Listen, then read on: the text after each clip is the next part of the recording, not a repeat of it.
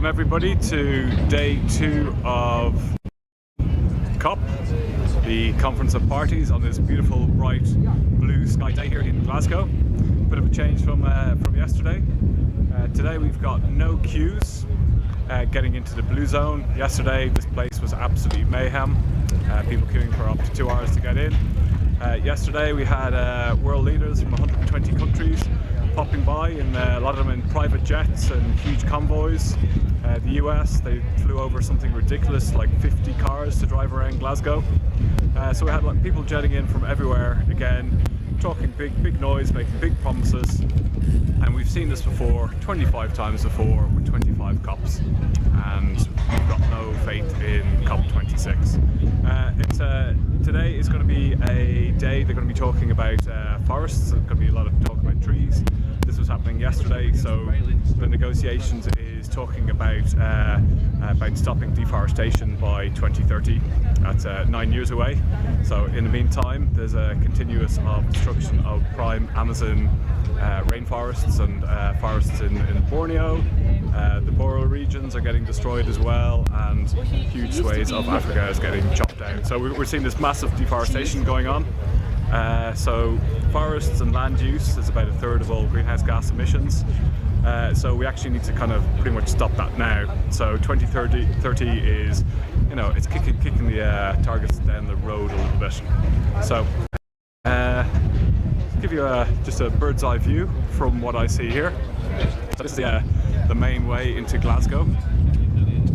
Got all the various different people coming into the blue zone.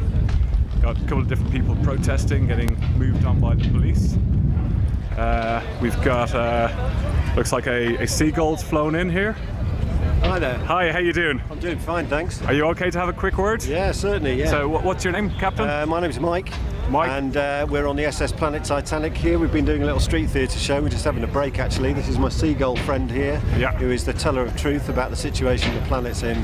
Yeah. And we're singing calming songs here on the SS Planet Titanic as we sail into a warmer world. Okay, and what's the message that you're trying to bring to people entering the negotiations? Well, that we're near the brink and we're taking it a lot too easy, basically. Yeah. And the truth is that we're quite close to the brink and we need to do something about it now, so yeah. And you're going to be playing some music later? Yeah, I've been doing this with my colleague. We've got some songs, and the goal speaks, and yeah, little show here for the delegates and anyone else who's passing, really. Okay, well you should tune in. COP26 TV has Music Declares, so they have music recorded that's being played at night. So maybe you can tune in from that. Great stuff. Okay, right, keep up the good luck. Thank you. Cheers, bye. There you go. So yeah, we've got various different people taking up their spots to influence the delegates as they come in. So saying today is a lot calmer. Still, there's a lot of media around. I got to follow Greta and Fridays for the Future yesterday. Saw some very powerful, impactful speeches from people as young as 12 years old over from Colombia. We got people just with man-made, humanity. Oh, sorry, failing humanity again. A little bit hard to see with the sun there. So it's a lot calmer. So I had a little bit of a walk around earlier, and yeah, so some of the same groups are here. Just some new groups. So here's a group I was talking to earlier. And hello there. Hiya. How you doing? Helen, isn't it? Yes, it's Helen. Helen, hi, how you doing? All right, thank you. I'm not going to ask you this time why you're a real priest. Yeah, bona fide, definitely. Yeah, so what faith are you? I'm Church of England. I'm vicar in the Diocese of Southwark.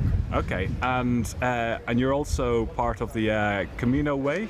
That's right, I was part of Camino to COP. We started in London on September the 5th and walked north, obviously, to Glasgow, and arrived here on Saturday the 30th and walked in.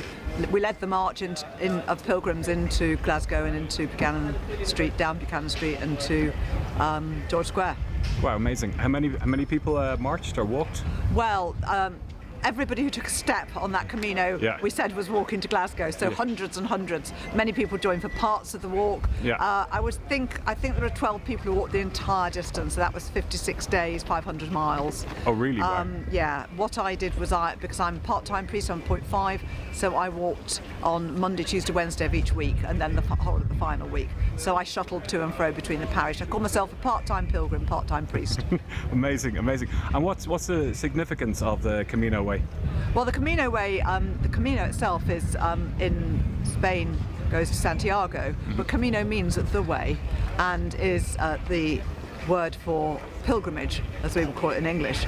And the way is both an internal and an external journey. You're walking physically through a landscape, but you're also walking spiritually and prayerfully. And so the changes that occur during a pilgrimage are both external and internal. So we did it as a spiritual practice, but of course we were also connecting with communities all across the UK.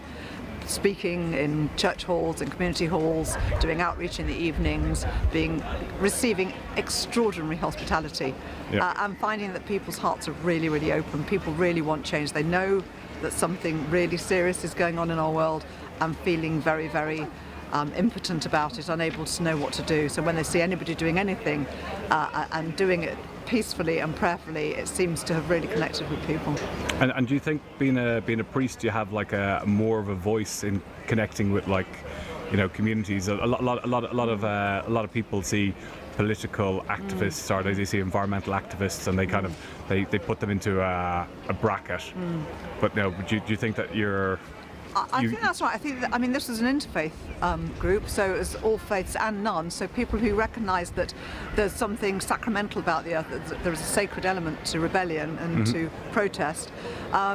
So I think you're right. I think there's a weight to the faith groups bringing their voices, hopefully very prominently, to this very important issue, because I'm not in it to get into power again in the next 5 years. I mean, I'm just a parish priest, but the leaders of the faith groups, they have a long-term vision for our world, because that's what faith is, whereas politicians have a short-term vision, which is often embedded in their own power bases and their own egos.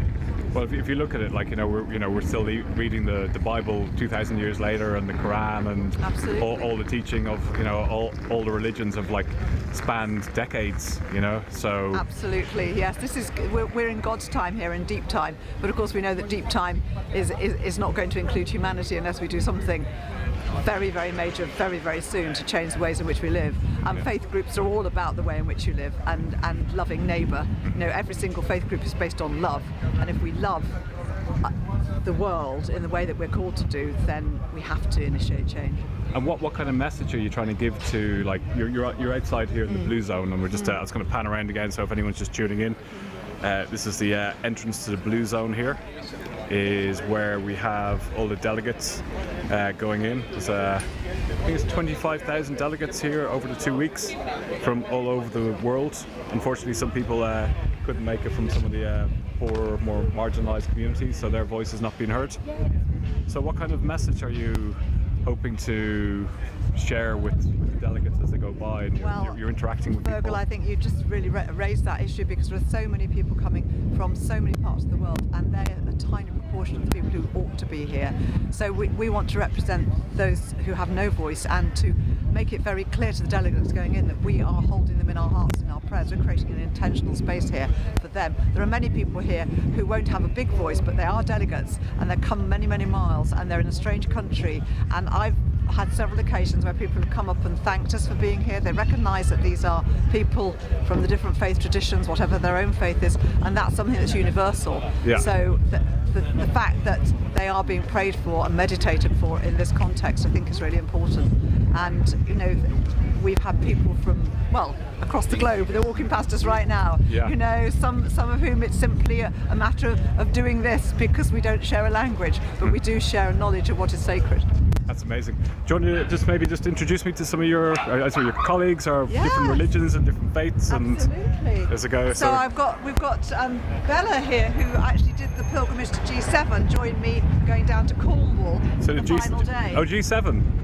went to G7 on the final day of the walk to Gómez Bay. Yeah. And we prayed together, and I also walked the first part of the Western Camino, which was the route from Bristol that then joined in Birmingham, and they walked up to Glasgow. I only did a bit by Bristol. That's amazing. Do you mind me asking how old you are?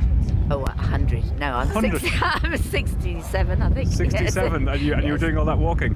That's great. Yes, I am passionate about the climate. I have 5 children, I have 3 grandchildren. The world is not what it was when I was a child. We are destroying it, and we're at the point of destroying it beyond repair. It's got to be now. It's really got to be now. Yeah, it does really. This all this talk that goes on here and all these people. They've got, their hearts must be changed. The Pope wrote I'm a Catholic, and the Pope wrote a book called the Laudato Si that was published just before the climate conference in Paris. And since then there's been a tremendous movement among Catholics to rise up and to really appreciate the beauty of the world that we have. And we really need to do something about it. We need these guys to do something, because they can do more than any of us. We all need to act together. We all need to act. Everybody, without exception, do their bit. Yes. Amazing. Thank you very much. Thank you. There you are. Plan out here, and you're holding these love and grief for the earth, climate justice, Extinction Rebellion. There you go. And what's your name? I'm not putting you on the spot, I hope. I'm Veronica, usually known as Veron. Veron, okay. Yeah, and I belong to Church of England Church, not far from where Helen is, down in South Nutfield, near Gatwick area. And I'm here on behalf of my church and on my behalf of my family, and just for all the things I love about the earth. So I've got 3 grandchildren, and one of them in California, so she sees the fires and she sees the drought, and I worry for them. Our grandsons are in Kent, in Surrey, Kent in the UK, but I'm worried for them, just whether they will have food and water when they're adults. So my heart goes out to the future. So that's why I'm here. Amazing. Thank you very much. Well, keep up the good work. Buddhist? Yes. Buddhist? Wow. Buddhist. Amazing. I'm multi-faith, really. Yeah. I am a member of both a Buddhist group and a Quaker group. Yeah. So there's very much things about faith, which from whichever angle, from whichever part of it, it's all sort of has the same spiritual response to life, really. So that's how I can sit with both, and why I can sit here as well. Yeah. Amazing. And what was your name? It's Neil. Neil. Yeah. Okay. I'm from Yorkshire. I'm 67 as well. So, yeah. Came down yesterday, and I hope during the rest of the week spend more time meditating and doing vigil, because I just think it's great to have a presence. Amazing. And to show our, concern for. I saw the Buddhists. They were all lined up at one of the Extinction Rebellion protests, and everybody was kneeling down. Yes. And I couldn't believe how long they were kneeling for. Yes. We'll be doing some of that over the next few days. Unfortunately, I have to have a stool. Yeah. But it's still a long, It's amazing. I was in London, and we sat for hours and hours sometimes. Yeah. That's very, very powerful. Yeah. Okay. Good talking to you. Thank you. Keep up the faith. No, it's just we've got more who are down here. So so you're going to be here for the whole 2 weeks then? Yes. Yeah. You've got the info? No, but you can give me the info later. Yeah, I'm going to go for a stroll. Yeah. Good to see you. Great. Nice talking to you. Take care. Take care. Bye. Yeah. So that's Helen from the multi-faith. Very, very powerful. They're going to be here for the whole 2 weeks. It's going to get out of the sun here. It's a bit too bright. I need to see anything. There you go. Yeah. And Yeah, so it's just really, really powerful what they're doing, the message that they're sending. We're talking about the marginalised communities that can't actually make it to COP. So there's a lot of like the Polynesian nations where the actual cost to travel, COVID restrictions, and for various other like political reasons as well, that their voice is not getting heard in COP. So there is a certain amount of there is actually elitism that actually happens in COP, and we saw that yesterday. You look at the papers and you see the pictures of the huge envoys from the US and all these different countries and Saudi Arabia all flying in their private jets, you know, and you don't have that same for countries like Chad and Marshall Islands, who are, you know, they're going to be the front line of the climate battle and the ones that are going to be most affected, and yet their voices are marginalised. I'm just going to continue my little stroll around here. See if anybody's got anything interesting to say. Are you guys going into the COP? Yes. Yeah. Do you want to? I'm just doing some interviews with some random people going in. Do you want to say why you're here? Yeah. What country are you from? The US. The US. Are you part of a delegation? No. We are from a non-profit called Health in Harmony. Health in Harmony. Do you want to have a quick interview? 1 minute. Yes. I'm not that scary. There you go. So what's your name? Devika. Jessica. Devika. Devika. And what's Health in Harmony about? Health in Harmony is a non-profit. We work to put the voices of the indigenous communities we work with, the IPLC, the indigenous people and local communities, at the center of the negotiations. So we work in Indonesia, Madagascar, and Brazil. And we want to make sure that their solutions are put in the driver's seat of change. Yeah. So Indonesia, Madagascar. And Brazil. And Brazil. Okay. I was just mentioning about like Chad, but Madagascar has a really bad famine. It's like 1.3 million people in food stress in southern Madagascar. Indeed. Can you just tell us a little bit about that? So it is interesting. So food insecurity is a very big thing in Madagascar. Yeah. And you know, the Time study showed to the world that it is the first nature-induced famine.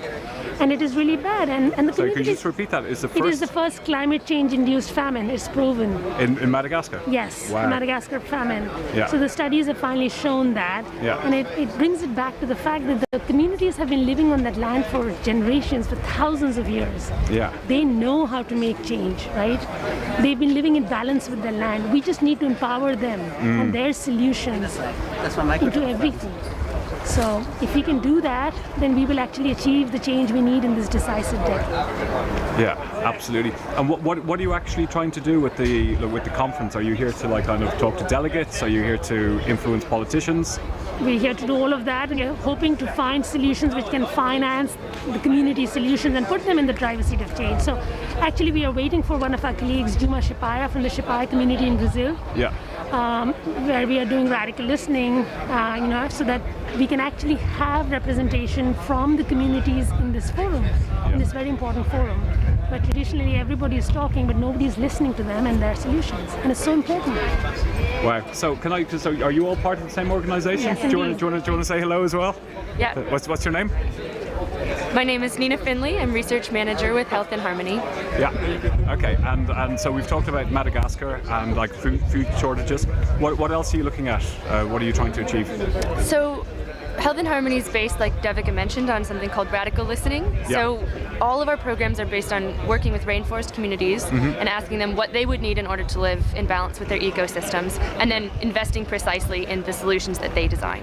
So food insecurity in Madagascar is a big one. We're working on agriculture training and agroforestry, but a huge request from communities is access to affordable and high quality healthcare. So we provide healthcare. We work with communities to design exactly what that looks like. It often includes midwifery, primary healthcare, emergency care, dental care, and every community needs a different system. So in Brazil, for example, we go on expeditions by boat to riverine communities, whereas in Madagascar, there's mobile clinics set up monthly in school buildings. So whatever it is that the local context needs to achieve healthcare. So I've heard recently in northern Brazil, in the Amazonian regions, they're having like food stress. And they had huge problems with COVID, like not being able to get like proper medical care. Absolutely, yeah. The indigenous communities in northern Brazil and the Amazon are some of the hardest hit by the COVID-19 pandemic. it's one of centuries of infectious diseases that has hit indigenous communities hard and is part of this ongoing settler colonial genocide. And there's a shortage of oxygen, there's a shortage of medical care, and there's a really large gap between accessing care in the cities and where people live in rainforest communities. So we're trying to advocate for public health measures like lockdowns, all the way to bringing oxygen to communities that need it. Wow. So say the name of your organisation, and is there a website people can Google it? Yeah, absolutely. It's called Health in Harmony, and the website is healthinharmony.org. healthinharmony.org. There you go. I'm going to put you on the spot as well. So there you go. There we go. What's your name? My name is Charlotte Freiberg. So say it again. Charlotte. Charlotte. I'm a board advisor for Health in Harmony. Okay. My focus is more of unlocking the financial solution and all the innovative finance around it, so that we can really scale this type of intersectional solutions. So that people don't have to destroy their ecosystems to survive. So you mentioned finance. Yes. So this whole negotiation and this whole COP and everything, what it really boils down to is money. It's all about finance. Everything comes back to who's going to pay for it, and it's a big question. So I think the real problem is that people have very different languages. You've got the non-profits who are, on site, obviously the local communities who knows exactly what the solutions are and how to implement them, and then you've got the whole finance world, and people have very different languages. And I think the challenge is really to get people to talk to each other and find a common language to get things moving. But in terms of I'm just going to be very simple here. But in terms of finance, right? It's like the richest countries are the ones who cause the most carbon pollution. Our smartphones need a vast amount of rare earth metals, and even our new EV cars are going to need lithium ion, and it's destroying the Congo. And so we have this our consumerism is actually destroying these poorer countries, right? And yet there's big debates about the 100 billion, so we can't even muster up 100 billion, and yet we can bail out banks.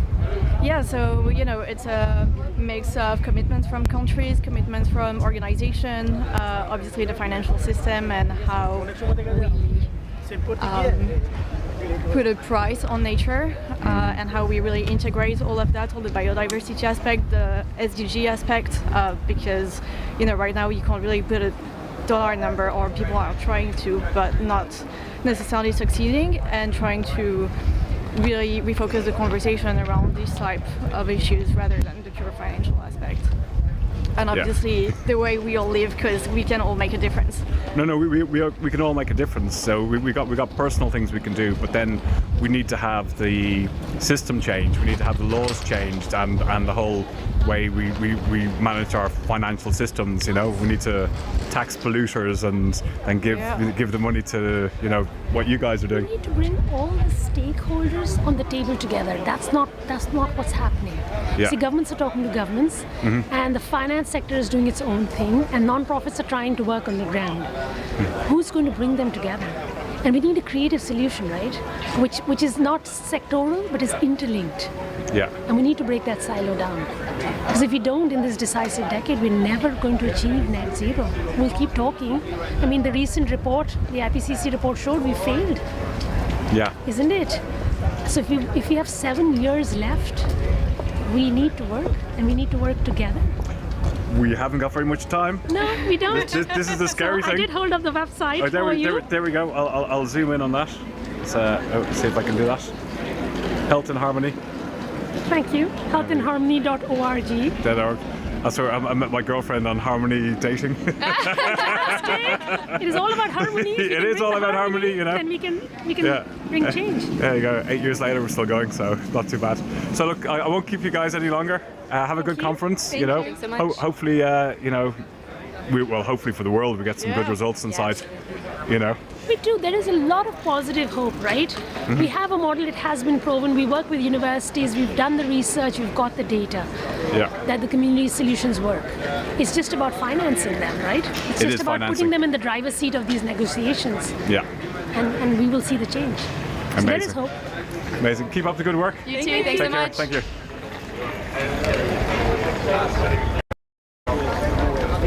There you go, some nice interviews. So literally you've got people from all over the world representing different organisations, NGOs, political parties, political groups, and also like businesses, which is also scary. So you can just see there's a steady queue of people coming in here. What I think earlier was quite nice was all the traditional dress from different countries, and there's a group of very colourful people, indigenous people. I'm not too sure where they were from.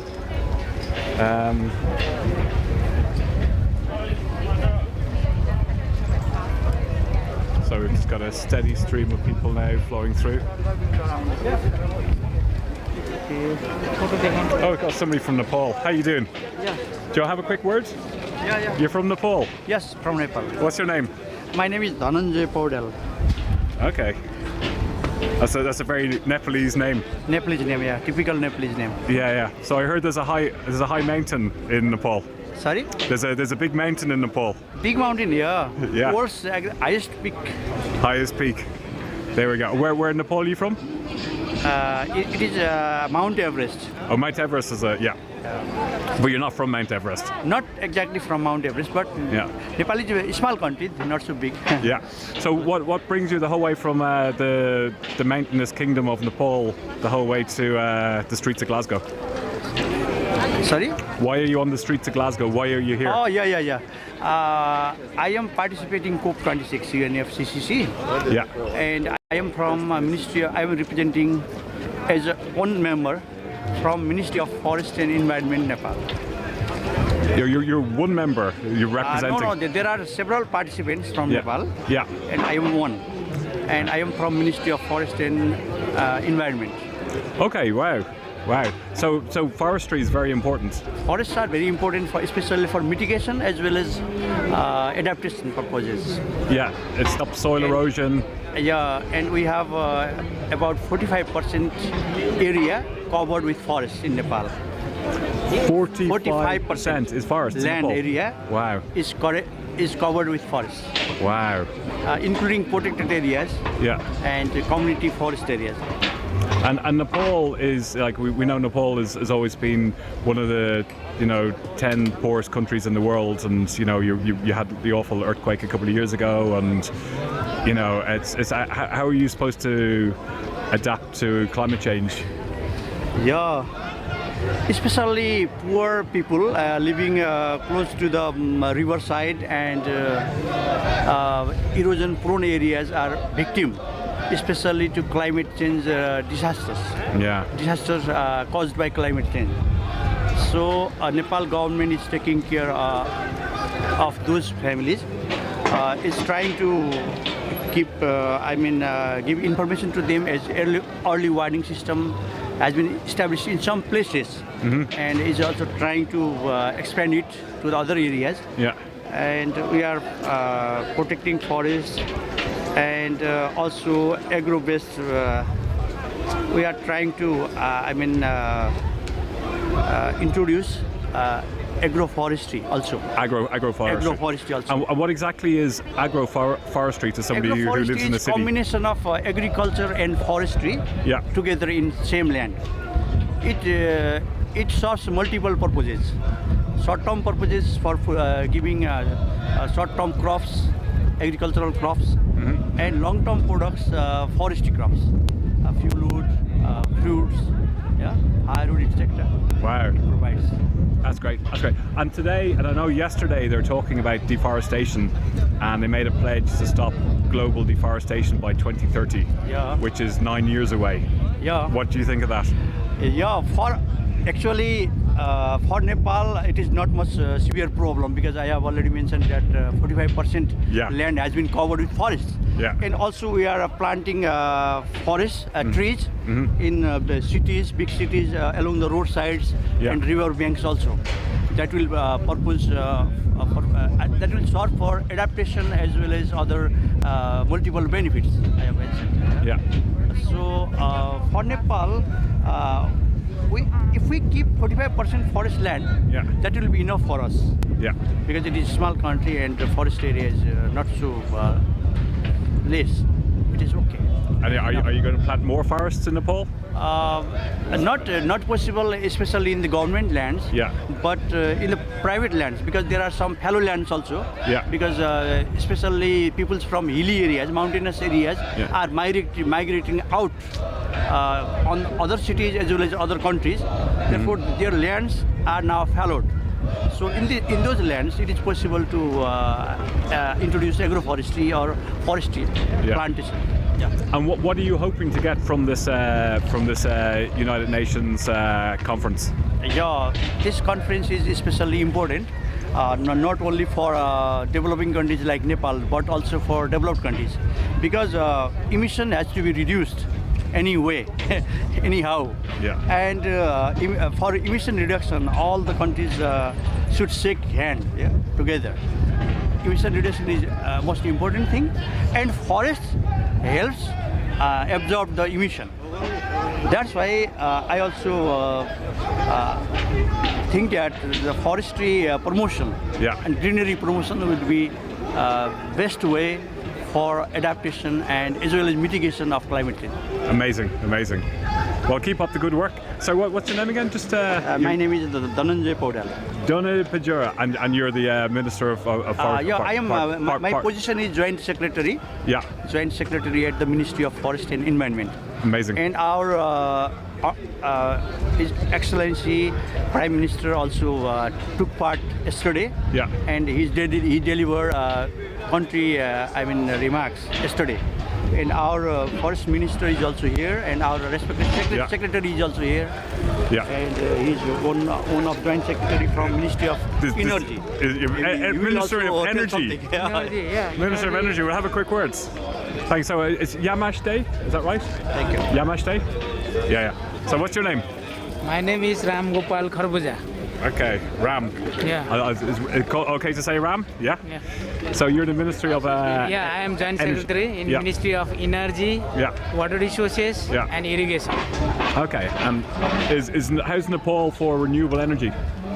Renewable energy, the hydropower, that is the much more potential we have. Yeah. And that is the more renewable energy. And in addition to that, we have other renewable energies as well, that wind, solars, and much more. Nowadays, we are producing almost all of the electricity from the hydropower. We have now 2100 megawatt hydropower, and that energy is just about 5% of the total energy that required for the Nepal. Yeah. Now we are planning to have to supply the electricity to almost all the sectors, domestic, that means the residential purpose, for transport purpose, for the industrial purpose as well, so that we can mitigate the GHG gas emissions from the other sectors. To get rid of your gas emissions. Yes, that's amazing. Yeah, that's amazing. So we all need to be a bit more like Nepal then. Yes. You know, going 100% renewable. Yes. That's great. That's great. Now we are now urging to have some carbon credits for the hydropower projects as well, because it is the renewable and it doesn't produce any carbon emissions during the operations. So let us account the hydropower energy is also accountable for the carbon credit. That's our demand. Amazing. Ram, thank you very much. Yes, welcome. Yamash Day? Yeah. Thank you very much. Have a good conference, okay? Yes, okay. Thank you. Okay. Thank you very much. Bye-bye. Okay, and that's it. It's for COP26 TV. Okay, TV. Yeah. Can I take your photo? Of course you can take a photo. Okay. It's the first time anybody's ever asked me that. There you go. Just having my picture taken. Is our statement is okay? Thank you. There you go. Is our statement is okay? Yeah, no, absolutely, yeah. There you go, he's just taking a copy of the barcode. I will take your photos as well as your... There you go, thank you very much. Okay, have a good day. Okay, nice thank you very much. Have a nice day. Okay, will do. So you just walk 2 feet and you've got people from all over the world here, and everybody's got a story of what's motivated them to come here and what they're trying to achieve at the conference over the next 2 weeks. Just hearing reports in that there's something happening, there's an action at a bank, JP Morgan, so we can go live there and see what's happening. JP Morgan is one of the largest funders of fossil fuel extraction. They're actually investing tens of millions in new oil and and gas infrastructure as we speak, and we're not going to solve the climate crisis if we have continuous investment in fossil fuels.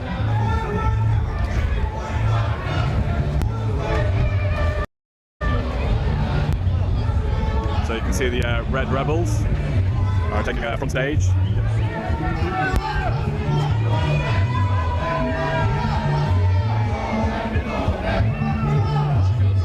So yeah, so fossil fuel investment is,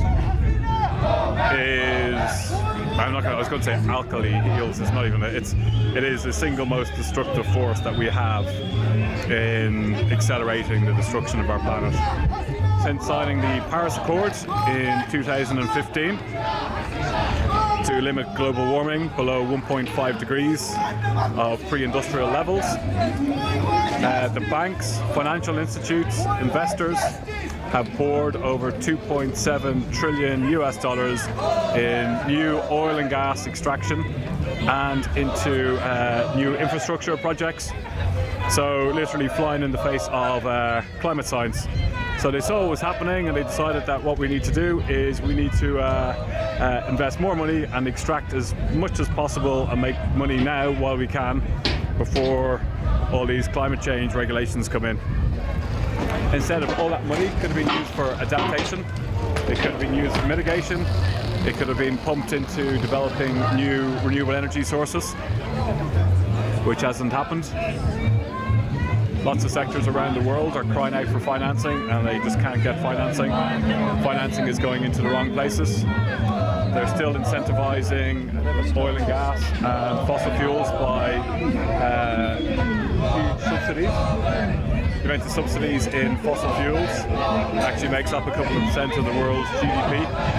If the same money was actually put into solving the climate crisis, we'd be kind of almost halfway there to actually, achieving our goals. So yeah, JP Morgan, Barclays Bank, BlackRock, all these big investment houses and banks have a lot to answer for. You can see here there's a huge crowd of photographers with the Red Rebels. They just walk silently around. They keep a certain calm air to sometimes chaotic situations, and really highlighting the state of humanity.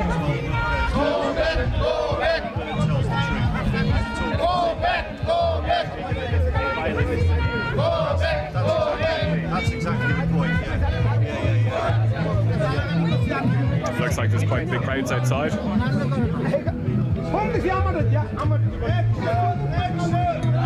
in the last couple of years we've seen the rise of money rebellion and people pledging to take funds out of various different financial institutes and actually to give it to places that are actually need it.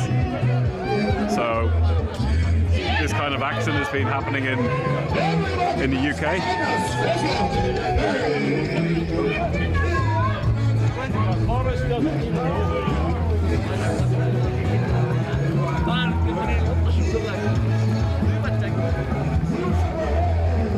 So today's conference and for the next couple of weeks is all going to be about finance. Going to be lots and lots of talks about who's going to pay.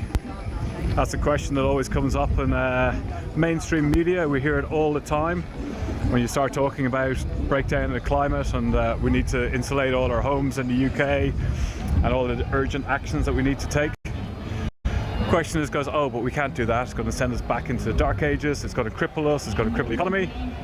The thing is, you can't argue physics, with the planet. So you can't argue with the planet that we need to keep fueling the capitalist system of continuous growth on a finite planet. And that's exactly what's happening with the banks, with our money, with our pensions, still getting funded into fossil fuel extraction, into arms, into tobacco, all the things that we shouldn't be doing, and yet still doing it because it makes a profit. So what we're seeing is profit over planet. And this, if we have any chance of stopping the ecological and climate emergency, this has to stop, and it has to stop now.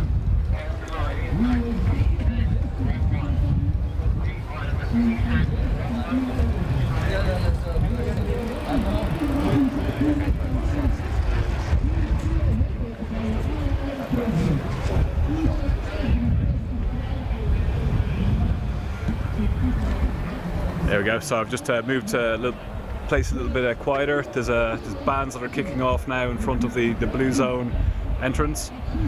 We can see this hydrogen blue, hydrogen green. We don't want it unless it's green.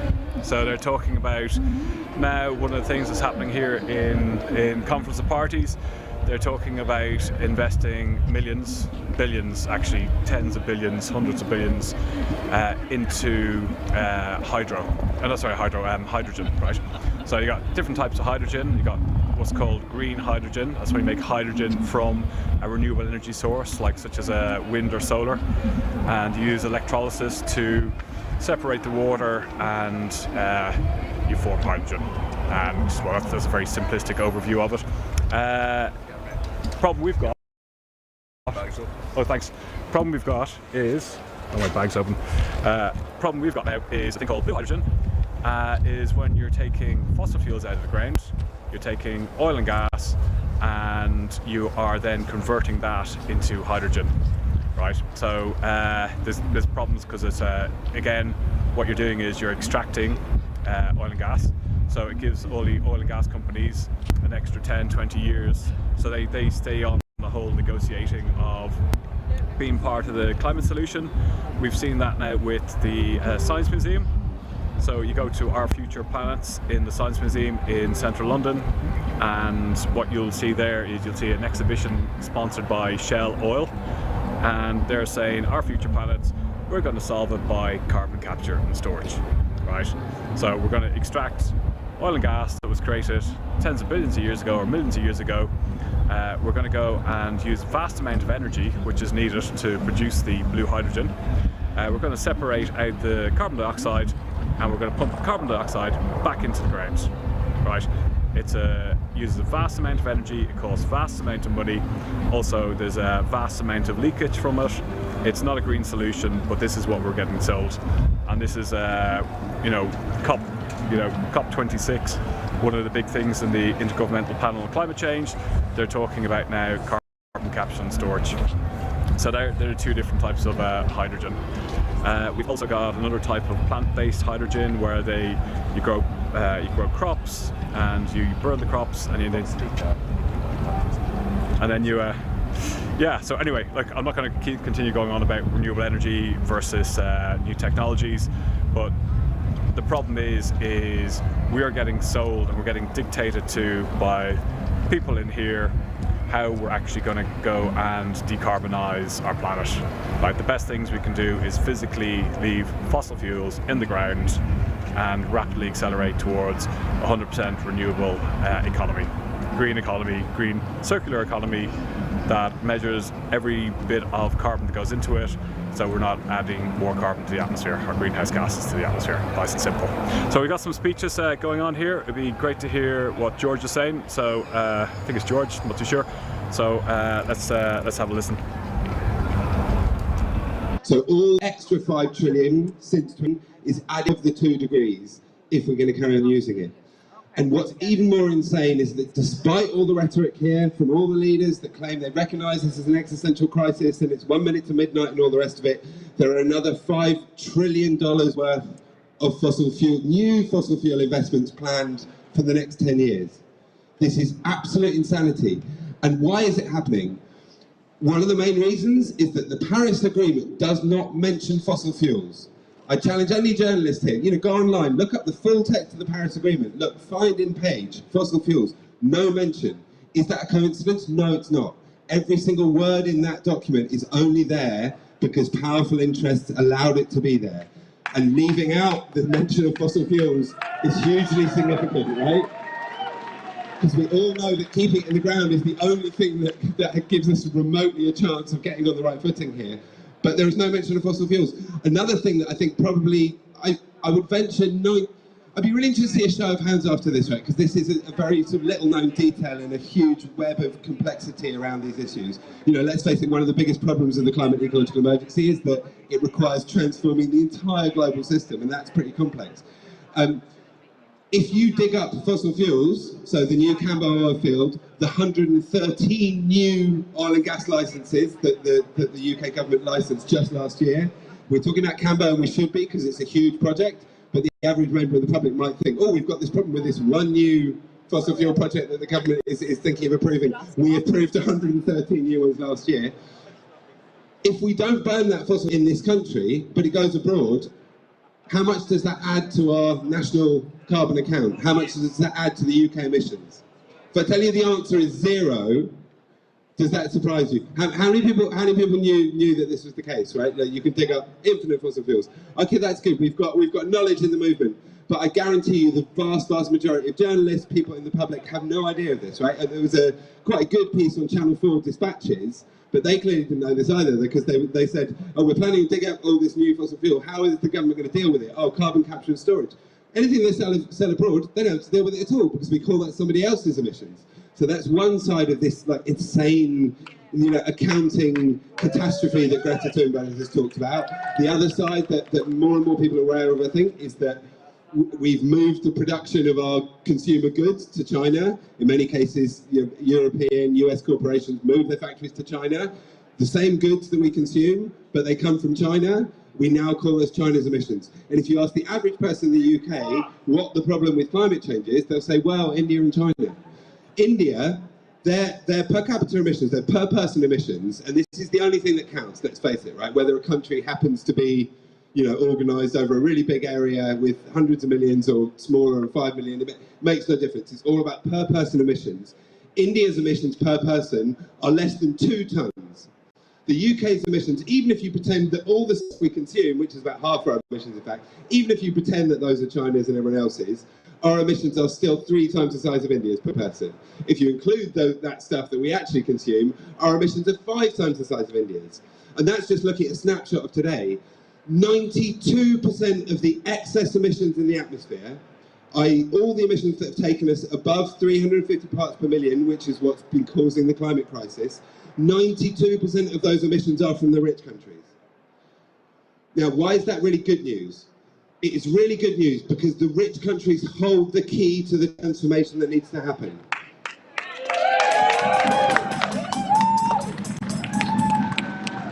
We've had a corporate media and a BBC state-shaped media frame every single COP for all the years that I've been going to them. I was in Copenhagen, I was in Paris, etc. This has been going on for years and years, and every year we're told, oh, it's so difficult to get all the world leaders to agree, as if it's just a real kind of negotiation democracy problem.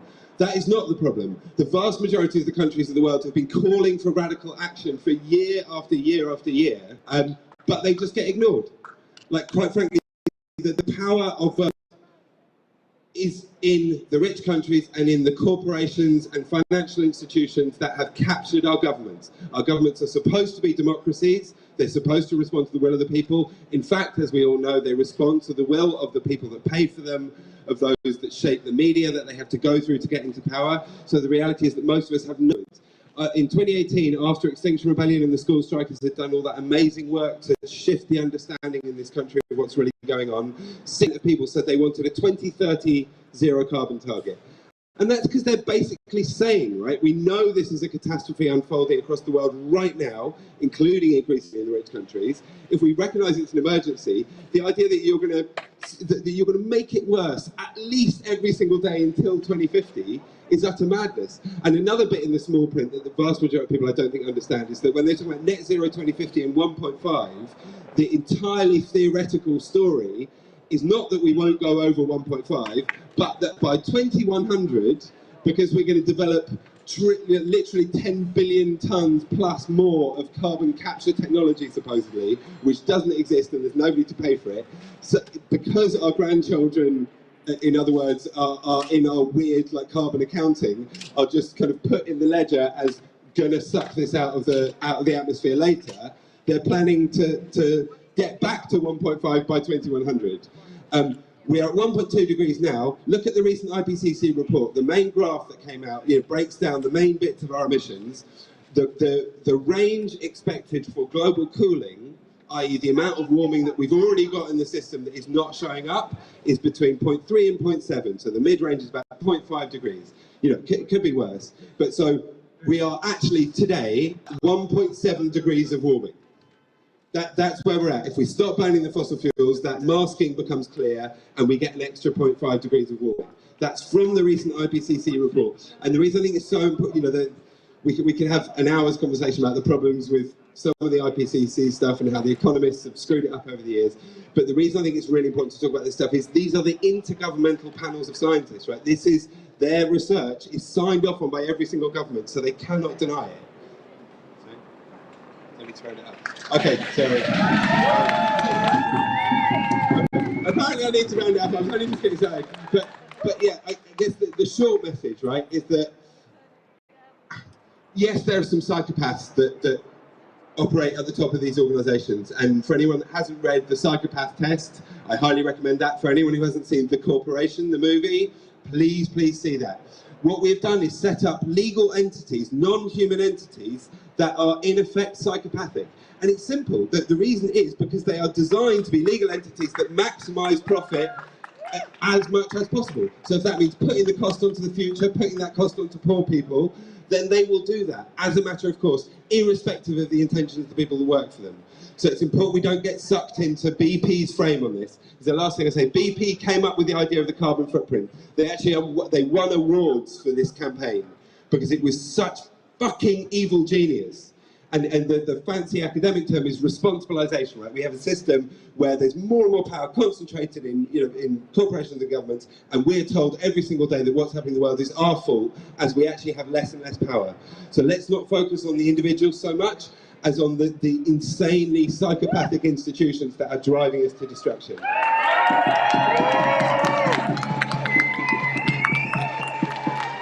And the last thing I'll say is that the IMF report that came out recently, it updated their 2015 report that said the subsidy to fossil fuels per year is $5 trillion. The updated report said $5.9 trillion.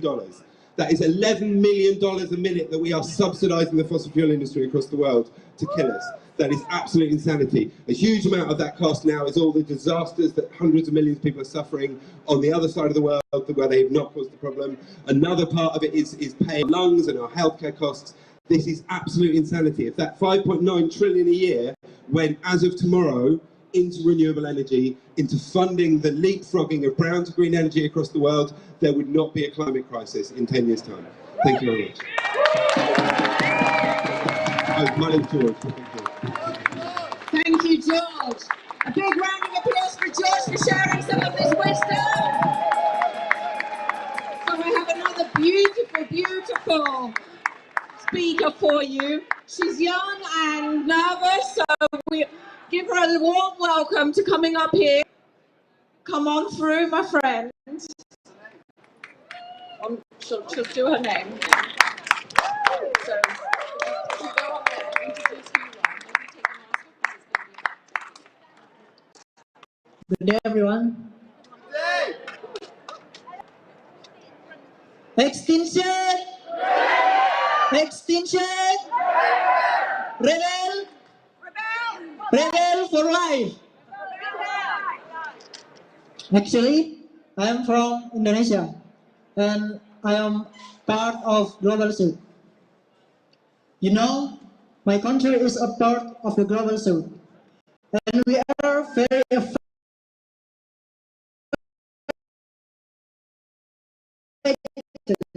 by climate crisis.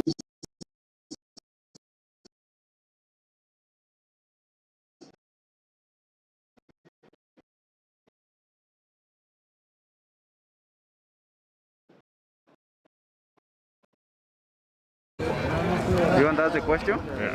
Bom dia, tudo bem? Tudo bem. Tudo bem. What's your name? My name is Nadino. Nadino? Nadino, I am from Ecuador, but here He is Gregorio Mirabal. He's from the Amazon of the Venezuela. From Amazon in Venezuela, wow. Yeah, and he's the coordinator of the chief of the 9 countries, indigenous people of the 9 countries of the Amazon basin. Yeah. So he's Gregorio 9 Mirabal. countries. ¿Hablo español? ¿Todos español? Español. Sí, sí. Okay, can you, excuse me, can you just ask, he can answer in Spanish, why is he here and what he wants to achieve? ¿Por qué estás aquí? Estamos aquí en representación de los pueblos indígenas de la cuenca amazónica, de la selva tropical más grande del planeta. Somos 9 países, 511 pueblos indígenas distintos.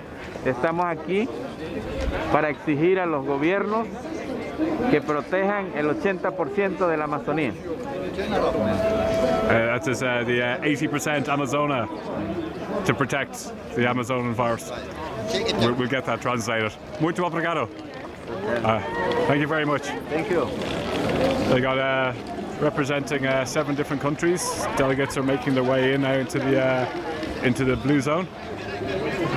Hopefully we can get some of that translated a little bit later. Just going to have just show you some very colourful people as well. Quite amazing. So I'm going to take a little stroll back over here. There's another delegation of protesters has just arrived from Zimbabwe. They're making lots of noise. The sun's too hot on my doorstep, singing sweet songs. Melodies pure and true.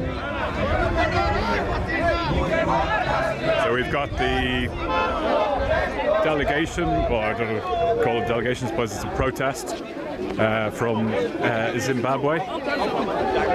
Just going to find my Queen. How you doing? Yes, there you go. You okay to have a quick word with me? Yeah. Yeah, I'm just going to bring you over. There. Where do you want? Just here. You've stopped playing your music. Yes. So Queen, talk to me. So my name is Priscilla. I'm from Zimbabwe. Sorry, Priscilla. Sorry, yes. It's Priscilla. I say Priscilla. Yeah. So I'm from Zimbabwe. Yeah. The reason why we are here today, we are actually celebrating our president. We're going to move away from the music. Yeah, just one moment. We're just going to move away from the music. While we're doing it, I'll show you this beautiful shot of the bridge going over the river here. Okay, I'm just going to check in with Director Vlad. Is the sound okay now? Okay, what do you want to know? Okay, so you're from Zimbabwe? I'm from Zimbabwe. My name is Priscilla. Yeah. The reason why you see all of us coming down here and celebrating is the fact that we feel that this is the first time Zimbabwe has been put on an international community platform like the COP26. Although it's to do with the climate, to us, we're celebrating a lot of things. We're celebrating our president being accepted on the international platform. We're also saying that, Zimbabwe has been under sanctions for too long, and this is the opportunity to just let the world know that we actually want to work with everyone. And did you actually come from Zimbabwe? I am Zimbabwean. I live in the United Kingdom, but I'm Zimbabwean by birth. Yeah, so you were actually born there? I was born in Zimbabwe. I was raised in Zimbabwe. Yeah. I just came here to work. Ah, very good. Yes. Very good. Yeah. My parents used to work in Zimbabwe. Okay, which part of Zimbabwe? I'm not too sure, but as a kid I lived in Nigeria, in Lagos. Okay, so you know what? You know Africa very well. We're just saying that, give us a chance. It's Africa. It's full of indigenous plants, especially to do with the climate change. Yeah. We need to work together because we need to conserve all the natural beauty of Africa so that the world, our children's children will be able to see all that. So let us be part of the bigger platform. That's all we're saying. That's amazing. And you've got a huge amount of people here. Yes, because it just shows how happy we are, and it just shows that we've been sidelined for too long. And the COP26 platform has given us that voice. And we're just excited and we're happy to be here. So you've come from all over the UK to be here? We've come all over the UK. Yeah. Some people came from Wales, yeah. Edinburgh, everywhere to just come and celebrate this. And this is just a group of us. We've got another group somewhere else. But all that is just to be happy. And to show the world that it's a global world now. Let's do it together. That's beautiful. Wonderful. Yeah. That's really, really nice. And are you trying to send a message to the delegates and people My going thing is inside? coming off. Can you stop? That's okay. Okay. Okay. I'll pan over this way. Okay. Here, do you want me to hold that for you? Yes, please. There you I go. really like. So we're on a very breezy bridge here. So I'm trying to conserve my Africanness and showing the world that, you know what, we are proud Africans, but we're together in this climate change thing. So hopefully it's looking okay. It looks great. Oh, thank you. It says the voice of the people. Yes, the voice of the people is the voice of God. That's what it says. Yeah. And there's our president, Idi Mnangagwa's face on it. Yeah. Yes. That's great. Yeah. And so the whole thing is like, so from a global point of view, like the Western societies and, well, it's also like some of the Southern societies, where we extract vast amount of resources from Africa. You know, we copper and lithium and, you know, and they're all basic products that get like shipped across to the different parts of the world. And all this wealth actually leaves Africa. And also it's like one of the places going to be most affected by climate change. Yes. You know, so is there any message you'd like to give to any of the world leaders? Or? Yes, I would want to say to the world leaders, you know, just give us some value as Africans. I think we should just try and look at value addition on the space where you're getting, whether it's a mineral, whether it's a vegetable, fruit, plant, and all that, so that you can equip Africans as well. And then we can get Africa on the same map. If we have to take all the resources back to the Western world or the developed world, you're not doing much to the African continent.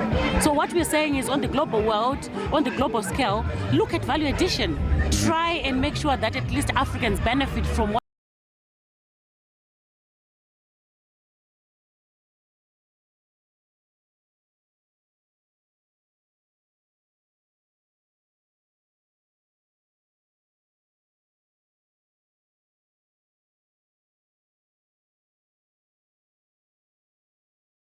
Hola a todas y a todos.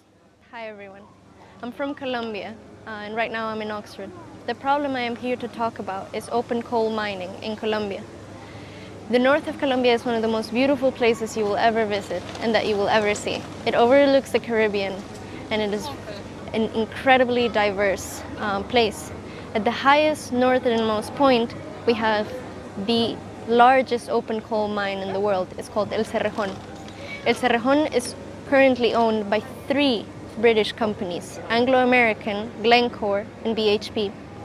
These companies, for the past 30 decades, have taken water, land from the indigenous Guayu community and the Afro-American communities that live in La Guajira. La Guajira right now is the place in Colombia with the most child mortality due to malnutrition. This all comes because the community is unable to feed itself because of the mine that is there. Because the mine has taken away the possibility of people being able to take water that they need to grow their own food. Therefore, they have been forced to either starve or work in the mine itself. I'm telling you all this because the causes of that come from a large process of neo-colonial extraction. And that neo-colonial extraction is also important that we take into account here. So what I'm asking you to do is to fight directly the companies that are driving the destruction of ecosystems and that are taking those gains and putting them here in the UK. So knowing that the profit is done here. What people in the global north here can do to stop the genocide and the ecocide that is happening in El Cerrejón right now is make the companies accountable. Those companies are registered here in the UK. Bring the fight to the London Stock Exchange. Bring the fight legally for those companies to register their financial assets abroad in a way that is transparent and in a way that is accountable. And lastly, just please listen to the voices that are coming from the front lines that are saying that the destruction is not going to happen in the future, that it's happened in the past and that it's happening now. Hola. Hi, my name's Gabby. I'm from São Paulo, Brazil, and today I'm going to be talking a little bit about the Amazon fires. The Amazon rainforest has a very important role as it is the habitat of numerous species of fauna and flora, and it is also responsible for a huge amount of CO2's absorption in the planet. However, due to the deforestation that is happening, the Amazon is now emitting more CO2 than it is absorbing it. The deforestation process occurs due to companies that want to profit off the territories, either by using it as pasture, using it to plant soy that is transformed into cattle feed, or by exploring it. This process is being authorized by Brazilian laws that are being imposed by the government that also profits off it. Taking into account that this process and the fires are a consequence of companies' actions, consumption has a huge role in it. The more people buy from these companies, especially internationally, the more the fires will happen. So it is very important that everyone, above all the global north, starts being more aware about the companies they're consuming from, and boycott the ones that are responsible for the Amazon fires. The Amazon deforestation leads to the destruction of indigenous lands, the killing of a huge amount of biodiversity and people, and worsens global warming. If you want to know more about this process and know the names of these companies, access the Instagram account at extinctionrebellion.brazil. Please act now. My name is Gloria Kasambulus. I'm a climate activist from Kaduna, which is in the northern part of Nigeria, in Africa. The problem I'm talking about today is the impact of climate change. And in the northern part where I come from, we're seriously experiencing this impact where a lot of vulnerable persons are being affected. For example, the low income, women, children, elderly, including persons living with disability. They was hit by this impact.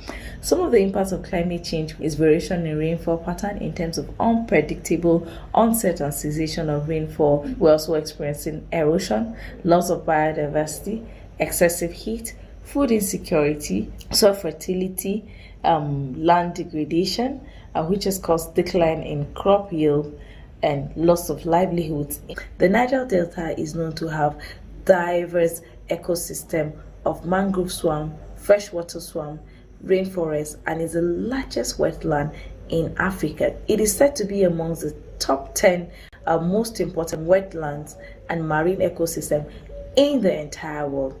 But due to oil exploration, the area is now characterized by contaminated streams, rivers, forest destructions, and biodiversity loss. The area is an ecological wasteland. It's so sad to say that. This affects the livelihood of the indigenous people who depend on the ecosystem services for survival, leading to increased poverty and displacement of the people. I am asking that we join our voices to say no to fossil fuel, no to exploration and exploitation. This is a call to the global north to support and calling on Shell, other oil companies, and the Nigerian government to curb emissions and gas flaring, to strengthen laws and policies that relate to the environmental concerns in the Niger Delta. It is time for action, and now is the time.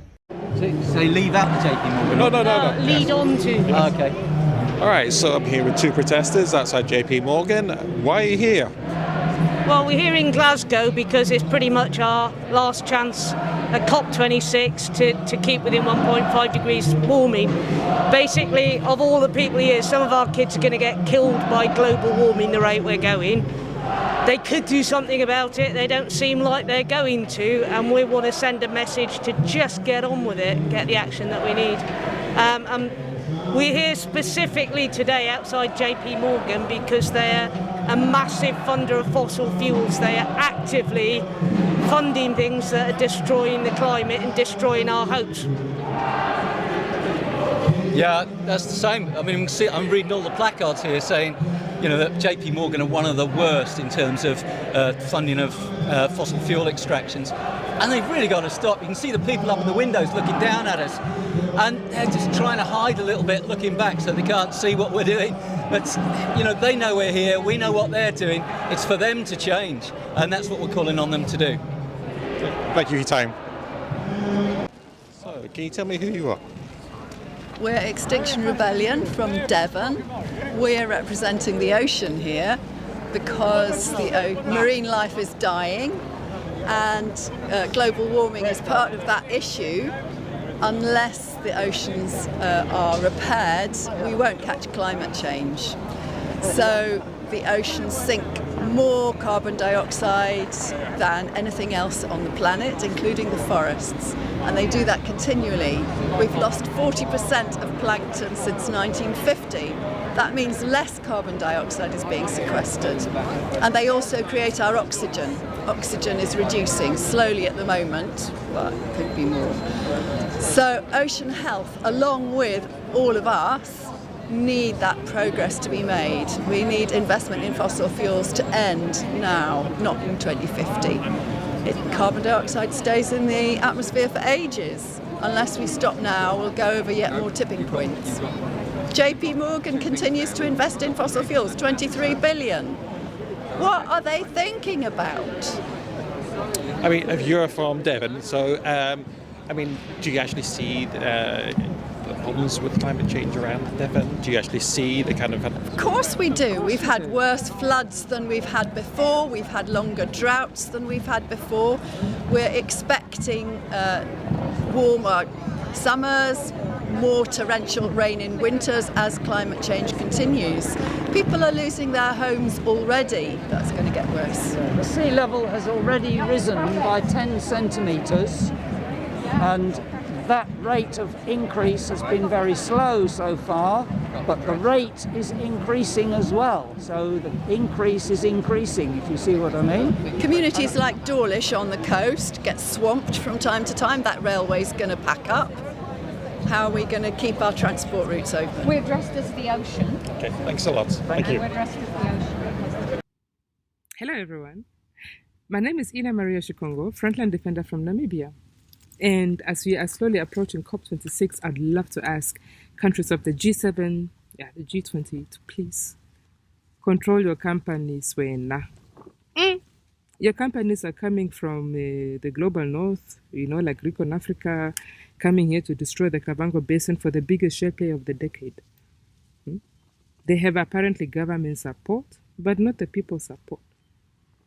These companies are undermining our efforts, our global efforts to stick to 1.5 degrees. The climate crisis is here. We can see it. We can see that it's burning on your side. We can see that you people are being flooded. Now you are also on the front line of the climate crisis, not only us anymore. The only difference is that with us, it comes with the climate injustice. People are losing their lands. Waters are being poisoned. Biodiversity is going extinct. So others can pocket.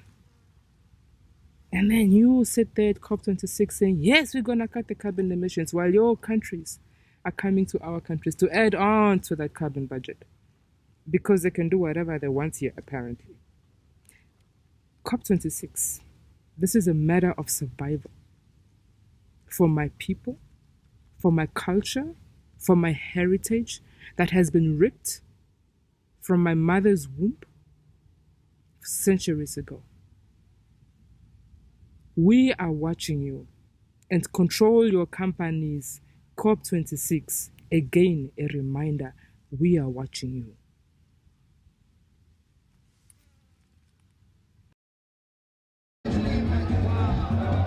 Oribo. Is that right? Iribo. Iribo. And what does Iribo mean? Iribo means how are you? In what language? So it is the Shona language, it's street language in Shona. If you want to use the official one, you say Kaziwai. Kazuai. Yeah. Kazuai. Kaziwai. Is that welcome? It means hello, how are you? Hello, how are you? Yes. So it's Kaziwai Makadi. Hello, how are you? Kazuai. Makadi. Makaiti. Makadi. Makaiti. I'm gonna have to practice that one. There's a T, not a T, so Makadi. Makatiri. I'm gonna spin around so you can people can get better audio. Okay, that's fine. There we go. There we go. So, as a young man, what's your name? My name is Xavier Savare. Thank you for young men. Xavier. Yes. Amazing, amazing. Is this your friend here as well? Yes, that's my colleague. Do you want to come over and stand over here as well? No. Come and join us. So Xavier, talk to me. So why are you here? You're part of the Zimbabwe party? So I'm part of the Zimbabwe African National Union Patriotic Front, which is popularly known as ZANU-PF, the governing party in Zimbabwe. Okay. And you've got a banner up here? Yes, I've got here. So it says, US, UK, remove your illegal, inhumane sanctions against Zimbabwe. Yes. Okay, so is this a political protest you're doing? It is a political protest, it is a climate change protest, it is a social protest, it is an economic protest as well, because we have been suppressed by economic sanctions for a long, long time, and they are affecting our economy, they are affecting our ability to meet our climate change goals. So we're basically asking for the economic sanctions to be removed, and removed now, on the back of the United Nations rapporteur who came to Zimbabwe to assess the damage of these illegal, inhumane sanctions imposed on us. She expressed how Zimbabweans, ordinary Zimbabweans, are suffering as a result of these economic sanctions. And we are here to express that, to say to President Biden, please listen to the United Nations. It has given you full report on how these illegal sanctions are inhumane, are illegal, are affecting the ordinary lives of Zimbabweans. Wow, okay. That's yeah, so it's a very strong, powerful message that you're sending to President Biden and the people. And you said UK as well have sanctions. Yes, we are also saying the same to Prime Minister Boris Johnson, to say, look, Prime Minister Boris Johnson, we have been allies for a long time. You are our former colonial masters. We have enjoyed cordial relationships for a long time. Why don't you take the appropriate necessary measures to make sure our relationship comes back to normal as well, and that sanctions are removed, so that we can be able to look after ourselves, and we can be able to support each other as we have always done. Britain and Zimbabwe have always supported each other economically, we've always supported each other socially. And we are just saying, remove the sanctions so that we can be able to trade again and trade normally. Wow, okay. Thank you very much. That was nice and powerful. Thank you. Okay, I'll see you on the streets again. Thank you very much. And I'm just going to pan to you as well, because you're looking very colourful. Yes, thank you. I'll just ask you, what's your name? My name is Eva Joy Kurangwa. Yeah. I'm based here in the UK. Yeah. I live in Hertfordshire, and I'm here today as a Zimbabwean. First of all, I put my country first before anything, and I'm here to advocate for all Zimbabweans. We're here at the COP26, and it's all about climate change, but it's affecting Zimbabwe in a huge, huge way. The ordinary Zimbabwean living in the village, the one that does not have access to water, access to any sanitary facilitation. And we are here today to say to the UK and the European Union, including the United States of America, can you kindly please remove the imposed illegal sanctions on Zimbabwe?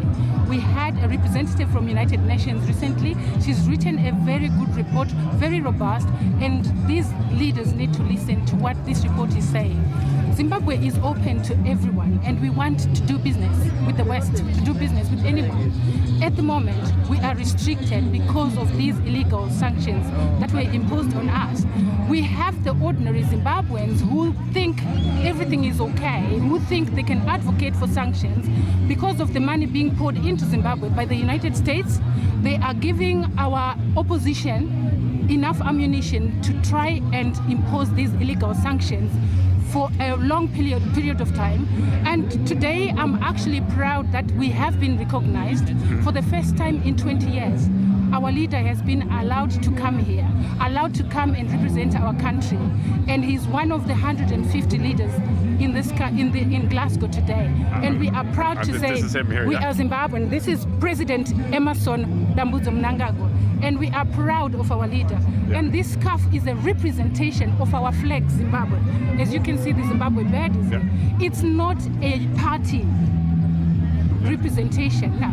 It's a representation of our Zimbabwean flag, all the colors on the Zimbabwean flag, but the only difference is, yes, very colorful on a scarf. Amazing. And thank you so much. No, thank you very much. To talk to us. No, thanks for explaining it, and thanks for being so colourful. Thank you. And I'd love to sometimes pick up one of those scarves. We represent the party in the diaspora, and we are proud to say we are ZANU-PF representatives. And you're offering lots of very lively entertainment and energy, and that's what Zimbabwe is keep up the spirit. And I'm hoping to see you in Zimbabwe as well. I know, yeah, definitely. Take care. There we go. So I'm getting to learn quite a lot on the streets here, just talking to people. I met somebody from Benin, B-E-N-I-N, first time ever meeting anybody from that country. So I'm just hearing there's something happening in central Glasgow. So we're going to go and see what's happening on the streets there. Every point counts.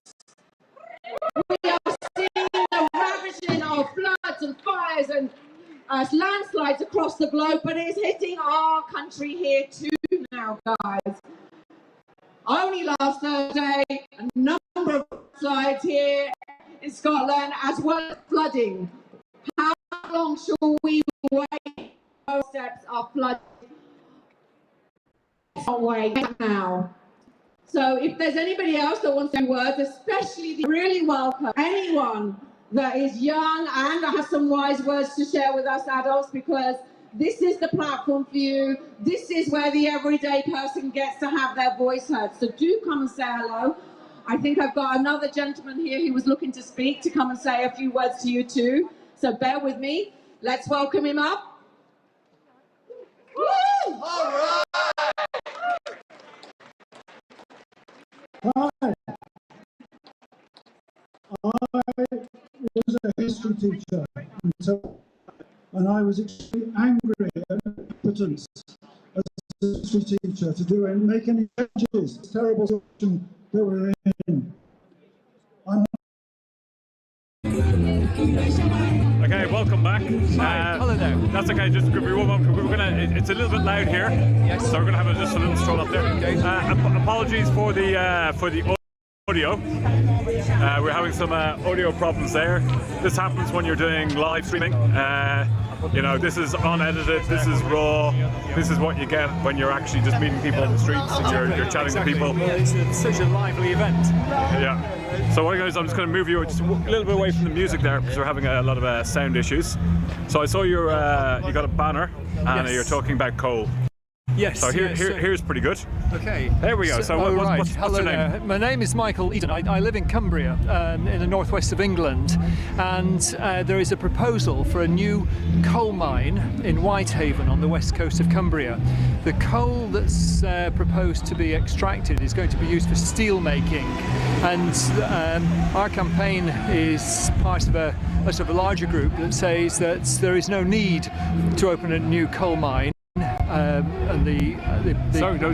There's Did you say in the UK they're in the UK new coal on mine? the west coast of Cumbria, Whitehaven in Cumbria. At the moment there is a planning inquiry and we're waiting to hear the results of the planning inquiry, but the company West Cumbria Mining, which is actually an Australian company partly based in the Cayman Islands, is proposing to run this coal mine for 50 years, and it's going to be a stranded asset. It's going to leave people high and dry on the west coast of Cumbria without jobs when a green economy is needed on the west coast of Cumbria. And the coal is not needed because there's plenty of coal for steel making in the world. It will only reduce the cost, the price of coal and keep coal being used for longer. Also, hydrogen is being developed to replace coal, and there's one or two steel plants, one in Sweden that is now actually producing green steel and producing it for Volvo cars. So it's a campaign really to tell people that this is a proposal, as not many people know about it. The companies say that the coal is needed in order to produce wind turbines and what have you, but what they don't say is that 94% of the coal produced from this mine, if it goes ahead, will actually be exported because the British steel industry doesn't want it, as the sulphur content is far too high for British steel. So it looks likely that if it goes ahead, that 94% of the millions of tons of coal that will be produced there will actually go to Asia. So hold on a second, I'm going to ask some silly questions here. Okay. Right. Sorry. I heard yesterday that the Prime Minister of the United Kingdom, one Boris Johnson, was talking that we all need to act on the climate emergency. Absolutely. And was quoting something from the Romans about the fall of the Roman Empire. He was, right? in the Colosseum in Rome. In Colosseum Rome. So that's right. So we've got the UK government now. They're talking about like all these targets of like carbon reduction targets. Absolutely. And they're talking about opening a coal mine. I thought coal is one of the most polluting forms of hydrocarbon fuels in the world. That's right. Yes, exactly. And in fact, our Prime Minister Boris Johnson last night said he was against the opening of new coal mines. So we'll see whether the government can actually keep to its word and not open this coal mine. However, there has been a planning inquiry, and the inspector is now out considering the pros and cons of opening the coal mine. But did they take? So I'm going to kind of open this to the wider conversation about like global. So there's on the negotiation tables going on in COP26 is about phasing out of coal, right? Yes. And globally, and I spoke to some people yesterday from Japan, and Japan actually invests vast amount of money, second largest investor in coal in the world after the USA. So USA number one, then we've got Japan, and now we've got like what's happening in the UK supporting coal. You're talking about that we've got ways of actually using other methods of like arcs, like green arcs for melting metals. Exactly. Yeah. So wider context of COP. Do you have any opinions about like the? Well, I think what is going to happen is that the financial markets will realise that coal is doomed, and investors will be very reluctant to put their money into new coal mines. The price of renewable energy, of solar and wind, has dramatically plummeted, and that's where the future is. So that's where the investors are going to be putting their money. So if I was in the position to be investing in energy, then coal is going to be the last place. And the shareholders of these companies that are investing their resources into business, industries, the shareholders are going to say, hang on a minute, you're threatening my future. But we've got that now with in Australia. Yes. Scott Morris is kind of like he had to come kicking and streaming to the table here. He wasn't going to come because they're pro mining, and they're talking about like the Andani mine, which would be it'd be like half the size of England or something mind-boggling massive. I know there is a huge campaign against the opening of that coal mine. And in the Kimberley Basin. Yeah, I do know that there's issues with the financing of that coal mine. It's a private company. I think it's a family-owned company, and they are struggling to raise finance. And the proposed coal mine on the west coast of Cumbria at Whitehaven is the company is called West Cumbria Mining, but it's actually backed by a large Australian company based in Australia and the Cayman Islands. Oh, the old Cayman Islands, the old Cayman Islands. Yeah, yes. You'd actually think the Cayman Islands was like a half a continent with the amount of companies that are based there. But yes, so I think it's just a simple money-making exploit to take advantage of a very deprived part of northwest England, where multiple governments have not invested in the people on the west coast, and they quite rightly need jobs, but these aren't the jobs. Cool. That's enlightening. Thank you. It's not really cool. It's frightening, is what it is. No, it is absolutely. But thank you very much for. Let's have a stroll back down this way. Yeah, sure. But so because this conference now today, the next 2 weeks, coal is on the agenda. We should be phasing out all hydrocarbons, coal, oil, gas, natural gas, peat.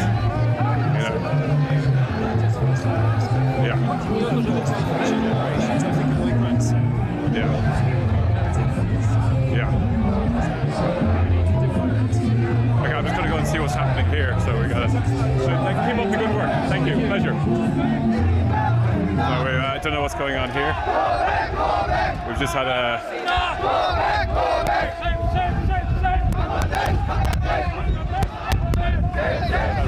group of people arriving on the streets here.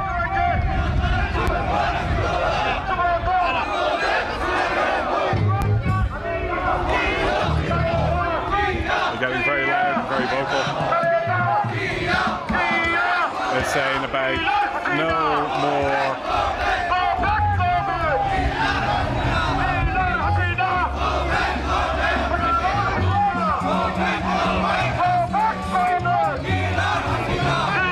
No more Hassana, go back. These are the Bangladeshis we spoke to yesterday. Don't know what's going on. We've got police moving in.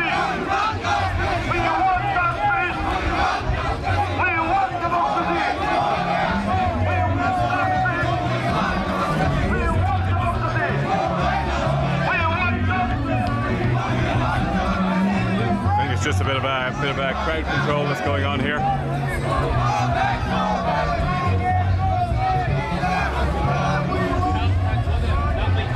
Yeah.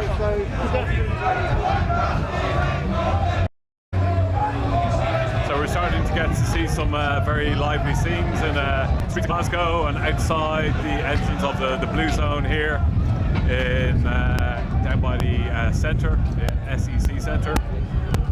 Haven't made it over to the Green Zone yet, so maybe later today or tomorrow I'll take a stroll over there and try and interview some of the NGOs that are hanging out in the Green Zone. So you've got the Green Zone and the Blue Zone. So the Blue Zone is where the delegates and the officials are meeting, and the Green Zone is an area that's been open to the public, where you could actually get a 3-day pass, which actually I think they sold out. Well, they didn't actually sell out. You applied to get them within a matter of like just a couple of days of them going online. So there's a lot of different exhibitions going on there. Yeah, so I don't know, we're trying to hear of what's actually happening inside the conference. So we're going to have Nicolás, our reporter, who's the eyes and ears on the ground inside, is hopefully later going to be bringing us some reports. We've also got George Monbiot, who I just apologise because I've always been pronouncing your name wrong because of the T at the end. Monbiosis is at 2 and is going to give us a rundown about the whole COP process. And then sometime later on, we'll make contact with Nick inside in the Blue Zone and see what's actually going on down there. We also have Voices of the Global South, a mix of live videos and pre-recorded videos from today, yesterday, and over the last couple of weeks to interplay to hear the story of the marginalised communities who don't get a chance, don't have the funding to actually physically come here, so their voice is very much underrepresented, and we get to hear their story and what the whole climate and ecological emergency means to them, and what they need, and a bit more about their voices. Last night we had Music Declares, so we had a fantastic show, so hopefully during the week we're going to have some more music. We've also got films that are going to be played. We're asking people, if you're watching this, is to share. So the easiest thing you can do is just click and share. We want to try and get the word out here. We're using social media to spread the word, to talk to people on the streets, give live reporting. Everybody who's part of COP26 TV is a volunteer, so we don't have any dodgy corporate sponsors, we don't have any affiliation with any political parties or corporations, so what you get is raw, unedited, on the streets reporting, and also reporting from inside. So if you want to do your bit, if you want to go and click like, click share, you can sign up on the email as well to get alerts. We're trying to give as much coverage as possible. We're going to go and try to do up to 12 hours a day. So big shout out to the 40 plus volunteers who actually made this all happen. But more importantly to everybody who's here at the COP process, who are marginalised and have been left outside trying to get their voices heard.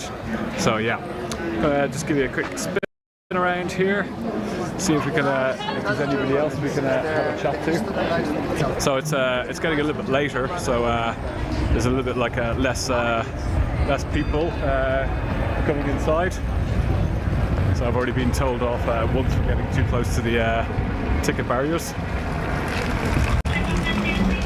Let's see what this guy's doing. Do you want to have a quick chat? Yeah, who are you with? I'm with COP26 TV. Oh, great! Good work. Well done. There we go. What's your name? Subscribe. I'm Dave. Dave, you've got like a very homemade sign here. Yeah. You know, made it from a bit of cardboard, floating around up the street. Yeah. And what's going on? Why are you here? What message are you trying to give? Well, it's difficult to give a message to the actual leaders because they're hidden away from the people in their little forts, but these people going in and out of the gates might have some influence, but generally COP is failing. It's failed 25 times. It'll probably fail this time. While the amount of greenhouse gases in the atmosphere is still going up, they're still failing. It's quite simple. Yeah. It was Attenborough, wasn't it, that was saying before that while that number's still going up, going down, when they're still failing. When it starts going down, then we can start saying that they're actually doing something. Otherwise, it's all just hot air at the moment. Pretty much hot air, yeah. And where are you from? I'm from Chester. Chester, UK. Did you come up from Chester to be here on the streets, or did you live in Glasgow? No, I came up, to make your voice heard. Yeah. You don't ask me. What's your profession? Are you? I'm a gardener. A gardener. Yeah. How do you feel about the fact that we've got now the conversations going on about stopping deforestation by 2030?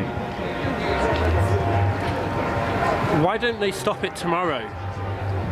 Yeah. It's simple. It's like if it was mass murder, or if it was terrorism, or if it was like, I don't know, storming the Capitol building, they would stop it straight away. Like deforestation, like it needs to be stopped straight away. It's because it's political. Sorry, rubbish, it's not stopping. It's a no-brainer. It's a no-brainer. No-brainer. We just tax soya. We encourage the farmers in South America and other places where they're relying on it to do sustainable farming.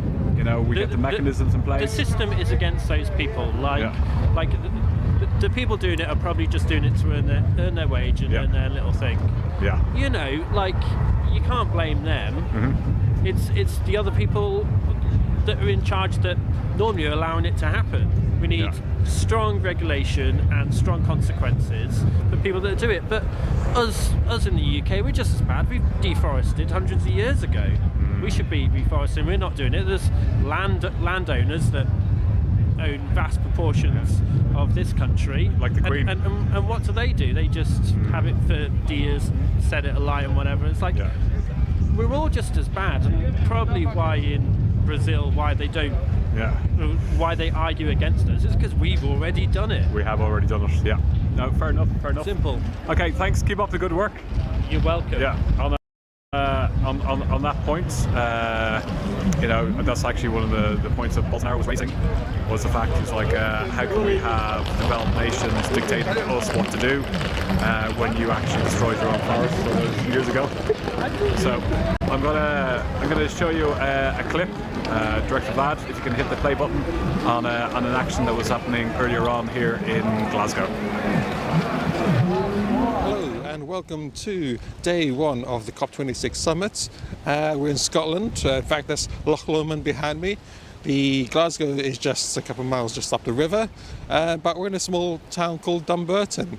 Why are we here? Well, just up there is some climbers. Well, we're here with Extinction Rebellion and a group of experienced climbers at Dumbarton Rock, dropping a huge banner to send a clear message to the global leaders gathered at COP26 that our climate is on a cliff edge. We're facing dangerous tipping points in climate change, and if we go past those points we could descend into catastrophic climate breakdown, a spiral from which there's no return. So we're calling on them to act on the science and take the radical action that's needed now to bring us back from the brink. If the planet goes, if the climate goes, we go with her.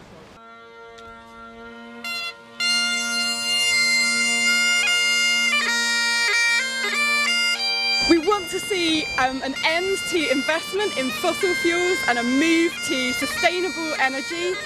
We want to see commitments from the richest nations who have contributed the most to all the gases that cause climate change in the atmosphere already, to support other nations who've contributed a lot less, to reduce their own emissions, and also to adapt to the changes that we're already committed to happening.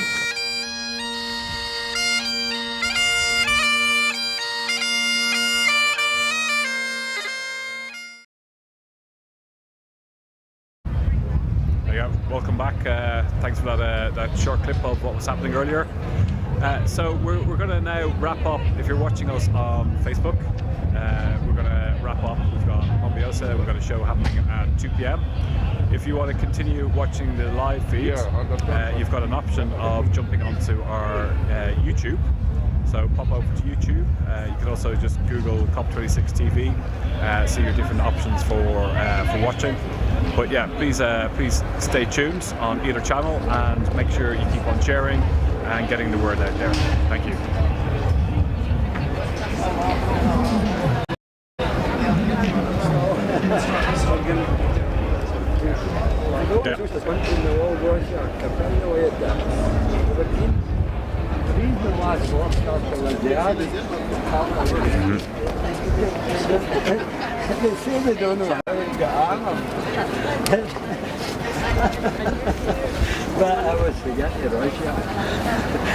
Yeah, I'm gonna. And the evilest man in history.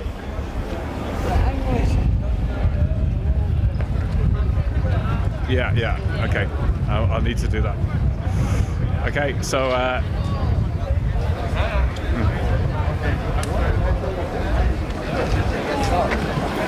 There we go. What are you giving out? Products. In product we developed for plastic pollution, glass bottle straws, and sauce. Okay, no problem. Okay, thanks. So we got people randomly giving out some solutions, which I feel a bit dubious about. Attaching some plastic to plastic isn't normally a very good use of plastic when we just need to stop all forms of manufacturing plastic. So welcome back if you're just watching on YouTube and you've switched over. We're just continuing the live stream. We still have delegates still coming in here, and I've just seen something. It's just has just arrived in front of COP. We have the Red Rebels have arrived. They've arrived in style. Code red for climate, COP26 Glasgow.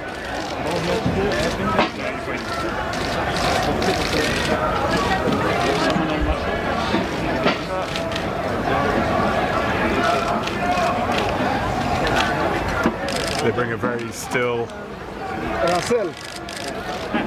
powerful message. Just going to go and zoom in a little bit. So the Red Rebels, now very famous for being at a lot of Extinction Rebellion protests in the UK and around the world. So much so, we now have the Blue Rebels and various different rebels with the same kind of theme. They were very prominent down in COP26. Sorry, not COP26, in the G7 in Cornwall earlier this year. And anywhere they go, they always attract a massive amount of media attention.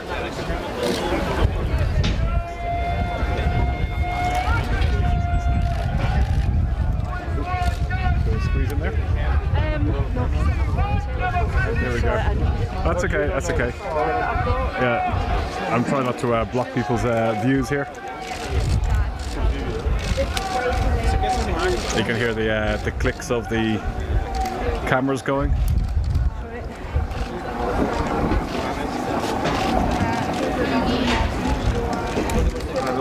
It's got a couple of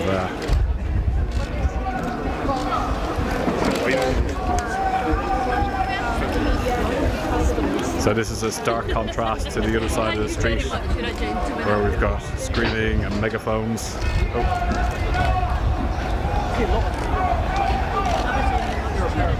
Over here we've got silence.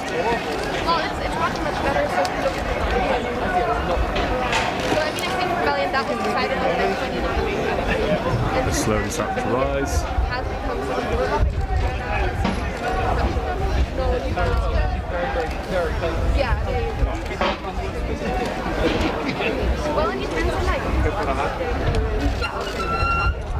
It's very peaceful.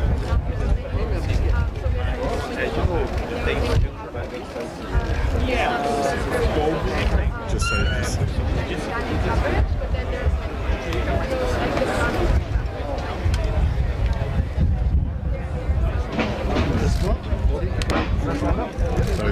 panning around to see. They're pushing against the barriers. So everybody going inside, all the blue badge holders. The last sight that they're going to see on the way in is the Red Rebels pressed against the barricades, with the sign pressed against the barricade. But in general, the idea is that civil disobedience is kind of the way to go. So if you think about civil disobedience, the idea is that it is peaceful, right? So if you look at, for example, the feminist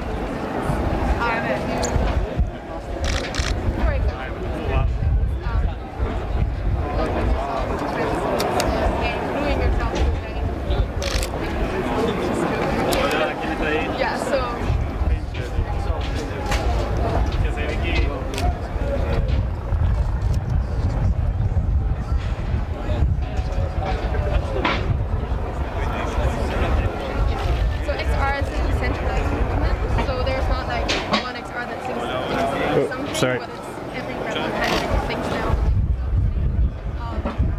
So we got lots of people stopping to take pictures. Professional photographers and people attending. Media pushed against the fence here. Trying to get good angles.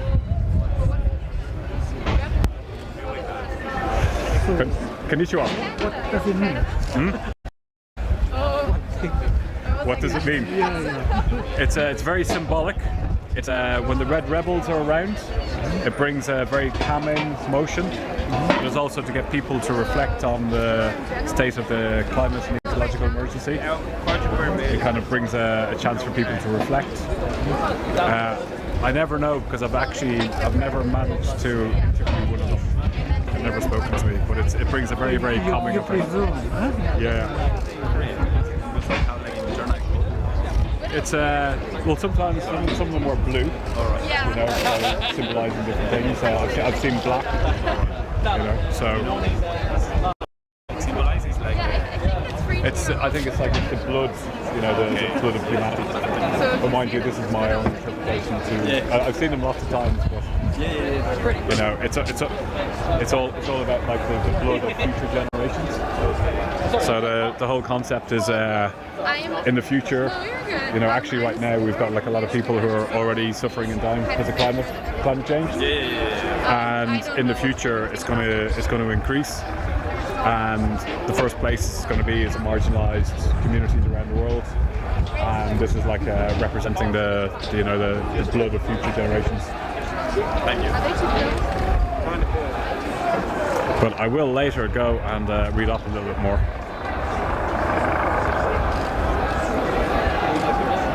Brings a very calming effect. Where are you from? From Argentina. I would know that he's doing all the testing things, so I'm calling like the station. Yeah. There you go. I think we'll take a little time out to have a. Oh, sorry.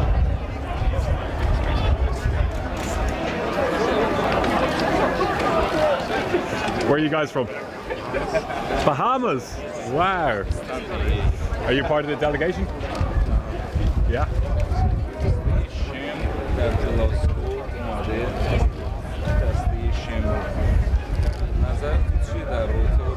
What are you guys doing from Bahamas? Hmm? What do you see? Oh, recording. Oh, sorry. Just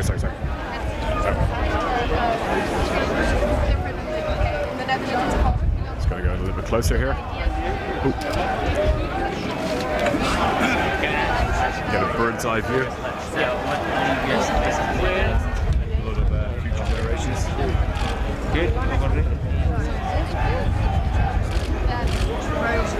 We've got a lady, an indigenous Indian pushing up against the face, pushing up against the fence.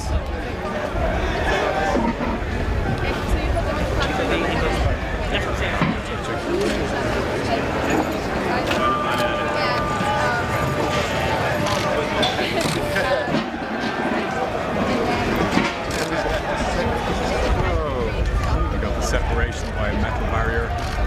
We've got the human connection.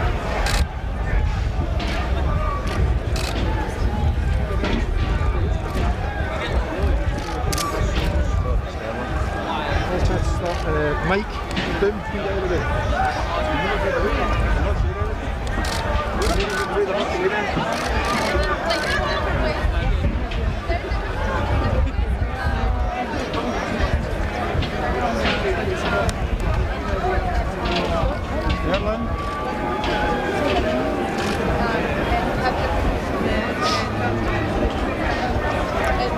Very powerful moment.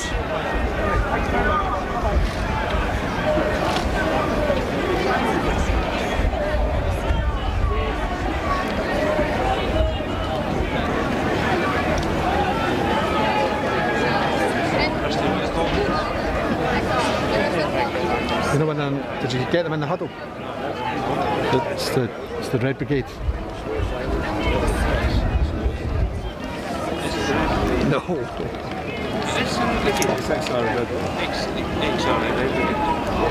Is it? There's also the Blues in yesterday. There's two different groups. Just get together.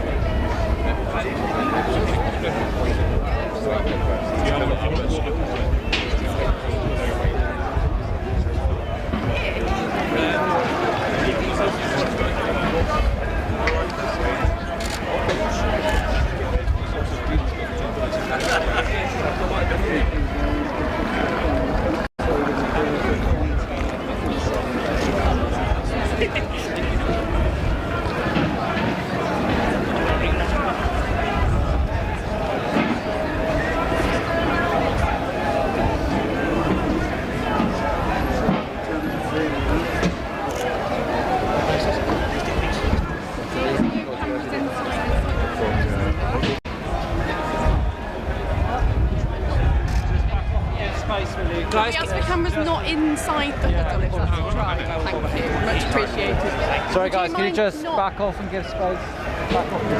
Crowd control going on here. So what do you think of this? It's great. I was on the bus going into town. I thought I'll jump off. It's good. I'm enjoying it. Are you just here to see what's going on? Are you from Glasgow? Yeah, I'm from Glasgow. Yeah, just amateur photographer, so try to get a load of pictures and things. And what do you think of the Red Rebels? They're great. I don't know the full story about them all, but hopefully I'll Google or somebody will tell me. Yeah.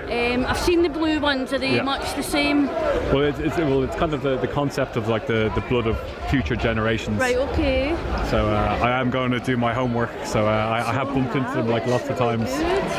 But that was me. Just jumped off the bus. Yeah. I'll let you crack on with your pictures. Oh, thank you.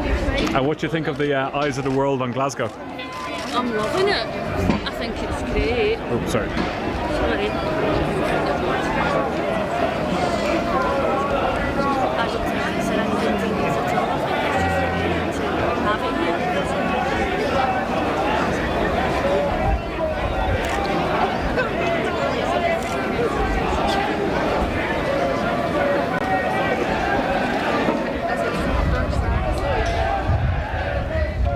it here. You enjoying it too?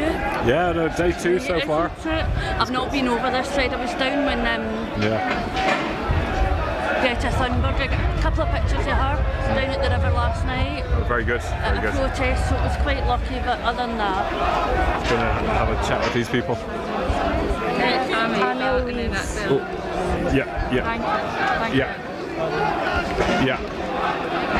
No problem.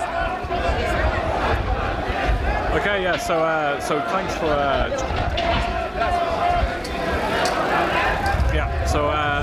Thanks for tuning in. We're gonna wrap up this segment of the show. We got Monbiosis, George Monbiot plus friends. It's going to be on in 3 minutes, so stay tuned for a in-depth insight information about the whole failure of the COP process and all absolutely fantastic, wonderful things. Also, reminder, we've got the YouTube channel. On top of that, we also are going to have more shows later of Inside COP. So please share, please get involved. Tell your friends about it. We need to get the word spread. So I'm going to sign off now, and I shall see everybody a little bit later. Thank you.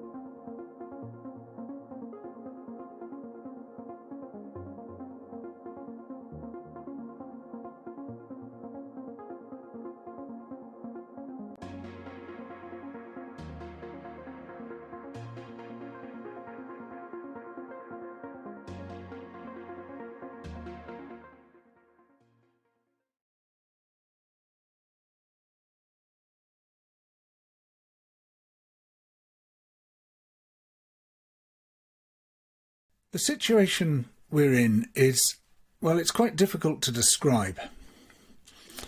We're facing the greatest challenge, the greatest crisis that humanity has ever confronted, which is the possible collapse of our life support systems. Now, we've faced many crises in the past, including some horrendous ones, almost unimaginable for people living, as I do, in comfortable circumstances in the rich nations. War, famine, genocide. And they have exerted impacts on human beings which, well, we just can't picture ourselves in that position because they've been so horrendous. But humanity as a whole has come back from those. We have rebuilt. We have come back to situations which in some countries at least are tolerable and often quite good for the majority. But what we're facing now is on a different scale altogether. And if this collapse does happen, there's no coming back from it. Because, and this is fundamental, what we're dealing with here are complex systems. The atmosphere, is a complex system. The oceans are a complex system. The soil is a complex system. The biosphere, all the life on Earth, is a complex system. And complex systems have a series of characteristics which are completely unlike the characteristics of simple systems. So if you think of a simple system as being, for instance, a wash basin, and you have a tap where the water comes in and a plug hole where the water goes out, and if you want to adjust the level of the wash basin, you can turn the tap one way or the other and gradually bring down that water level if that's what you want to do.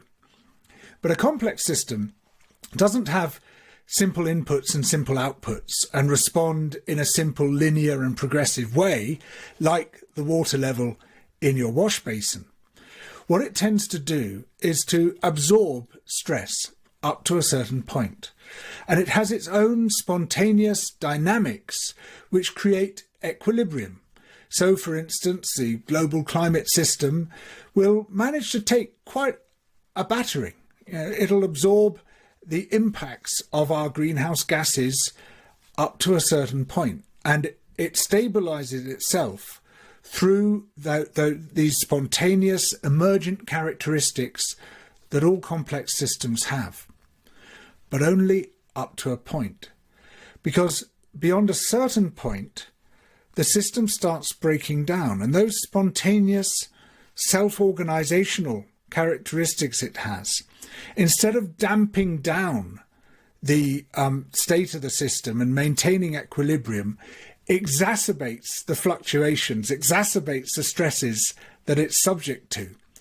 And it goes through wilder and wilder fluctuations until it suddenly hits a tipping point. And if it passes that tipping point, that critical threshold, it collapses into a completely new state. In fact, a new equilibrium state, because it'll still be a complex system, it'll still be a self-organised system, but it'll self-organise in a completely different situation. In other words, it undergoes something that scientists call hysteresis. And what hysteresis means is that it basically gets stuck in the new state.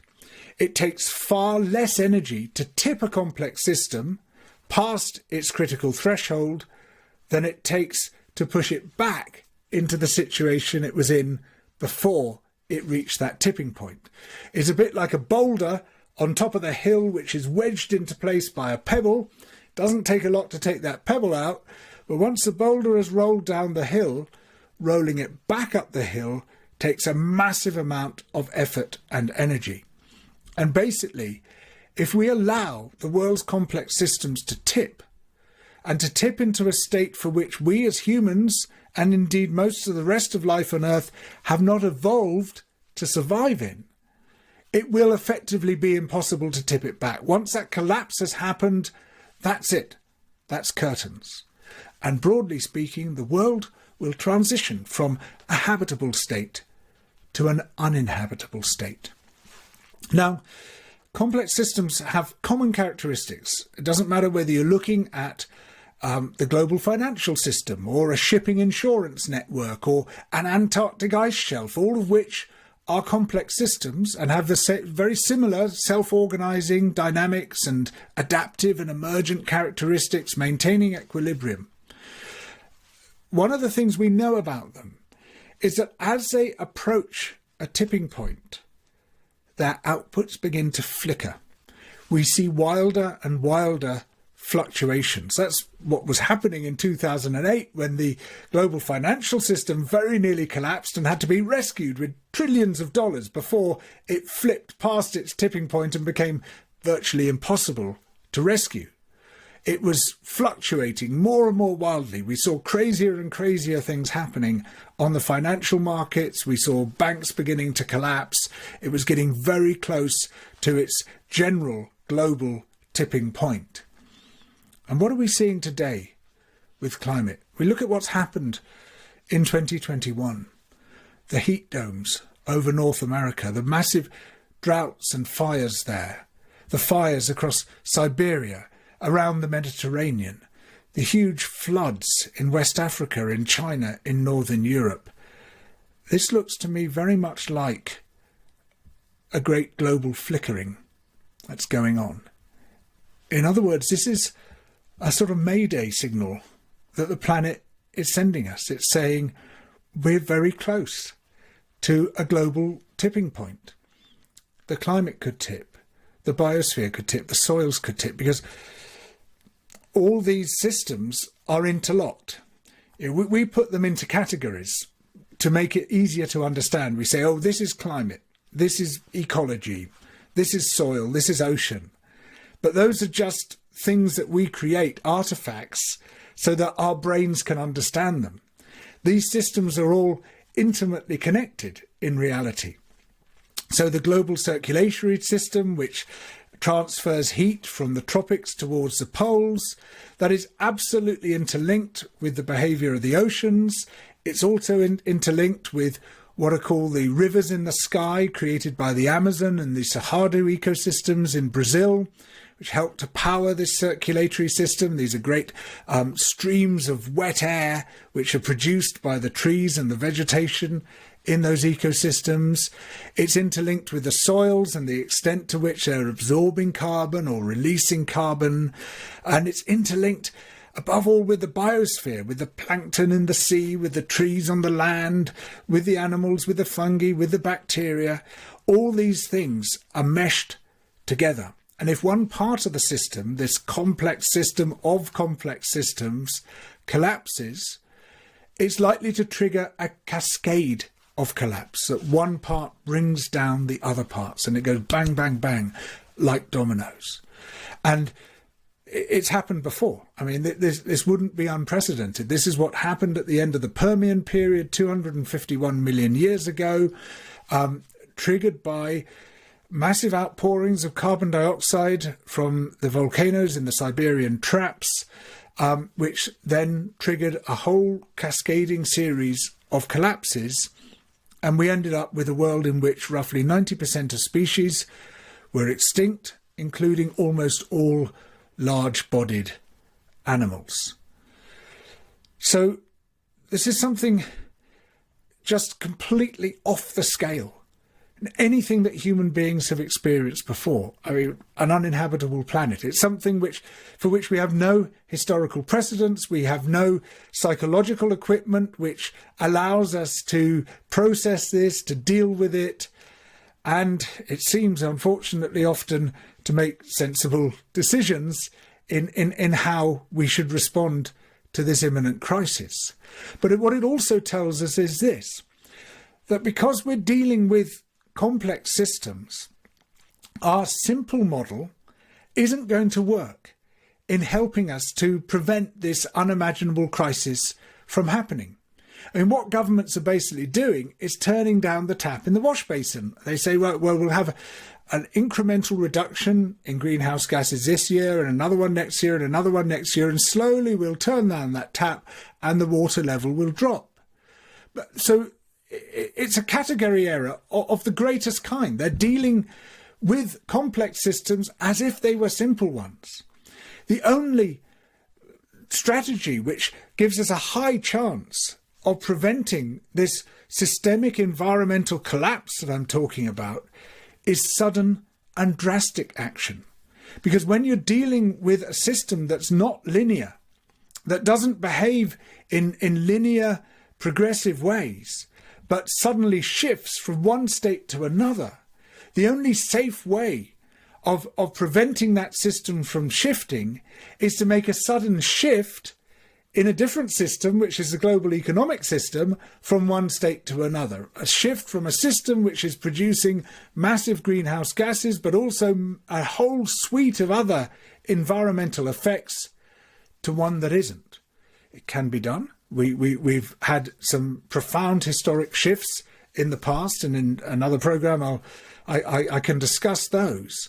But it's not going to happen without global movements on a scale many times greater than those we've seen so far, tens, hundreds of times bigger, even than the very inspiring movements such as Fridays for Future, Sunrise Movement, Extinction Rebellion, Green New Deal Rising. They have to be much, much bigger if we're going to make it impossible for governments to avoid making those hard decisions. So why aren't we mobilising? Why aren't we getting together on the requisite scale to demand that sudden and drastic shift? Well, part of the problem, I think, is that there's a myth about humanity, a myth that withstands almost all evidence, and that is that we put our survival first at all times. And it's plain to me that actually that's not what we do. When we're faced with a chronic threat such as climate breakdown or environmental breakdown, we seem to put almost everything else first. Other species don't do that. If they're faced with a chronic threat such as winter, for instance, they might migrate or hibernate. Their survival comes first. But we behave in strange ways.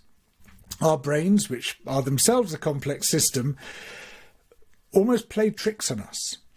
So, for instance, some people, when faced with this threat, appear to subconsciously absorb it and double down on their destructive activities, flying off to Oblivia on the long-haul jet flight, swapping their ordinary car for an SUV, pretending it's not happening at all, actively denying climate science. I mean, you know, if we were a species which put its survival first, this stuff would be on our minds all the time. We would be talking about almost nothing else. We would be demanding action on a scale commensurate with this enormous crisis that we face. But even when we attend to it, we do so in ways which are almost comically petty. You know, changing our cotton buds, literally. You know, that is a sort of major campaign, whereas looking at the system as a whole is on almost no one's radar. I mean, I doubt 1% of people have currently grasped what we're actually facing, and yet people will talk about their coffee cups and their plastic bags. They'll talk about what I call micro-consumerist bollocks, rather than looking at the systemic problems we face and the systemic threats which our economic system and political system are currently causing. And the fundamental issue here is that, yes, we do have a survival instinct, but in many circumstances it's not the instinct that comes to the fore. It's a different instinct that we prioritise, which seems to trump the survival instinct, and that is the obedience instinct. Our instinct to obey often seems more powerful than our instinct to survive. And this was an observation made in what potentially, arguably, is the greatest Russian novel ever, which is a huge claim to make, from a nation which has produced Tolstoy and Dostoevsky and many other fantastic authors. But I would put right at the top of the list Life and Fate by Vasily Grossman. And this is a man who lived through the situations that he described.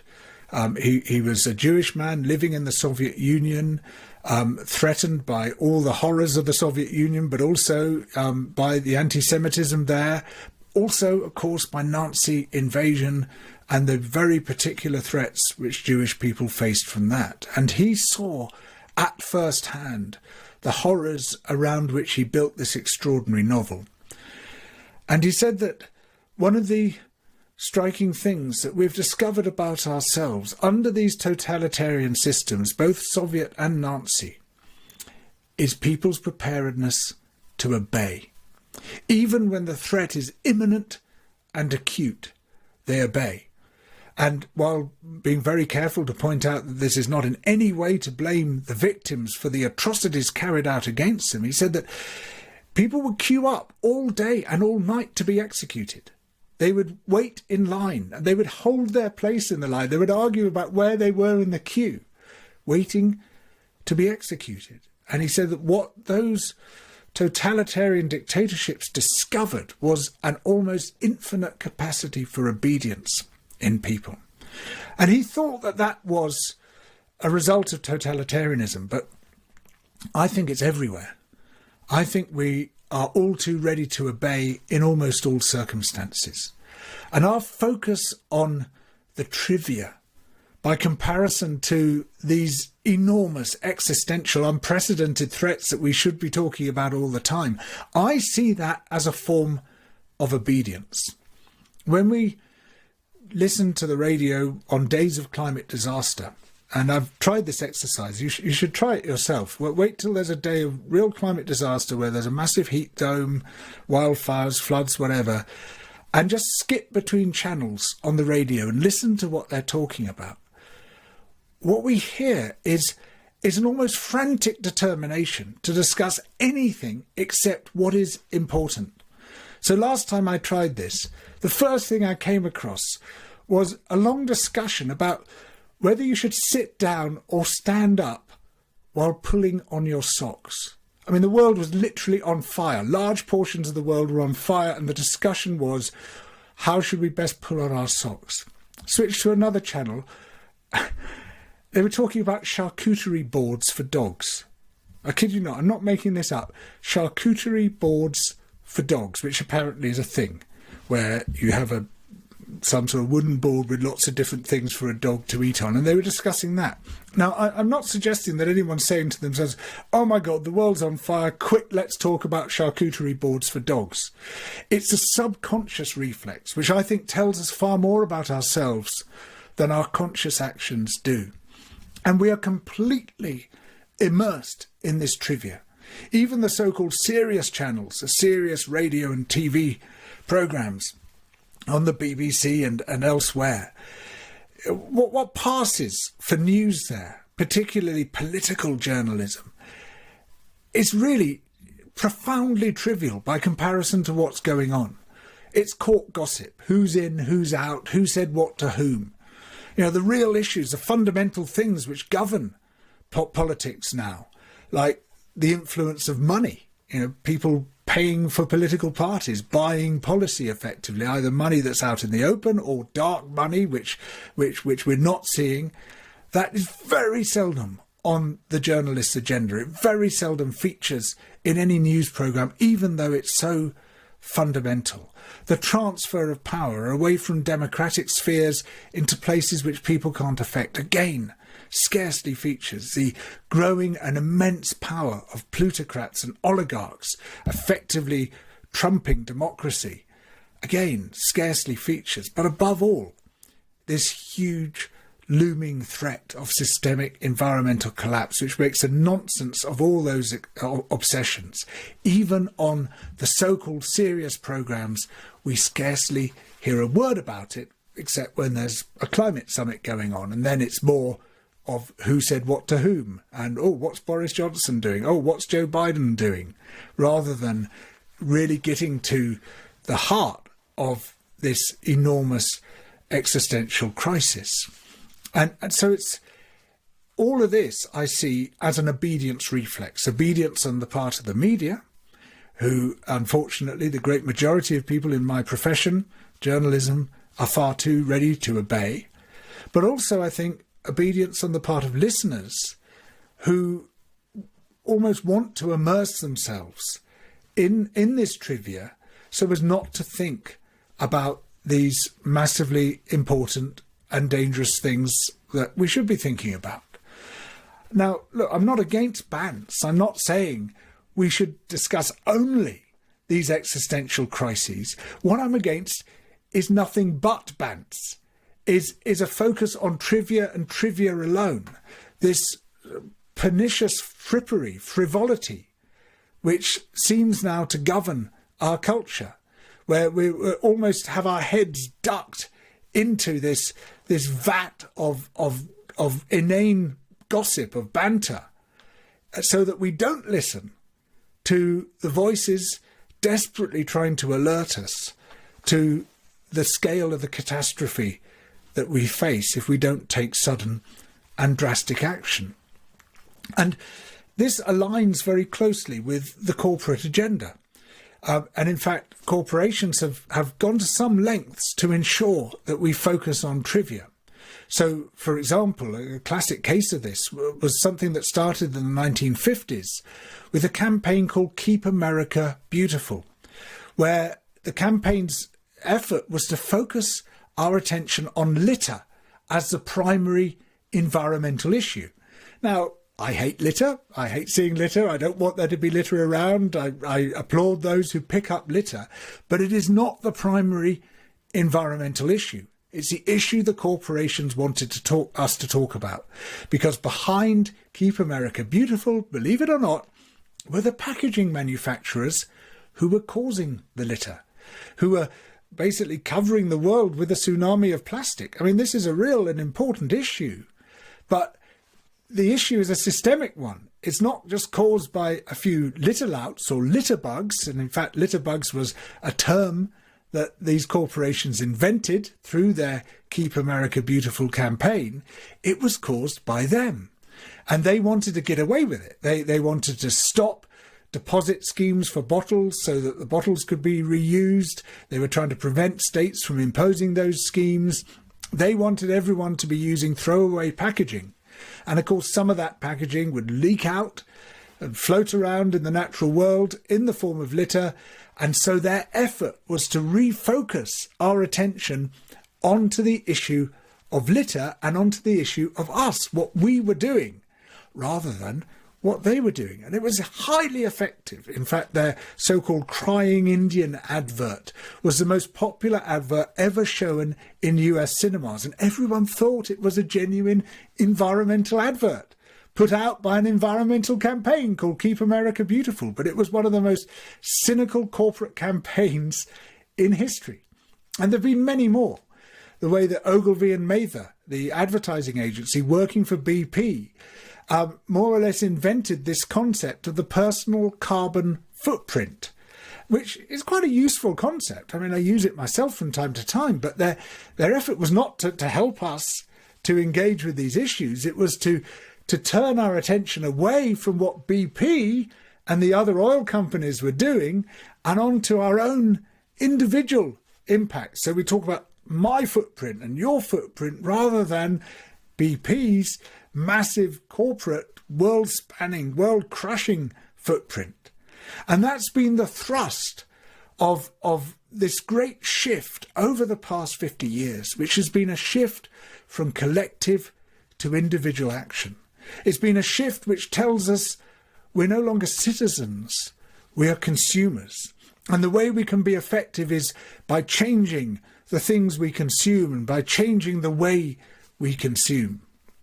But if there's one thing that human history tells us, it's that we're effective together and we're ineffective alone. If we try to change the world through our own buying and selling decisions, we'll make almost no difference at all. It'll be entirely marginal. The only way to create effective change is to combine with other people and campaign as citizens. That's what makes change. Not this micro-consumerist bollocks which the corporations want us to focus on. But somehow we've been herded down that path. Our instinct for obedience has kicked in, and we've done what the corporations want. Instead of behaving democratically as citizens, we've behaved plutocratically as consumers. We've accepted the idea of the market as being the forum within which we should act, rather than politics, democracy, being the crucial forum. And it's another classic case, I think, of the way in which, without even recognising that we obey, we are obeying. So what would happen if we cut through the trivia, if we pushed aside the micro-consumerist bollocks and actually looked at the systemic issues driving us towards disaster? What would we see? Well, the first thing we would see is growth, and it should terrify the living daylights out of us. Growth, isn't that meant to be a good thing? Economic growth, every government is striving for it. In fact, they stand or fall according to whether they're able to deliver growth. The system is deemed to fail if it's not delivering growth. Well, take the ambitions, for instance, of the World Bank and the IMF, which say, well, we're not asking for a lot of growth, just 3% a year. 3% global growth a year. That's reasonable, isn't it? 3% a year means that global economic activity doubles every 24 years. So, for instance, by 2045, we have twice as much global economic activity as we have today. By 2069, twice again, and then twice again, and then twice again. It doubles and it doubles and it doubles. But already the planet is straining towards collapse as a result of existing levels of economic activity. We want to double that. We want to double it again. I don't know how many of you have seen, and I realise that probably you have to have kids to have seen it, but Harry Potter and the Deathly Hallows, where Harry and his friends go into the Lestrange vault in Gringotts Bank to try to find this thing, I think it's called a Horcrux, amid the treasure in the bank. But the treasure has a curse put on it called the Gemino curse, which means that if you touch it, it doubles. And then it doubles again, and then it doubles again.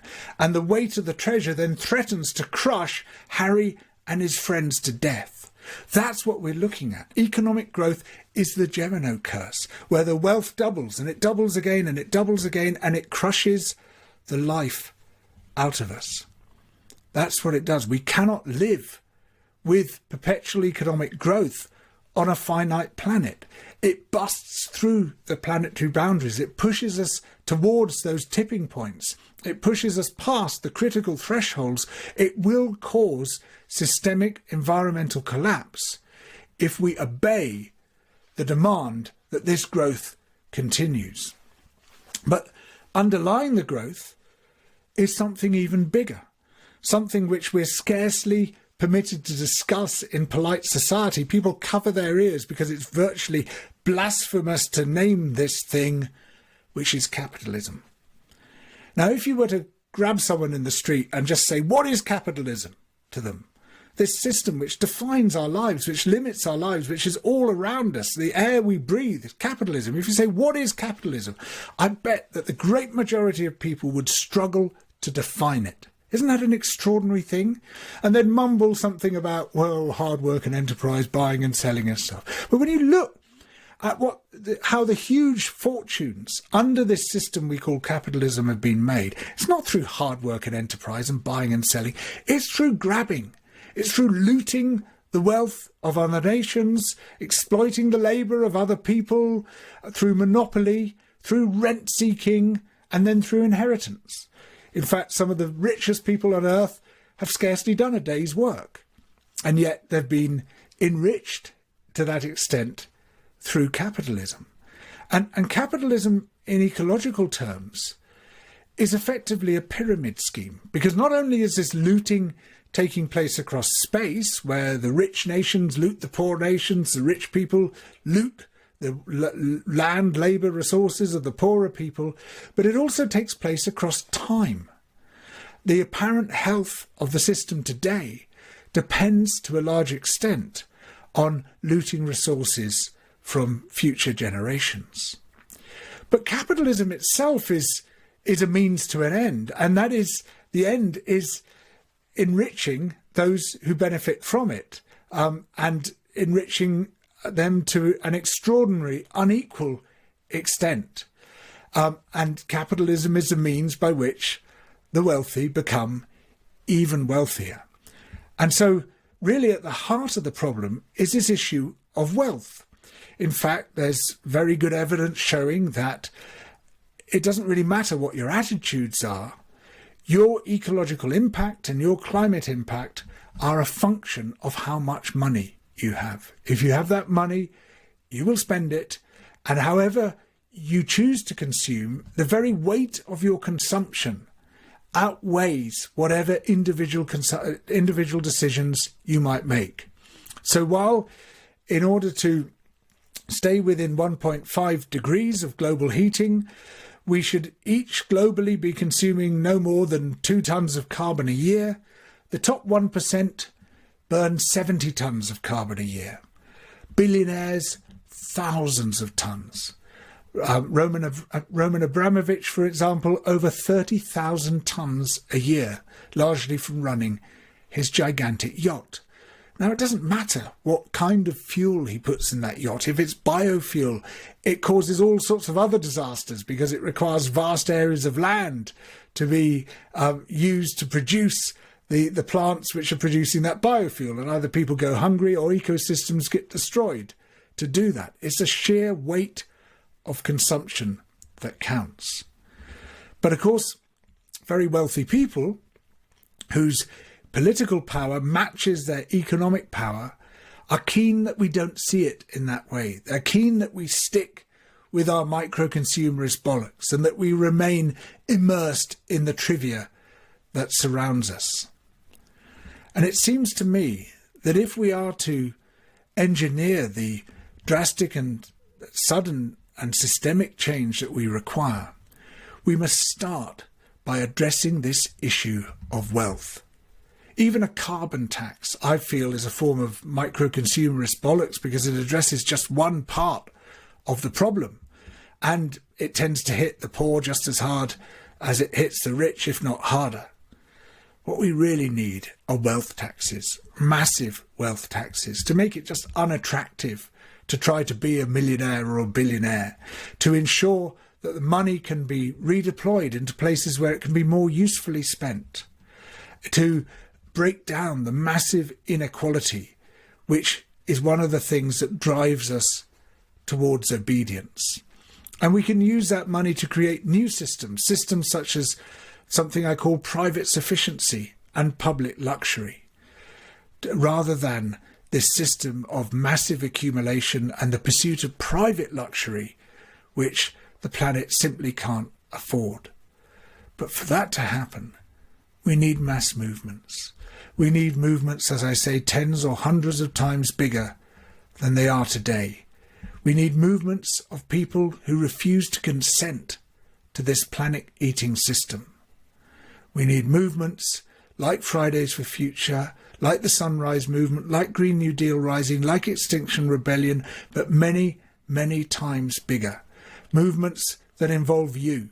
Yes, all of you. I mean, you don't have to be out on the streets protesting, because those movements need the whole skill set. They need accountants, they need administrators, they need people who can sew stuff, they need climbers, they need every kind of profession and activity you could possibly imagine to be effective, because a good movement is an ecosystem.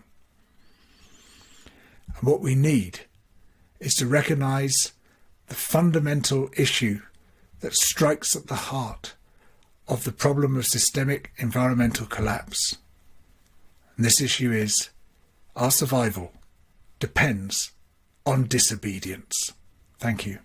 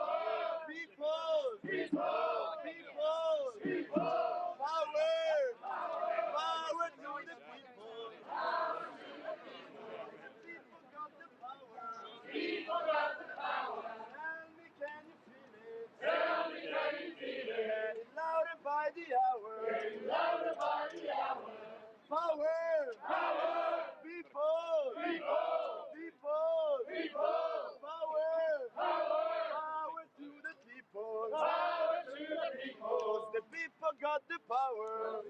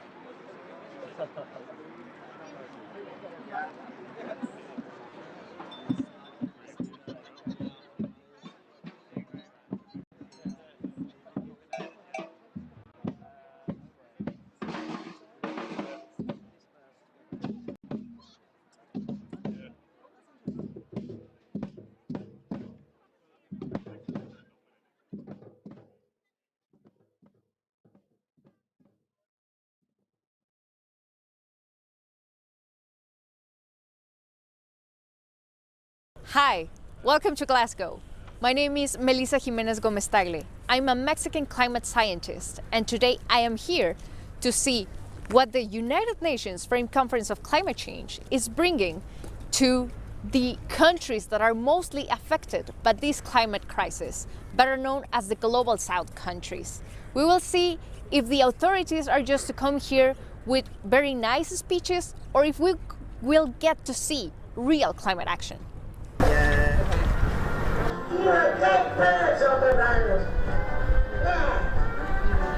Could you please introduce yourself? Where are you from? My name is Mónica Flores Hernandez. I'm from Puerto Rico, and yes, this is my first COP. Perfect. And how do you feel about coming here for the first time? I mean, do you have any expectations? Do you have any dreams? I mean, you know, like this is a big scenario to be in, so I think the first word that comes to my mind is privilege. I feel really privileged and lucky to be able to just walk in here and participate in meetings. I just went to my first one and talked for the first time. It was like, oh my God, am I really doing this? Mm-hmm. So it was, I mean, I think I'm still processing. It's overwhelmingly good. Mm-hmm. I mean, it's so big and massive, all those countries together. So I'm just trying to process it all. Right. Yeah. But for me, I was never, I mean, you always hope when you're working with climate and communities, you always hope that you can be here and present your case for your people. But to actually be able to do it is a long way. So only being here is I feel lucky. Hola desde Glasgow. So nice that we are collaborating together. I'm Melissa, planetary health scientist and activist with Extinction Rebellion since 2018, with the San Luis Potosí cell in Mexico. So glad that we're going to be collaborating now. I don't know if you would like to say anything from your side. What can I tell you about myself? I've been an activist for a couple of years now. I actually got involved with Extinction Rebellion back in April of 2019. You remember there was a big rebellion in London at that time, and I was captivated by all the different sort of actions I was seeing. Coming from Ecuador, I was used to very violent sort of protests, and seeing these types of actions with huge pink boats blew me away. Also seeing Waterloo Bridge transformed into a garden. These were things that I thought I needed to support and keep doing this sort of protest and not so much the others.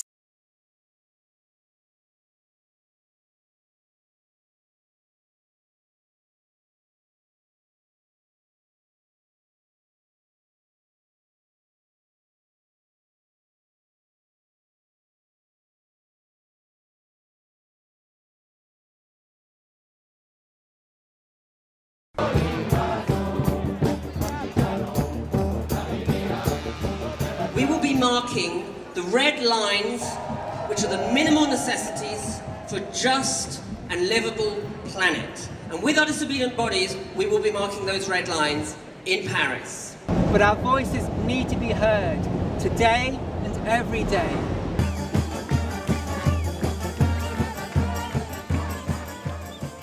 Up here we have the police across the Rue de la, what is this? And then we're on our way to the Eiffel Tower, which is a whole new chapter.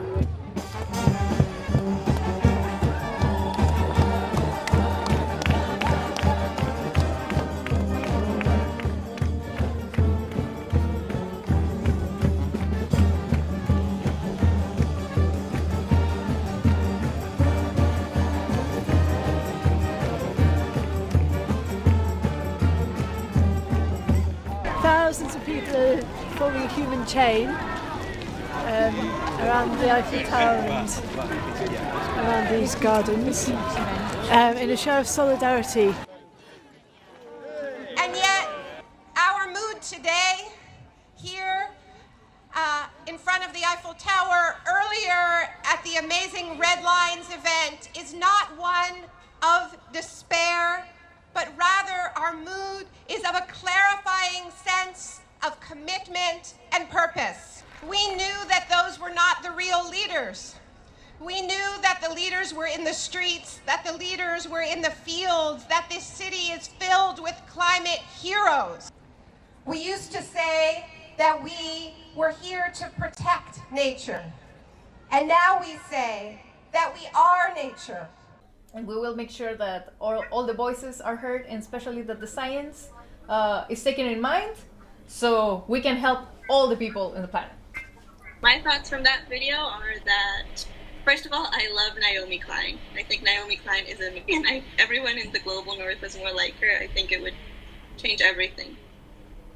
But also, I noticed that most of the people in that video were from the global north. Did you notice that as well? I realized that, and I really hope that at this COP that we can make that switch of the paradigm of wanting to be like the global north and instead sharing what we all have, and that we can collaborate with each other no matter in which hemisphere of the planet we are.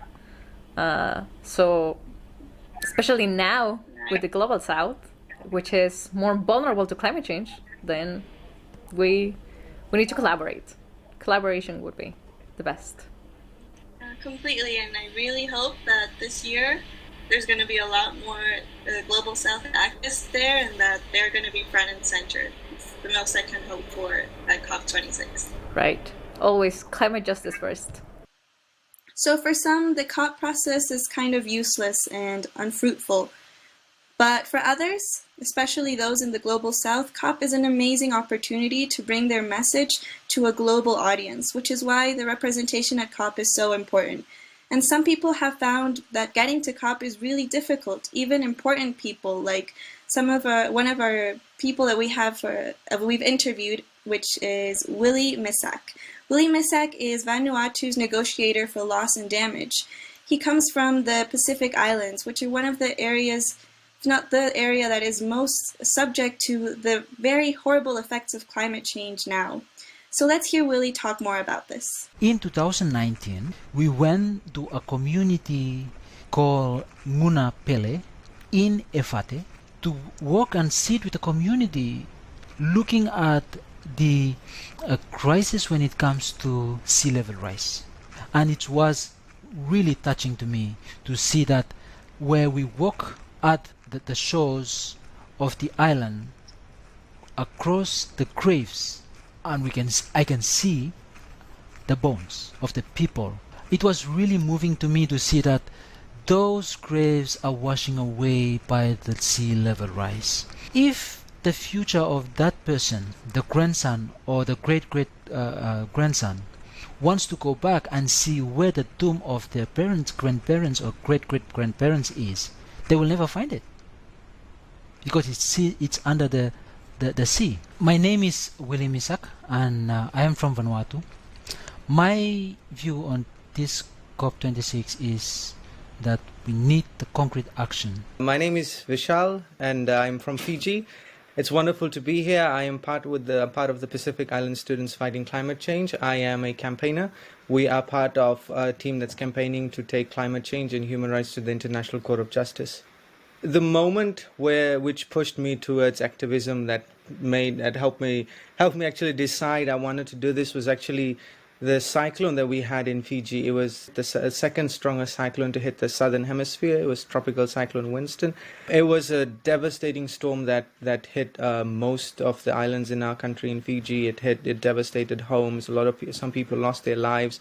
It was just heartbreaking to see, and it's even worse when you realize then when you have families that are affected. So you are safe in the city, but people let you know and love out in the outer islands, in the rural areas, that they call you in and tell you of the sad stories of what's happened to their homes. When I speak with my parents and looking them that after the cyclone, struggling for next 6 months just to find a proper wood to build a house, just to find the proper leaves to build something that can protect them for the next 6 months, with the understanding that they will be hit by another cyclone.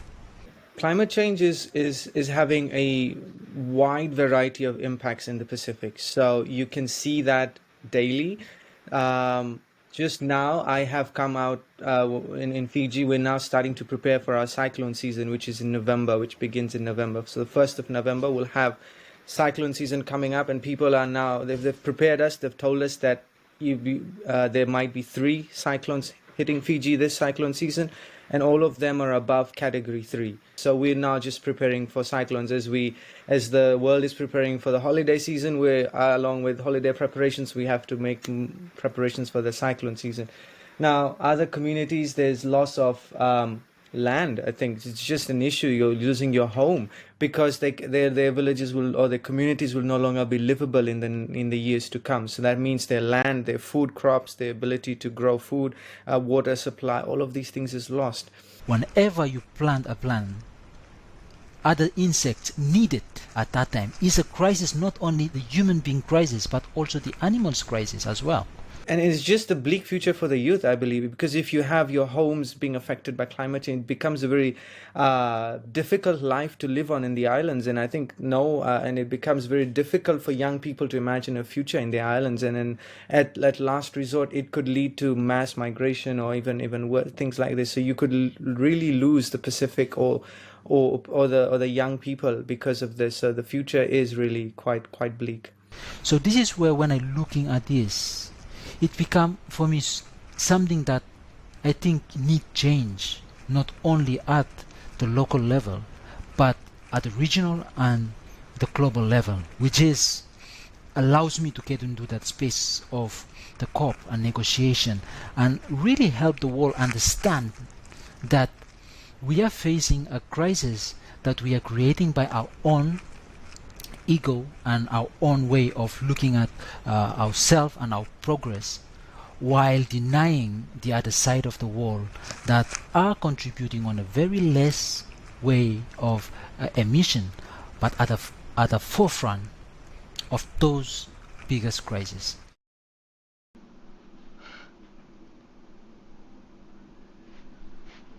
Well, this is it. This is what's happening.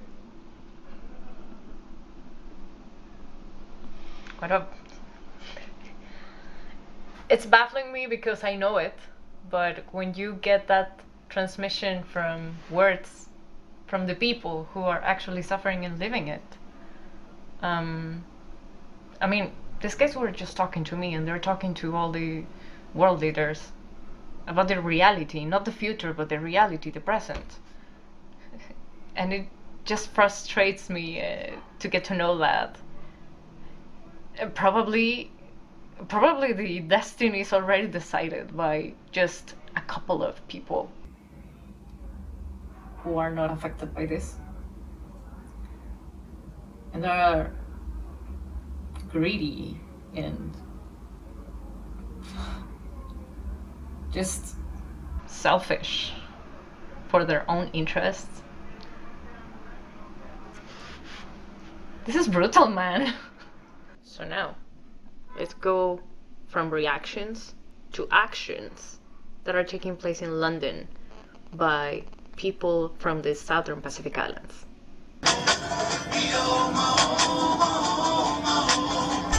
We're here today because the Bank of England has been funding the climate crisis that threatens our islands. To kind of put it simply, we lie in the eye of the storm. What we're fighting for is a chance at survival. Loss and damage as of this year, 2021, is taking place in every single country in the world. We're here for justice. It's the people who have profited the most from the climate crisis that are feeling it the least. The financial institutions in this particular country are responsible for the exploitation of climate destruction to our shores. Banks provide the money that is creating this destruction. We need them to defund the climate chaos. We used to be colonized by this very country, and our ancestors fought to have our culture preserved. We continue their fight. We are more than just climate victims. We are climate leaders, and we will continue to fight for our island home. My calling to the people of Britain would be to believe in your power. There's a whole entire week of action that's planned from today that goes all the way until November 6th. And I think it's important that people turn up in whatever the way they can. So first up is what the Extinction Rebellion activists have been doing in Bogota, Colombia. Now this is probably one of the most dangerous states to be a climate activist in the world, if not the most dangerous state. So let's see what my friends were doing. They were fly posting about their upcoming action on November 5th.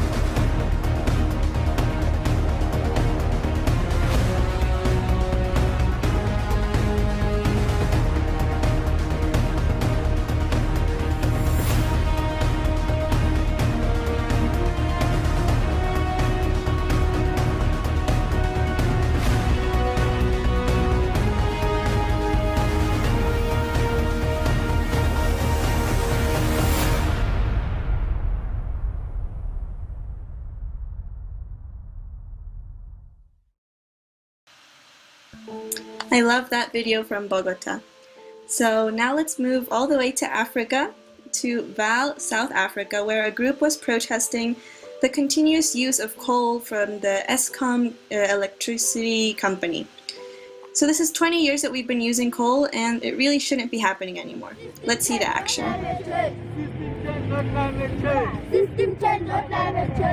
Hello everyone, my name is Mamuso Tswabi from Gauteng province. I'm a founder of Serapeng Sabasadi agricultural project. I'm a member of Vaal XR Letsema.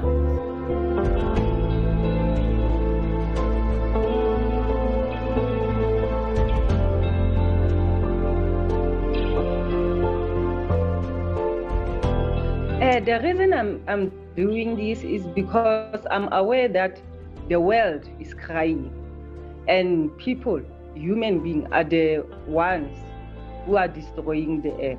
And most of the people are not aware that companies like Eskom are the one who's responsible for this climate change.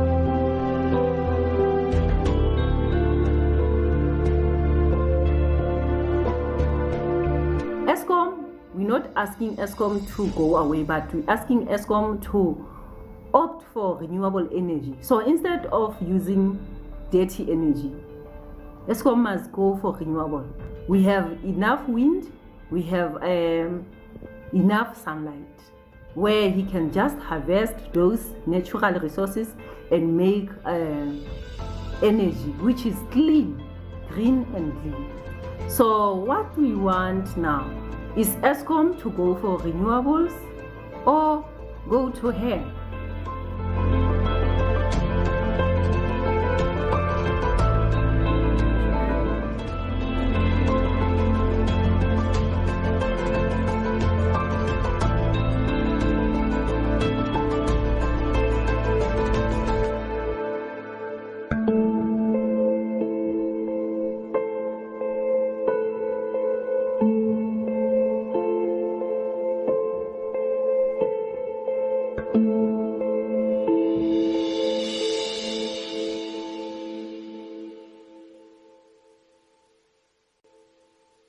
So while we are here in Glasgow and the world leaders are right behind here deciding the future of humankind, we were asking some people from the most affected and vulnerable countries to climate change what they feel COP26 should achieve after this. Let's go. Let them mean what they have said, not just putting things on paper and then go, but they have to really actualize what they have said. That is what I can say. I just wanted to ask people to listen to Global South voices and people that are in the countries that are being affected. To consider and include the Global South leaders and make their voices heard, and also to act on the grievances of the Global South leaders during such negotiations. We are tired of empty promises, and it is time for the Global North leaders to make up space for the Global South leaders and to actually act on what they demand during the COP negotiations. The climate financing, that's a joke, to be honest. What you really want, you don't want your money, we want you to change your lifestyle, live a life that will ultimately help other people in the other part of the world live better too. Yeah. They really need to be committed. For instance, talk about a net zero carbon economy. If it's a policy in a country, let it be practicalized. They need to be committed to whatever the talks will be. COP26 needs to make sure that vulnerable voices are being accounted for, are being listened to, are being heeded to, and the negotiators, state governments, corporations have to behold accountability and to make sure that the pledges will be met, especially when it comes to climate finance and prioritizing loss and damage, climate reparations, and reducing climate debt to Global South nations. For me, COP26 needs to achieve more ambition. And this is not just a tagline. We really mean ambition that is armed with policy plans, with implementation strategies, with states coming on board with strict and confirmed NDCs that have what they say essentially the rule book of the Paris Agreement. It needs to be an armed ambition, I would say. We need armed ambition, not just what we call in the Pacific a talk fest, essentially. It's just a festival of speakers coming on board, yeah.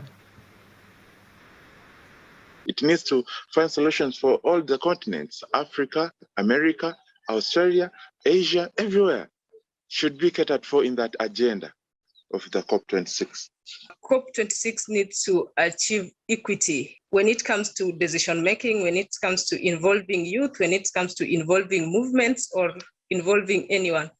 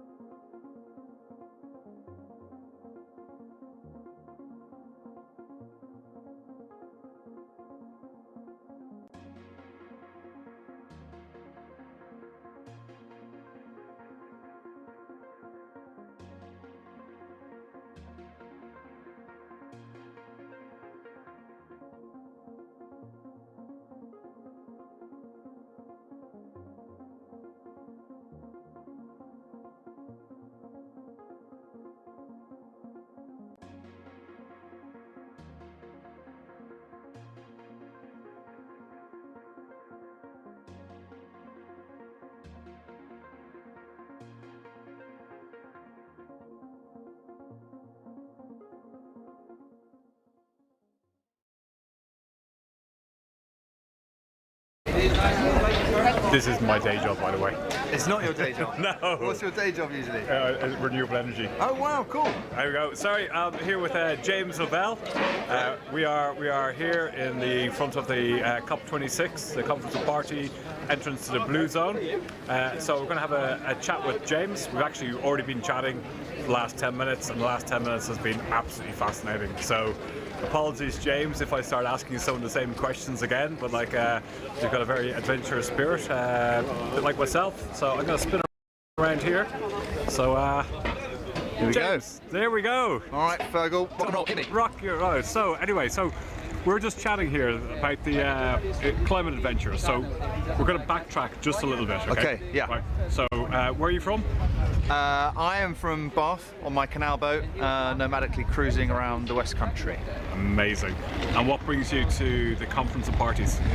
What brings me to the Conference of Parties is my mission to help amplify the voices of those most affected by the climate change, by the climate crisis, especially young people, and to really find ways to kind of apply the spirit of adventure to finding, you know, really exciting, engaging solutions to the climate and nature crisis. So here in Glasgow specifically now, I'm going around and speaking with school children, finding out how they feel about the crisis and giving them the opportunity, with them locked in their classrooms and not able to participate in this event, giving them the opportunity to express themselves, share their concerns, and tell me about all the things that they're doing to make a positive change in their lives and contribute. Right, so that's great. So are you going into classrooms? Or are you like yeah, well, this morning we were in the, I was in the south side of the city, and we did an assembly. So we had about 50 young children in the assembly. I shared with them stories of my adventures, which is kind of fun because they are quite crazy, and a good opportunity to sort of open the young people's minds and show them a world of possibility, all of which, you know, they could potentially do one day if they so chose. So we start with that, get everybody excited, and then I explain my climate adventure that I went on to the last climate conference, and then my desire to record their video climate messages and share them with the world. I'm really desperate to know about this last climate adventure. Right, okay, so the last climate adventure, well, I'm bringing the adventure home now, the spirit of that adventure, continuing to amplify young people's voices. Yeah. But it all started when I was in my sort of role as a filmmaker and adventurer. I was making a series for the BBC chasing hurricanes, which I really do not advise anyone does, because it's all fun and games until you almost get killed. And that's what happened. I very, very nearly died in Hurricane Michael back in 2018, which ended up being the third most powerful hurricane to ever strike the United States of America. And cutting a long story short, I found myself in a very, very deadly situation where our plan to race back to the relative safety of the house of the fisherman who I was filming with, who was protecting his fishing boat from the storm, it all went completely pear-shaped. There were 3 roads back to the house, 2 of them were blocked by fallen trees, and then the third by broken power pylons. And at that point, the eye wall, the most intense part of the hurricane, struck, and we were in the car and we had nowhere to go. We very, very fortunately found a local fire station, and I smashed my fists against on the back door and got in, and you can imagine my relief. I was like, oh my gosh, I've now made it into a hurricane-proof federal emergency building, until suddenly I felt water gushing on top of my head. I looked up at the ceiling, and the water's kind of cascading through, and a fireman comes belting down the stairs screaming, "Everybody get into the fire trucks now!" So we all ran into the garage and we jumped in the fire trucks, and as I looked up, the roof of the fire station was getting ripped off. Wow. I jumped in the fire truck, and only moments after that, the hurricane caved in the garage doors and it ripped through the entire building. That was a pretty dramatic wake-up call to just how bad climate crisis can be at the sharp end. And it was after that that I puzzled as to sort of what I could do to contribute as a filmmaker and adventurer. and it left me feeling quite powerless, because I really wasn't sure what to do. Powerless, frustrated, and angry. And so I had to come up with an idea, because I'm not very good. I don't like feeling powerless. I don't like feeling like there's nothing I can do. So I found my inspiration in the youth climate movement back in 2019, as they sort of took to the streets, 2018-19, and these young people, who many of whom were too young to even vote, got organised and made their voices heard. And I thought this was absolutely, incredible. So I took inspiration from that, and I decided, okay, I'll go on a big journey that needs to have a challenge. What's that going to be? The climate conference, the previous climate conference, the COP25, was scheduled to be in Chile, in South America. So I thought, great, that's good. That's miles away. I'll go there. So then the question was, what's the challenge? And I thought, well, okay, what's it going to take to get there fossil fuel free? So by using, transport that doesn't create emissions, emission-free transport. So okay, that's going to be interesting, because it's a long bloody way, 9,000 plus miles. Chile, 9,000 miles. Yeah, exactly, right. From the UK. Yeah. So I was like, all right, good. And then it was like, right, the purpose, because the adventure had to have a purpose, a sort of a positive impact. And I was like, well, I've taken my inspiration from the young people, so I'm going to do everything in my power to help amplify their voices, and through the story, really explore what the climate crisis means to them, and see it, look at it through their eyes, so that perhaps adult generations can take inspiration too, and remember what it's like to see the world with almost infinite possibility, and hope and optimism, because that is the most realistic vision of the world, not this, oh, it's all too complicated and life's just tricky. How did you get there? How did I get there? Well, to Chile. Yeah. I sailed across the English Channel. I rode my bike through France and Spain, took electric trains. I jumped on a spectacular tall ship on the south coast of Spain, and sailed across the Atlantic via Tenerife, and then Cape Verde, and then across the Atlantic Ocean, 40 million square miles of ocean. That took a while. It was pretty punchy, especially in a storm when I had to go up the top of the mast, which was 30 meters high, rocking back and forth, crazy. Got to Uruguay, sped across to Buenos Aires in Argentina. I was so short on time, I was like, I'm not going to have time to cycle across the country, plus I'll probably get killed because the roads are so dangerous with the trucks and they're not used to cyclists. I got an electric car. I became the first person ever to drive an electric car across Argentina west from Buenos Aires to Mendoza. Dumped the car in Mendoza, jumped on my bike, cycled up and over 12,500 feet of Andes Mountains, raced down the other side, got to Santiago, got tear gassed by police, planted a few trees, and then found basically the climate festival that was still continuing there, despite the fact that the UN had actually moved to Madrid. So I left out that little curveball. When I was sailing across the ocean with nothing but the deep blue sea surrounding me, I got a message on my satellite messenger telling me that the UN climate conference had been cancelled in Chile and moved to Madrid, which you can imagine was the ultimate bombshell. I mean, how do you process that? Wow. And it was on arriving in Uruguay, meeting with the youth climate movement once again, that suddenly everything became super clear. And a really impressive young woman called Clara from Uruguay, a member of the Fridays for Future movement. I asked her, Clara, what should I do? I was participating in one of their protests, and after I said, what should I do? And she said, James, we've been abandoned by the UN sign line. Once again, South America's been forgotten. It's more important than ever that you continue this journey, this job of amplifying our voices. It's the most helpful thing you can do. And I was like, yes, okay, cool, this is it. The mission is still on track, let's go. So I did, I made it to Santiago. The climate festivals there, civil society, various events were going on in full force. I managed to talk my way onto the biggest stage I could find at the climate festival. And meanwhile, get this is the icing on the cake. Clara, who'd been so instrumental in inspiring me to continue, had got sponsored to actually go and represent the youth of Uruguay in Madrid. She messages me, she says, I'm in Madrid. I'm like, Clara, that's incredible. You can deliver our climate message film to the UN. So she did.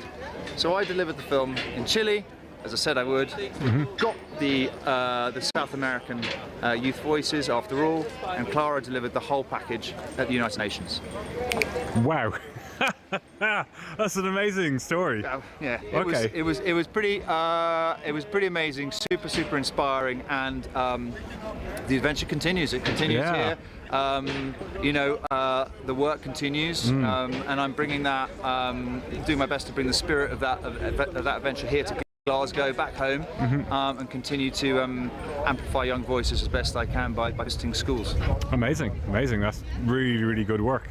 Thank you. So what kind of responses do you get when you're like, I suppose, what's the age of the kids? Like, is it the whole range? I'm primary schools, secondary schools, comprehensives, private schools, you know, right across the spectrum, different demographics. And you know what, relentlessly, every single time, and I am not kidding, the young people are so switched on, so well informed, and already doing stuff. It's not their job, it's not their responsibility, it's not their fault. Yeah. But they're not despairing, they're not burying their heads in the sand, they're getting on with it. They're out planting trees, they're out kind of creating vegetable gardens in their schools, they're sort of creating sustainable fashion projects, they're out litter picking, doing, you know, beach cleanups. It's I kid you not, every single time it's the same, and it blows my mind, and it keeps me fired up and inspired, and anything I can do to share that inspiration with other, you know, adults, and help them break free from the fog of overwhelming climate anxiety and the complications of it all. Don't worry about the overwhelming complexity. Focus on what's in front of you, what you can do, find your piece of the puzzle, and have fun with it. Do you know what I mean? It's not supposed to be some kind of like, oh no, you know, so what you're taking away the doom and gloom, and you're like, come on, let's crack on, and let's you know. You've got it. And this is the whole thing. It's like, you know, like the whole COP process. We've had like 25 COPs, you know, and starting in 1992, I think it was like 358 parts per million or whatever it was. Right. You know, and the whole idea was to reduce, you know, to stop carbon emissions and greenhouse gases, and bring them back down to a safe level. Yeah. So now what we've got now, we've got 20. This is the 26th COP process that we've got, and every year we've got like a incremental increase. And now we're seeing, like, you know, like 2021, 2020, the hottest year, and joint hottest year, like 2016, and so we're actually physically seeing the effects of it now. So we're getting a taste of, like, you know, what climate breakdown is, and there is this kind of sense of doom, you know, and people are saying, like, you know, COP failure is going to fail because we have to get all the national determined contributions in line with the science, which is 1.5 degrees, and we have like these kind of, you know, scientific terms and terminology and stuff. But the thing is, world is going to continue after COP26, you know, and we have to continue. You know, so we have to be thinking beyond COP. We have to be thinking what you're talking about, like communities and schools and individuals and businesses, and so collectively we can do all these things. We can. I think we all need to really keep the pressure on and ramp it up as much as we possibly can politically, to force our, you know, the corporate powers and our leaders and politicians who work for us. They work for us, and most importantly, they work for the children.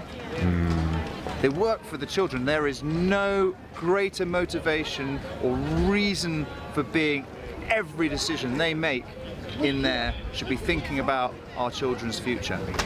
That's what they have in their hands, and so they need to really be conscious of that the whole time. The rest of us, sod the doom and gloom. Nothing gets done with doom and gloom. Yeah. Figure out what you're able to do yourself, what works for you, you know, relative to you, you know, personally, you know, what you care about. Find other people who feel the same way. Get together and start doing stuff. And the moment you start getting together, and the moment you start doing stuff, you feel better. You just do. It's empowering. It's empowering, and you're more positive. You feel better. It's an improvement in your own life. It's a no-brainer. The other thing is, everyone likes to talk about hope. You know, oh, hope this, hope that. I'm not a big fan of hope. I don't think much gets done with hope. What you need to do is you need to believe and you need to have trust, and you need to have faith. And when you really believe something can change, and we have all of the solutions we need to solve this, how cool is that? So there's nothing not to believe. Like, it's totally feasible, it's totally possible. Believe it, get engaged, and then start acting, and step by step, all the actions start adding up, and that belief becomes a reality. It's just the physics of how things work. So I'm not into doom and gloom. Yeah, no, that's great. No, this is great. Into hope. Yeah, I'm into believing you can do it. Yeah, getting people together. Yeah, and getting busy and just being positive in your life and making those positive changes and sharing the inspiration. And every time I go meet with the kids and I speak to them, that's the message that comes back at me, and not because they're already doing it. Yeah. And no one's telling them to do it, they're just doing it. So why don't we take a leaf out of their book and get this fixed? Yeah, no, absolutely. And you've been to the eye of the storm and back and survived to tell the tale. I have. You know, and I don't recommend chasing hurricanes, and whilst they are a natural phenomenon, of course, with climate change, they are becoming more numerous and more deadly. Stronger, yeah. Exactly, and so experiencing climate chaos at its most extreme was a very, very sort of dramatic moment for me, and I've seen the worst effects of climate change all around the world, because I've been lucky enough as a filmmaker and adventurer to live and work in some of the wildest, most remote places on the planet. So that's been incredible. I've seen the most majestic, wonderful natural beauty you can possibly imagine, but I've also seen the threat that natural beauty and the other beings that we share the planet with face. And so we're on this planet as humans to look after it, to steward it, to be custodians, and to improve, not to destroy. So we need to get real. We need to get real. We need to crack on and sort ourselves out. Yeah. And realise, what we're supposed to be doing. Yeah. Just push the boat out. Exactly. In your case, jump on a boat and sail across the oceans and climb up the mountains and cycle across continents. I mean, that's an extreme version, but that's sort of that's my vibe, and some people think I might be a bit bonkers to do these sorts of things, but it makes sense to me, and it's fun and it's engaging. You get a whole sense of what's at stake here, because you've got to see vast sways, and a lot of people kind of the problem is with urbanization, so many people live in towns and cities, and we've kind of lost this connection with nature. I'm insulated, and it's just where does food come from? It comes from the supermarkets, and we saw that with with COVID, the first thing that happened is all the supermarket shelves ran out of food, and so in the future, I don't want to be doom and gloom, but we are going to have to learn to deal with these kind of different trigger points that we're going to see changes in our lifetime, and we're going to have to work in communities and work together to actually overcome them realistically. Definitely, and if we don't work together, we are it's game over. But of course the wonderful thing is, if you're looking for optimism and you're feeling a bit down, you only have to look at human history and see how many times in situations of utter crisis, how we humans have got together and achieved the extraordinary. And that, when I talk about that whole the physics and mechanics of kind of belief, faith, trust in a really exciting vision, and then following that intention and putting the work in. There's no getting around doing the work. You've got to do the work. But the most extraordinary realities can be created, things that absolutely didn't exist and which most people thought completely impossible. Which is why I think, in the context of the Earthshot Prize that was launched, its inspiration from the moonshot idea of taking man to the moon. I mean, that's quite helpful when you think about it. Back in the day, it's right, guys, here's the thing, we're going to go to the moon. What are you talking about? How on earth are we going to do that? If you think back to that time, of course we've got, we've had various, multiple space missions and satellites in the sky and probes heading to Mars and stuff. None of that existed, none of it at all. We're going to the moon. Are you nuts? Are you completely off your rocker? Right? We did it. Yeah. We did it. Divergent, creative thinking, a wild imagination that comes from a freedom of thinking, a wildness inside. Yeah. Kids have that in abundance. Yeah. And we need to remember that. Remember that is within us, however much it's been stomped on by our sort of fearful, society that tries to box us into, little kind of cogs in the machine. But it's there. We have that wildness, and I think I've been very fortunate, spending so much time in spectacular wild places for that to have been kind of kept alive. And so that is only further fired up when I spend time with young people who have that so vibrant and so intact in them, and such an optimistic, positive, and creative vision for the future. That's amazing. Amazing. Wow. There we go. What about like the sort of people that you're engaging with? Like here, are you engaging with like kind of the youth strike movement, and there's Fridays for the Future? Have you spoken to any of these people? Basically I've just arrived only the other day, and I'm plugging into anything and everything. But throughout the adventure, when I travelled to Chile, it was the most beautiful journey through the youth climate movement. So I was indeed like well connected with Fridays for Future, Youth Climate Strike, Extinction Rebellion, you name it, like all these different youth organisations, all kind of with their own place. And I think that's also another useful thing to think about, is that we're very easily sort of like polarised these days, and easily divided, and we sort of go, oh, those guys aren't the solution, it's these guys, and they don't like them, and it's all about them. And it's like, no, do you know what? It's all about everyone. Everyone has their place, right? And you don't get like the youth sort of like splitting hairs about that. They're just getting on with it. Yeah. And we need to respect and understand our differences, and understand that there are multiple different pieces of this puzzle, but there's multiple loads of us, and we all have our different strengths, and so we've all got a different ability to fix those bits of the puzzle. Yeah. Just focus on that bit. Do not focus on the overwhelming, despairing big picture, and just trust that other people will be working on other bits of the puzzle. And I tell you what, the journey I've been on over the past couple of months, getting ready for this conference, coming up here, bringing the film, and meeting with exactly those sorts of people who are out there, not waiting for government or policy, and just creating solutions, whether that's antidotes to fast fashion, regenerative agriculture, better buildings, renewable energy generation, green finance, crikey, you name it. Yeah. I can tell you, there are a lot of people out there, a lot of very, very clever, extremely energized people finding solutions and getting it done.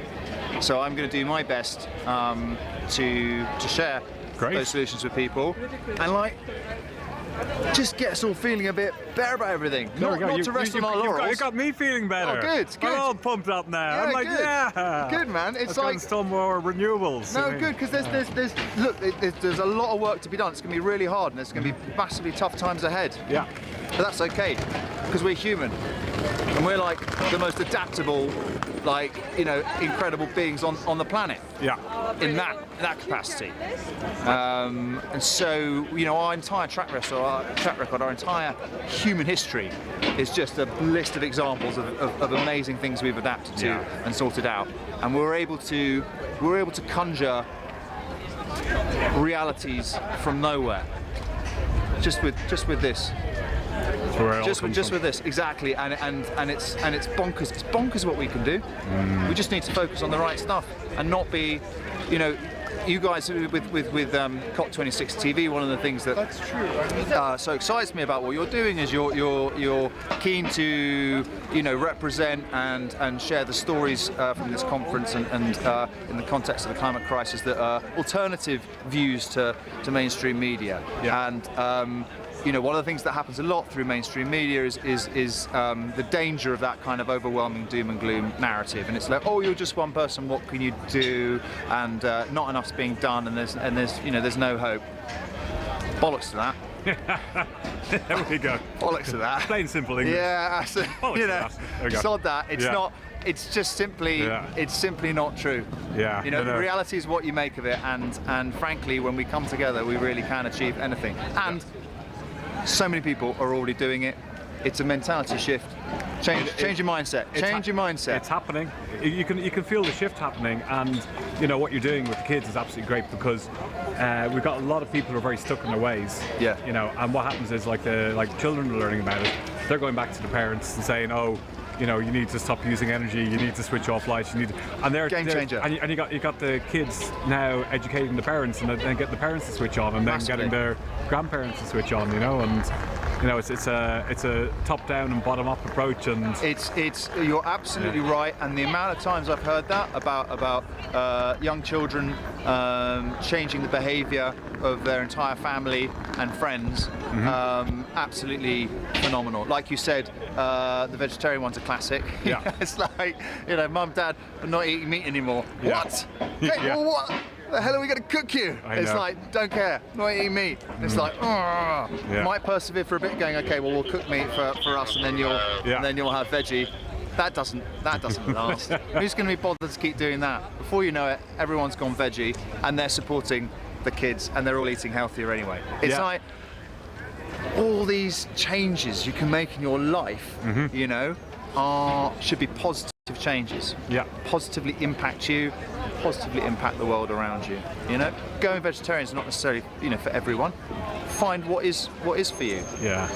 And there's so much that we can do. That's the cool thing. It's about, if you change the mindset, and you engage, and you start sort of going, do you know what? All right, let's actually get curious about this. What are the things that I can do? I'm going to stop waiting for someone to sort of go, you know, right, here's what you need to do, and here's what we're doing, and just get in line. I'm not going to do that. I'm going to ditch that laziness, and I'm going to actually engage, and I'm going to get curious and really start asking the questions. And you know what? My kids are really that adamant about not eating meat. Why? What really is, let's have a proper conversation about it. And like getting engaged, having the conversations, having the debates, having the arguments, that's the ticket. Yeah. That's the ticket. It's about engagement. We had it was slightly different, but like the Paralympian James Brown. Oh right. And he's now in jail in Wandsworth Prison, serving 6 months for climbing on top of an airplane in 1997. Oh no, in the Extinction Rebellion protests. Right. And then the BBC would still bring on climate change deniers to argue against climate scientists about climate change. And what motivated him was his daughter was studying geography in uni, and she learned about the decline of insects and realised how bad it was, and met up with her dad, and she was in tears, and he was like, what's wrong? And I was like, you know, I learned about this in college, and this you know, climate crisis, this is really, really bad. And he was just like, right. So he went off, read about it, realised actually how bad it was, and said, right, I need to do something. Yeah. So not quite the age that you're engaging with, but the whole thing of like children influencing adults. It is. That's exactly it. Because you know what, the kids are all right. Kids are on it. Yeah. It's us lot. Yeah. And it's our job, not their job.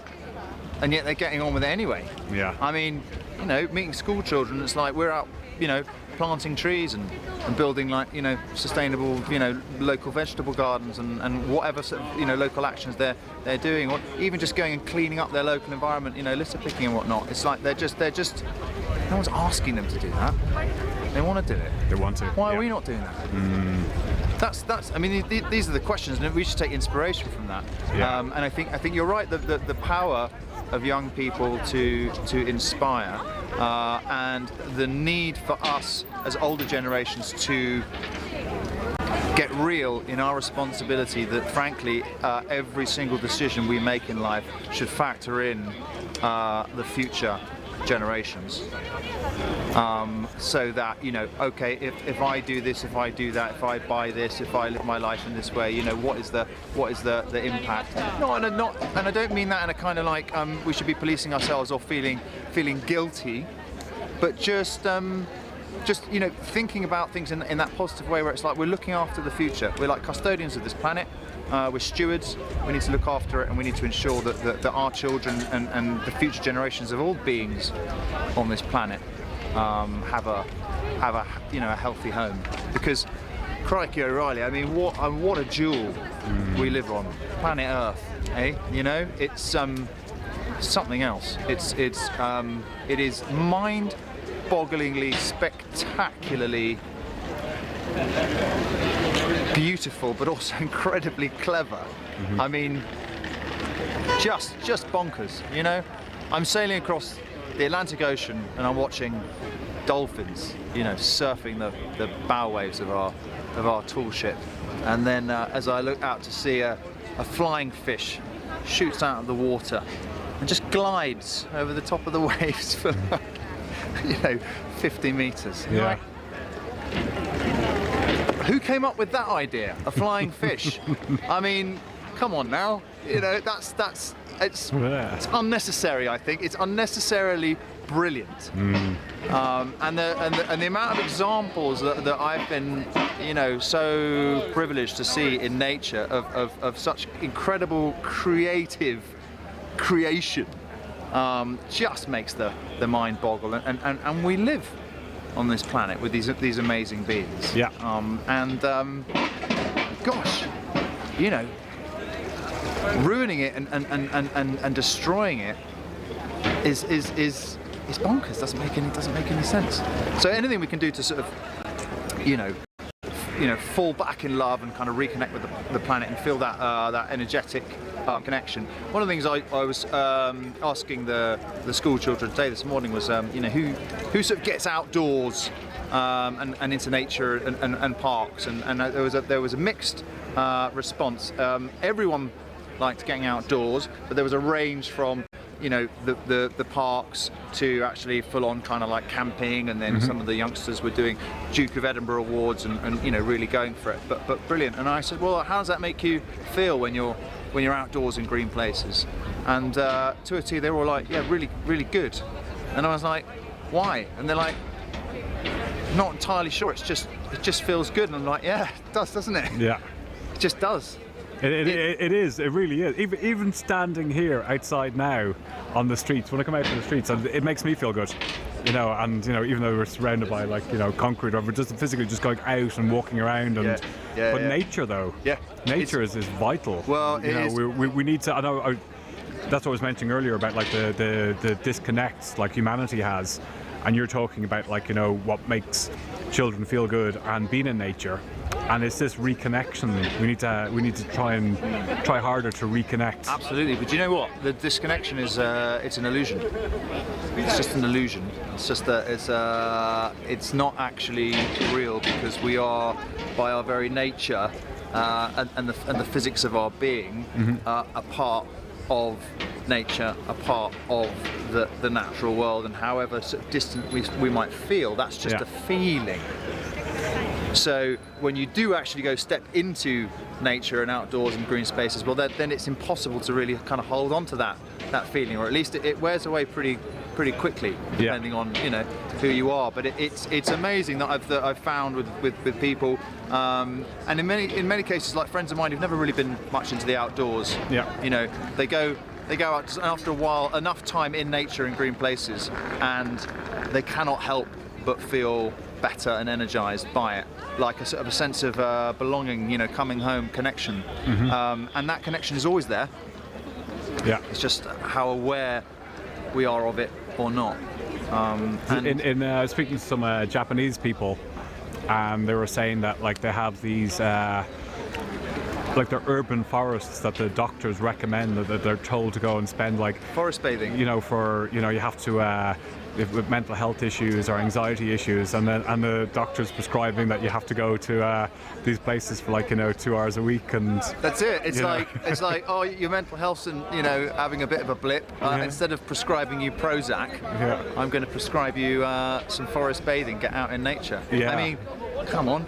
You know, if the doctors are doing it, it's a no-brainer. It's great. So, like, any opportunity, and it's wonderful when you find these examples of people, you know, trying to bring nature into our cities as well, because of course, you know, the majority of us do live in urban environments. But getting the green into our urban environments. You know, beekeeping. You know, bees are amazing. Bees are amazing. We need to help the bees. The bees need our help because like they're struggling with climate change. It's tough for them. Yeah. And with neonicotinoids and you know different exactly types of the insecticides and all that jazz. Yeah. Absolute nightmare. So they've got they're having a really tough time, the bees. And I mean, you know, you might not need to be a fan of insects, but who's not a fan of bees? I mean, come on, man, they're so cool and buzzing around, busy, and making all that delicious honey. Do you know there's like over 200 different types of bees in the UK? What? Still? Yeah. Thank goodness. Yeah. Brilliant. But we need to have like the, you know, multitudes of different types of wildflowers and plants and everything for them to eat. So it's something we can all do. Yeah, our wildflower meadows have taken a real, you know, pounding. Industrial agriculture's just not been great, really. I met with I cycled into Glasgow with a team of cyclists, and along the way we stopped a spot for lunch, and we met with a farmer from a farm not too far from Dumfries. Called the Ethical Dairy, and over the past 25 years they've transitioned from a fully industrial, you know, heavy input pesticides, fertilizers farm, you know, constant like numbers ratios, to fully organic regeneration. And what's wonderful about that is that they've now got to a point whereby the soil is as, if not more productive than it was when it was getting slammed with fertilizers and nasty pesticides, the same pesticides that give our bees so much trouble. And it's just as productive, and they put nothing into it, and so it's regenerating. It's allowing the microbes back into the soil. It's that biodiversity is growing, and anything and then the food that we eat, it's better for us. I'm getting pushed. I'm going to move. I've got to. All right, Where do you want to shift? I was going to just. This is what's happening behind me. Yeah, just back a bit. Stop financing fossil fuels. Yes, please. There we go. Yeah, here's good. Cool. Just getting pushed around there. There we go. So back to the soils. Back to the soils. Yeah. I mean, and this is the thing, you know, stop financing fossil fuels. Stop. You know, we want to sort of get our subsidies, and we need to speed the transition as quickly as possible. Now, I'm not the expert with solutions. That's not my sort of, you know, vibe. I'm all about kind of sharing the information and trying to kind of inspire that different mindset. Yeah. But actually, you know, what we do need to do is we need to do everything we possibly can and encourage our leaders and politicians, or frankly, just tell them, because they should be working for us to speed the transition as rapidly as possible, so that we can get as many farmers as possible, you know, regenerating the soil, bringing back biodiversity, you know, making healthier food, less poison in our soils, less poison in our waters, protect the bees, all that jazz. And it needs help, it needs support, it needs that financial kind of backing, and for us to really kind of put our value system in the right place. And if we do that, you know, the money follows. But 200 species of bees. That's cheered me up no end. We've got cuckoo bees. We've got solitary bees. Yeah. Do you know bees communicate in the key of C? There's what? Sorry. They communicate in the key of C. In the what? The key of C. When they buzz, when they do their. Well, all of them in the key of C? No, when they get together and they start making the noises in the hive. That's the song. But it's actually the same as the key, the musical key. The actual musical key of C. C, yeah. Okay. Any particular? There's people making. Why is it not D or E? Who knows? They went for C. How do we explain nature? Bees dig C. Okay, cool. Yeah. I dig bees. I'm trying to imagine the C chord now on my guitar. It's like, okay, I think. There we go. There's a Jimi Hendrix tune starts off with that. Yeah. Anyway.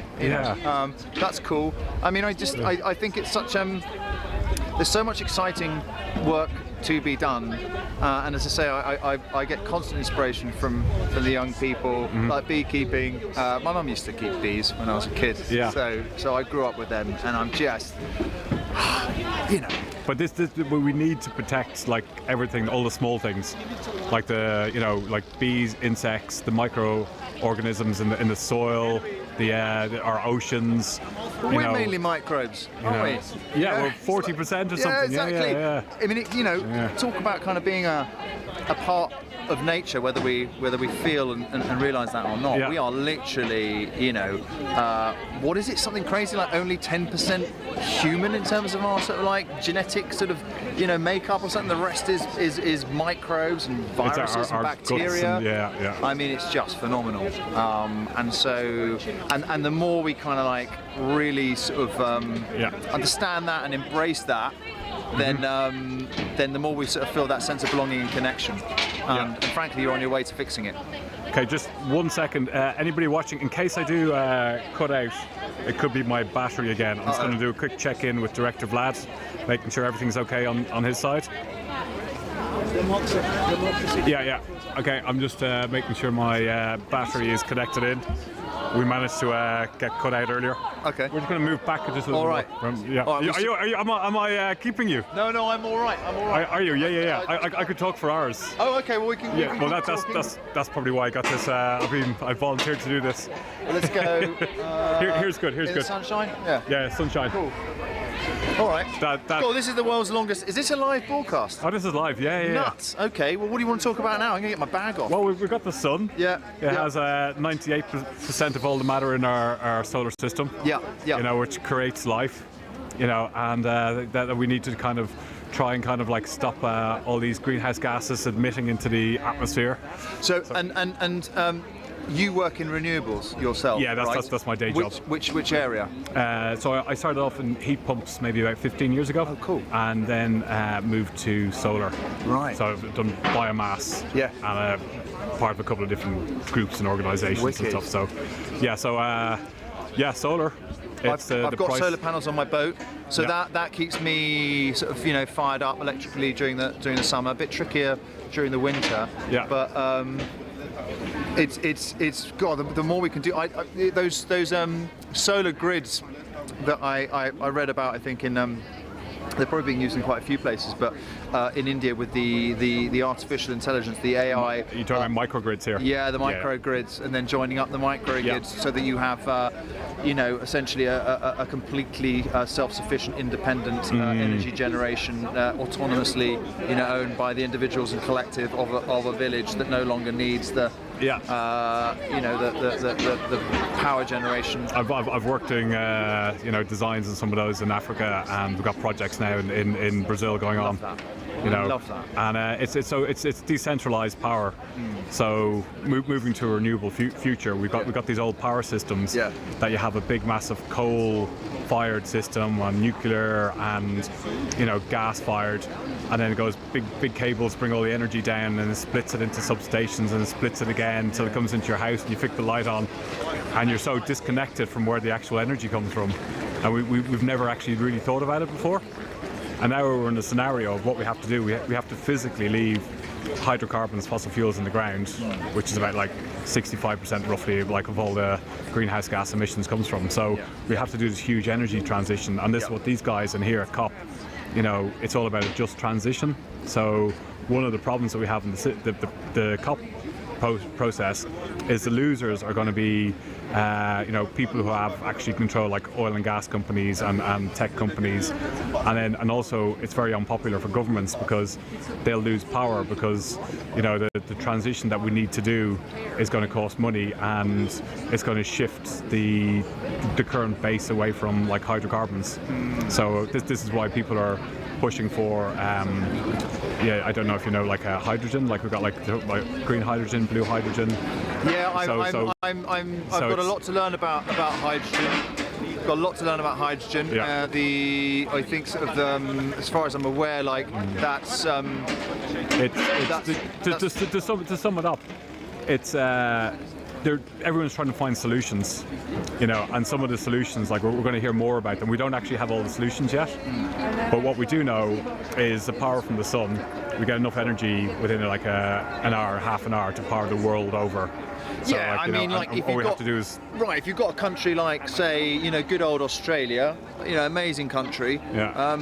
You know, you might ask the question, what? I mean, really, what are they still worrying about coal for when they've got more sun than they know what to do with? You know. Exactly. And if you've got like an incredible surplus of renewable energy generated, whether that's from solar in in somewhere like Australia or you know, Saudi Arabia, wherever it might be, or like on my travels when I was racing to get to Chile, fossil fuel free, I went through Argentina, and they were getting into fracking, and that was that was as billed as their sort of golden goose egg for energy sort of self-sufficiency in Argentina, and you're like, well, hang on a minute, what on earth are you talking about? Firstly, like, you've got a major water crisis going on. You're running out of water. You're not getting the snowfall, and therefore the snow melt from the Andes Mountains to sustain, and the glaciers are melting too. And I found myself in Mendoza, obviously famous for its wonderful wine, and the river Mendoza that comes down from the Andes was down to a trickle, frankly. And this was sort of you know, during the sort of spring. This is when the melt's supposed to be really giving it a bit of oomph. Down to a sort of bit of a trickle, then it came to a dam. They dammed the river Mendoza just above the city, with the idea that in years past that they would divert, you know, what water they needed to the city and to the surrounding agriculture. Well, you go visit Mendoza now, certainly when I went through, arriving in my electric car before I jumped on my bike to cycle over the Andes, and as you do. As you do, as you do, you know, why not? And the river did not flow past the dam. So the river Mendoza, after the city, is dead. It's gone. It doesn't flow to the sea. It's finito. It's all over, right? And they're talking about doing fracking, which uses an insane amount of water and poisons it. And you're like, are you lot completely mental? Meanwhile, just south in Patagonia, you've got just the most insane wind ever. You know, you've got enough wind power there to power the entire South American continent and some. Oh yeah. So with that surplus energy, what you can do? Let's make hydrogen cells. Let's do whatever. Let's get busy. Long-term interseasonal storage is what you need, and you over-design systems so you have 120% renewables, and you use like very large cables instead of like AC cables. You use DC cables, high frequency, and you can travel power like thousands of miles or tens of thousands of miles. Brilliant. So we're actually already laying a cable from Morocco to the UK. Right. You know, so the thing is... What, for the solar? Yeah, for concentrated solar. They're doing the same in Australia. They're going to be supplying Singapore. So the thing is, we've got all these solutions. So it's got the solutions. But we need funding. It's already happening. These guys to stop funding fossil fuels. Yeah. I'm going to say the figure again. Since the Paris Accord, signing the Paris Accord 6 years ago, they've invested over $2.7 trillion US in new oil and gas, fracking, hydrocarbon, you know, expansion and infrastructure. You know, and imagine all that money went into renewables and, you know, and even into the initiatives like for education.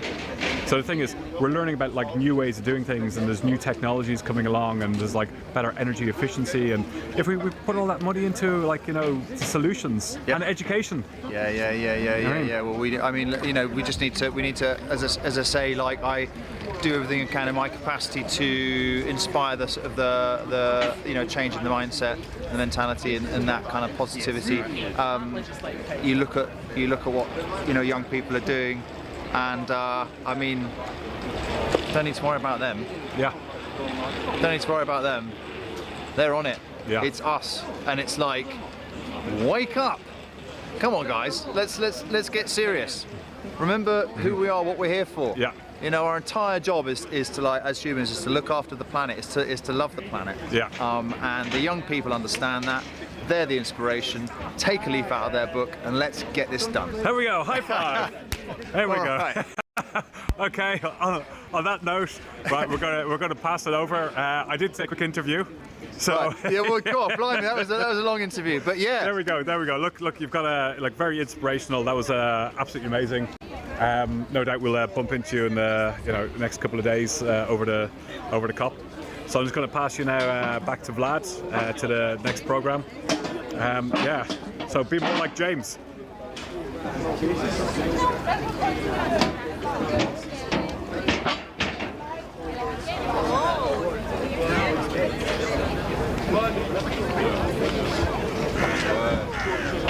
Or maybe it was a little bit too early to pass it over.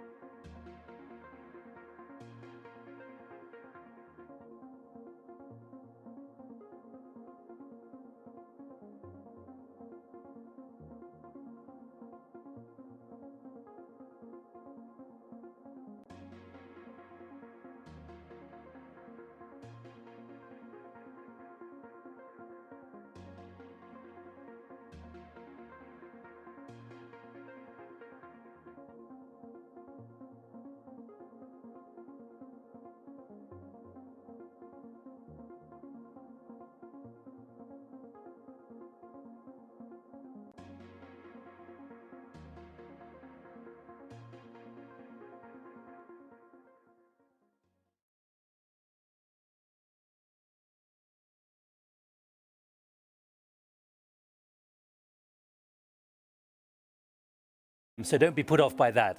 Shows the amount of dialogue that there is in a big day in Glasgow, day 2 of the summit. 2 very important agreements. Let me bring them straight to your attention. Firstly, to halt deforestation, and by 2030 to control the commercial destruction of trees. Big nations here have agreed to fund the transition with $12 billion. What does that money buy? How effective can that really be to stop the rape of too many jungles that are vital to neutralizing carbon dioxide and saving the planet? Leading experts will be sharing their views here in Nature's Newsroom. And there's a big agreement as well to control methane. You may say why. It is the hidden gas emitted by animals and heats the atmosphere 120 times more than carbon dioxide. Methane produces the equivalent of 2 billion tons of carbon dioxide. It contributes 4% of total emissions. So deforestation and methane. First, the deforestation agreement. Nigel Topping is very important, a senior figure in the COP26 structures here in Glasgow for the British government. He's the high-level champion for COP26. Nigel Topping, how significant is this deforestation agreement? It's a huge deal, right? We know that there's no route to net zero without ending deforestation and returning forests to being sinks. And for the first time, we're seeing practical commitments from governments, from the entire value chain of food companies, commodity traders, and the commodity producers, and crucially the finance sector as well. But a lot of deforestation has happened by evasion of regulation. Impunity is a problem, and companies who are self-governing themselves and not really being honest, can that be stopped? Well, I think 2 things to say. Of course, if governments aren't implementing their own regulations, that's a problem. The exciting thing I think now is that actually technology's got to the point where we've got much better ability to trace commodities and to know where they've come from and whether they've come from a place which has been illegally logged or whether they've come from a legal, sustainable production practice. So I think it's the combination of the commitments and our ability to credibly and transparently track them that we didn't have 5 years ago that is going to be the key to this being a success. What does the $12 billion go to? What does it buy? Well, it buys the transformation from unsustainable practices to sustainable practices. Crucially, we're seeing now these big commitments to restore land. And of course, one way that you can reduce pressure on deforestation is to invest in restoring degraded land, which has become unproductive. So you take the pressure off the need to create new farmland, and then we see some of that money has to flow to the smallholder farmers who are producing commodities in a regenerative way, because if they don't have the incentive to change their farming practices, why would they do that? And so the loggers as well have to be given an incentive. It's as blunt as that, is it? Well, I think that if you look at Costa Rica, for example, Costa Rica pays for standing forests. So absolutely, how can you expect somebody who owns land not to take the easy economic choice of cutting down logs which are worth more to them chopped than standing if you don't create the right economic incentive? So that incentive shift is a crucial part of this transformation as well. But what about the big companies who are making vast amounts of money by exploiting the jungles? Do they feel obliged? Will they feel obliged to change? Well, I think now that we're seeing trillions of dollars of financial capital committing to ending agricultural commodity-driven deforestation from their portfolios, the finance starts to dry up for anyone who's not able to demonstrate that they are only financing commodities which are produced in a sustainable way. So that, of course, some companies will commit in good faith, others will need the policy signals and the finance signals to, if you like, to nudge them towards complying with this process. 2 quick things while you're with us. Methane. Yeah. How significant is the movement there which you're detecting? It's huge, right? It's actually... Are you going to get an agreement here? Well, there's going to be a lot of countries committing and a lot of companies committing to reducing methane leakage. And as you know, the crucial thing about methane is that it's a very powerful greenhouse gas, particularly in the short term. So the crucial thing is that we really need action now to get that, and so every ton of methane that's leaked is accelerating global warming much faster than a ton of CO2, particularly in the short term. So yeah, I think we're going to see some exciting announcements today. And last question, while you're here, what would you say is the mood? Is there a feeling of a last minute to midnight? Because last minute to midnight was, of course, the warning about nuclear war as well. In other words, and the language from Antonio Guterres, the UN Secretary General, this is a catastrophe. I think there is, but I think there's also a resolve to turn, not to panic, but to turn that into very concrete actions this decade. And that's, so whether it's on deforestation or on methane or some of the technological commitments we're going to hear later today, it's about what do we do this decade to keep 1.5 alive. You've got a large number of people sitting the other side of the glass waiting to hear from you. Nigel, thanks for joining us. You're welcome. Thanks a lot. Nigel Topping there talking to me, I have to say, just before the methane deal was confirmed. Well, I'm joined by Dame Elizabeth Corley, who's chair designate of Schroders, the investment managers. Elizabeth, thanks for joining us. Pleasure. Let me just pick up on that word. You've heard all the kind of language which was used yesterday among the leaders about catastrophe, etc., etc. Is that having an impact, adding an extra mile, a few more kilometres to thinking and radical thinking? I think the pace has been accelerating for the last 2 years, frankly, ever since January 2020 in Davos, and you've seen an acceleration, and I think people are realising that every year that passes is a year that's gone forever in terms of making progress and taking action, and I think that has permeated into the financial services industry very strongly. But there's a real urgency, isn't it? It's not just a year passing, it's a month passing or a week passing. Well, it's interesting to hear Nigel talk in decades, and I think we are within a decade of 2030 now. We're within 3-4 years of the 2025 commitment on deforestation-free financing. So we're now starting to talk in years. I don't think we're yet talking in months. What about the emphasis on nature? I should say that you are part of several large financial organisations, including the Green Finance Institute. It's a long list. I'm not going to give it to everyone at the moment, but you are deep into finance. When you look at the reaction of the financial services and the kind of sector you're now representing, how would you say they are now equipped to handle this enormity of now deforestation, now methane? I think it's like everything. You've got the early movers and those who are absolutely committed to drive change, and I would put organisations like Schroders very much in that, wanting to see change happen at pace. You've got those in the middle who are waiting for more signals, whether that's policy signals from government or, importantly, signals from their clients saying, hurry up, we don't want to wait any longer. And then you've got laggards who think, well, I'm not going to move until I'm forced to. I think what I'm seeing in the last 6 to 12 months is a shift in that curve, a shift in the right direction for more pace. Because one of the other issues which is critical is the role of nature. It's an externality which has a cost. Absolutely. And many in your business have been very reluctant to accept that. I don't know if it's reluctance. I think it's complicated and it's very difficult because, first of all, we haven't even got a carbon definition that works globally yet, and at least now there's an acceptance of science-based targets around carbon. If you move into nature, the definitions of nature, of natural capital, natural cycle, become very complex and the information isn't available. I think there's an enormous interest of investing in a way that's sustainable around natural capital, an enormous interest. People recognise, exactly as you say, it has not been priced, the externalities are unpriced, the risks are not being noted, and the opportunities are not being financed adequately enough. But is there a sense of urgency there? After all, it's, 8 months since the Das Gupta report, who emphasised the importance of nature. Prince Charles has been saying it for years. Absolutely. Others have been saying it, but now it's there, centre on the front of every agenda. Which is brilliant. And I think what we can't do is take the same time on nature as we did on carbon to accept the urgency.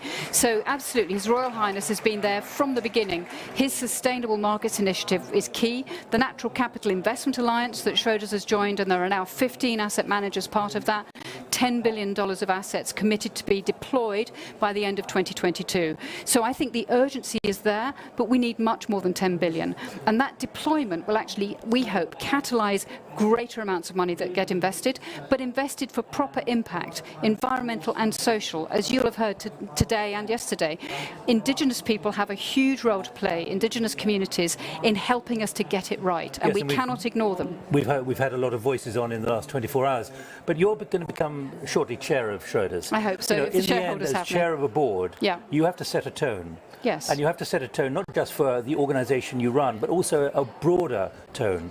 How much do you think your fighting a traditional mindset still within the finance sector? In Schroders, not at all, I would say. And part of the Everyone reason gets it. I think the whole board understands that our responsibility is intergenerational. I mean, it's still a substantially family-owned firm, long-term patience, intergenerational thoughtfulness. We have a financial duty to our clients and to our shareholders, and we will absolutely always fulfill that. But yes, absolutely get the fact that environment and social matters now are central to investment decision making. Now, I think there are other investment managers who feel the same, and they're very much always with us in the alliances that we form to drive this forward. I think there are parts of the investment industry waiting for greater leadership and clarity on the opportunities. Because you used the word laggards earlier. I did, and I will say that because there are people who will always be at the end of a tail. I don't think they're the ones we need to worry about. I think what we need to focus on is demonstrating that natural capital is a really good investment opportunity. It can be done in a way that generates real outcomes and impacts, both environmental and for social communities, and it has an investment return, and that's why we're part of the alliance. Final thought, I remember your chief executive at the Green Finance Institute saying a year ago at the first convening of their conferences that there's still a real mindset problem in the finance business. If I ask you now for where you think you'll be in a year's time, do you think there will be a real sense of radicalism and determination, pressured by shareholders and also stakeholders? I think we will see faster pace, whether it is radicalism, whether it is, if you like, revolution as opposed to rapid evolution. I wouldn't go that far, but I do think we'll see the pace of evolution and change increasing exponentially in the next 12 to 18 months. And politely, you'll be cracking the whip a little bit at Schroders. I don't need to do that at Schroders. It's a great team. Or in your other organisations. Dame Elizabeth, thank you very much indeed for joining us here at the Nature Newsroom. Thank you. So what will an international deal on deforestation achieve? What will $12 billion buy? I was joined from Washington by Francis Seymour of the World Resources Institute. First, though, Dan Zarin, who is Executive Director for Forests and Climate at the Wildlife Conservation Society. Dan Zarin, the deforestation deal, is it enough? Will it be urgent enough? Will it force change? Well, it's a very good development. I think what we're seeing is a strong commitment from world leaders. 110 leaders signed on collectively to a pledge to indeed work collectively to end deforestation by 2030, indeed to halt and reverse deforestation by 2030. What that means and how it will be implemented will be different in different countries. Some places are clearly more serious than others, and the rubber meets the road at national level, but the collective international commitment is there, quite positive, and there is a substantial and really unprecedented financial commitment behind it of about $12 billion from a large number of donors to support work towards that end, with many subsidiary commitments and additional private sector commitments around that. But to be clear, is it rapid enough? Does $12 billion really buy what is needed within the time of 2030? Well, the way that I look at it is it's a very important, substantial down payment on what's needed. But what does $12 billion achieve? Needed. What does $12 billion achieve? What $12 billion should achieve is, first of all, it puts these issues at center stage. Right? We now have global commitment around forests and biodiversity as central to the climate change agenda. And indeed, as President Biden said this morning, a link on that agenda towards pandemic prevention and public health. And the amount of funding is unprecedented in terms of putting that money towards actually addressing the problem. Well, let's go to Washington, D.C. to Francis Seymour. Francis, welcome, Distinguished Senior Fellow at the World Resources Institute. Do you believe this is enough and as decisive as Dan is suggesting? Listen, it's always thrilling to hear heads of state talk about forests, and that's what we heard this morning. And I think what's significant about their declaration is that it was really, framed in a sense of systems change, as Boris Johnson mentioned in his remarks. And while the $12 billion is, a step change from the kinds of public finance commitments for forests that we've heard in the past, frankly speaking, it's still small compared to the trillions of dollars in private financial flows that are sloshing around and, the large amounts of public sector subsidies that drive deforestation. So I think this systemic change is actually something we need to focus on in addition to the 12 billion allocated to solve the problem, and look at how we're going to redirect funds that are causing the problem. And that's why these financial sector commitments that Dan just alluded to are quite important. If we get the investors that control the trillions to get deforestation out of their portfolios, that in turn puts pressure on the companies and the countries that are still encouraging deforestation. Well, let me put to you what a member of the Dayak community in Indonesia was saying to me a few hours ago. He said, we're dealing with impunity, people who rape the land and they know they can get away with it because they have to control it for themselves at the moment. Is that going to be put to an end, Dan?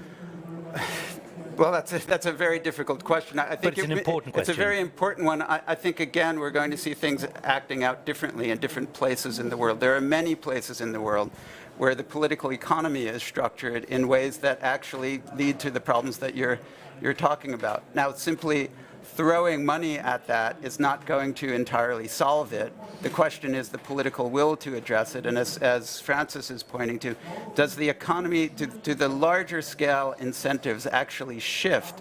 We heard from some people in the investment community at the just about half an hour ago saying we've got to move global capital markets to where they are actually incentivizing people and planet rather than incentivizing the degradation of people and planet. Now, if the financial community globally actually embraces that and shifts to really focusing on the issue of what forests do and the extent to which the global economy depends on forests, then we will be in much better shape. That shift is not happened, but for the first time, I think we are hearing important voices, both political voices and voices in the financial community, recognizing that that shift needs to happen. So we're at the cusp, and you're asking questions about what is it going to deliver.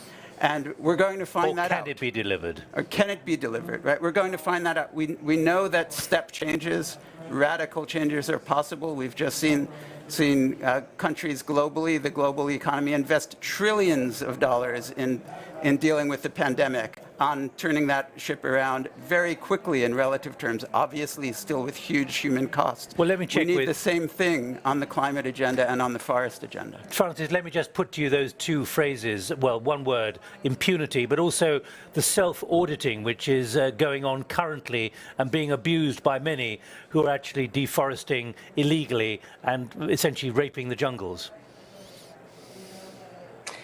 So it's a great question, but I think we've got a two-pronged approach that we know can work.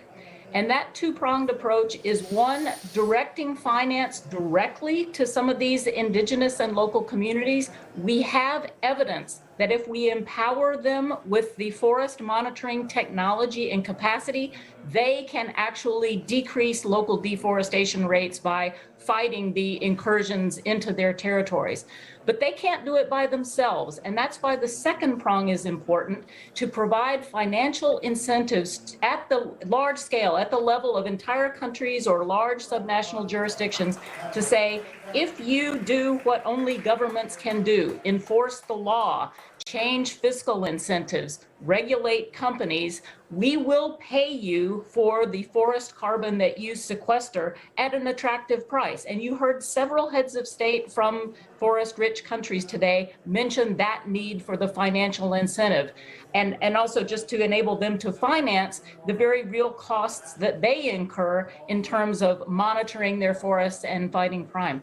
Let me ask you both finally about the other heads of state announcements. There's a danger we're going to get stuck on deforestation when other big things have been announced as well. Dan, in bullet point way, can you just highlight the kind of things we should also be looking at which have been announced? So look, we're here at the climate change COP. There are really two things that are really critical that need to happen to address climate change. We need radical reductions in carbon emissions, not only obviously from nature, but from the whole energy and transportation economy. That enormous amount of decarbonization needs to proceed rapidly in the next 10 years. And at the same time, we need to protect forests, because forests are already preventing climate change from being anywhere from 30 to 50% worse than it already is. We're seeing announcements on both places. We're seeing a lot of commitments now around 2050, some in advance of 2050 to reach net zero by many countries across the economy. Right? Some countries are pushing further out, and I think we need to really see the implementation of what was the promise of Paris, that when countries make pledges, they are reviewed, ambition gets ratcheted up. That has been happening. It needs to happen faster because we've really just got this decade to make the difference we need to see. Francis, again, those heads of state announcements, what else would you like to highlight? I think, we're hearing a lot about long-term commitments and sort of general statements of collective responsibility. What we need to listen for is the short-term pledges for what individual governments and other stakeholders are going to do, not in 50 years, not in 10 years, but this year. And one of the most powerful statements this morning was from Hindu Ibrahim, an indigenous woman from Chad, who said, she's going to be looking 1 year from now, what you've done in the next year, because in 1 year, the trust will be gone. So we really need to be listening for statements about what people are going to do when they leave this conference, not in 10 years or 50 years' time. Quickly, a minute on this from each of you. The investment community, investors, customers, suppliers, and so on, how much will they be forced to change because of what has been announced and agreed this morning? Well, they need to change a lot. I mean, but will they? Well, what we're seeing is trillions of dollars in investor funds committed to making that change. Now, that is a start. As I said before, this is a down payment. We need to move the whole community, the lion's share of capital markets, to be nature positive, to be addressing the climate issues. So their activity will be crucial in all of this. Oh, it's absolutely critical because at the end of the day, what we're hearing in all of these announcements is money talks, right? Where the financial commitments are, the commitments more in the investment space, how people are making money. Are they making money from exploiting nature, from exploiting other people, or are they making money by investing in the value of nature and in a more inclusive economy? Well, let me check That's that with the change we need. Francis, your view on this, about how vital the investor, the financial community, the supplier community is going to be in all of this, laying down very clear conditions. We won't buy from you unless. Well, it's critical, and I think what's important here is that we are seeing the process of establishment of a new norm, that it is no longer acceptable to finance deforestation. And now with the technology and monitoring that we have and the ability to trace money and trace goods, we're able to call them out. And so they face the reputational risk from doing it. And in addition, they increasingly appreciate that they face material risk because their own investments are threatened by the local effects of deforestation on their operations that they're investing in. So I think it's an important watershed. Francis Seymour from the World Resources Institute in Washington and Dan Zorin here in Glasgow from the Wildlife Conservation Society. Thank you both very much indeed for those perspectives. Well, let's pick up on that critical issue of investment. I'm joined by Emin Ishil, who is from Norway, who's from Storebrand Asset Managers. And you heard there, the very clear message, particularly from Francis. This is a new norm. It is not acceptable to finance deforestation anymore. Is that already your experience? Yes, and first of all, thank you very much for having me here. And this is the new norm. I think there is no credible pathway to 1.5 degrees without nature. If you're going to claim to be credible about, if you're going to claim to do climate change, we cannot do that without deforestation, without ending deforestation. It accounts for 10% of global greenhouse gas emissions. Do your investors accept that now? Yes, and in Storebrand we have been working on deforestation for a decade now. We had a similar commitment. We made that already in 2019, a 2025 commitment. But this calls for joint action and collaboration. So we're very pleased to see a broad range of actors coming together now today, governments, financial institutions, companies, and committing to end deforestation. What kind of signal is sent by this agreement? Because there are still many who say it's still not enough. It may sound big, $12 billion, etc., etc. Yeah. But actually there are still many out there who are very cunning at evading efforts to control them. Yeah. And that's a fair point. We have seen that in 2014 with the 2020 commitment, which were not achieved, that people are a bit reluctant to see all these commitments. So we need to turn these commitments into concrete actions. We need to identify, map our portfolios, identify companies at risk, and engage with these companies. But do you have those maps already? We have done it in Storebrand. We have identified and mapped our portfolios, identified companies at risk, upstream and downstream, but also banks that we're invested in. And we're engaging with these companies currently. And do you have enough data to know precisely what is happening and who's doing what around the world in forests? No, we don't. And that is the main challenge with deforestation.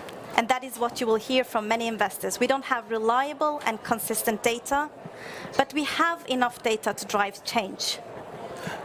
There are those who say that what you're seeing on deforestation is equivalent to what we've seen with other international protocols. Ultimately, despite skepticism, it does work.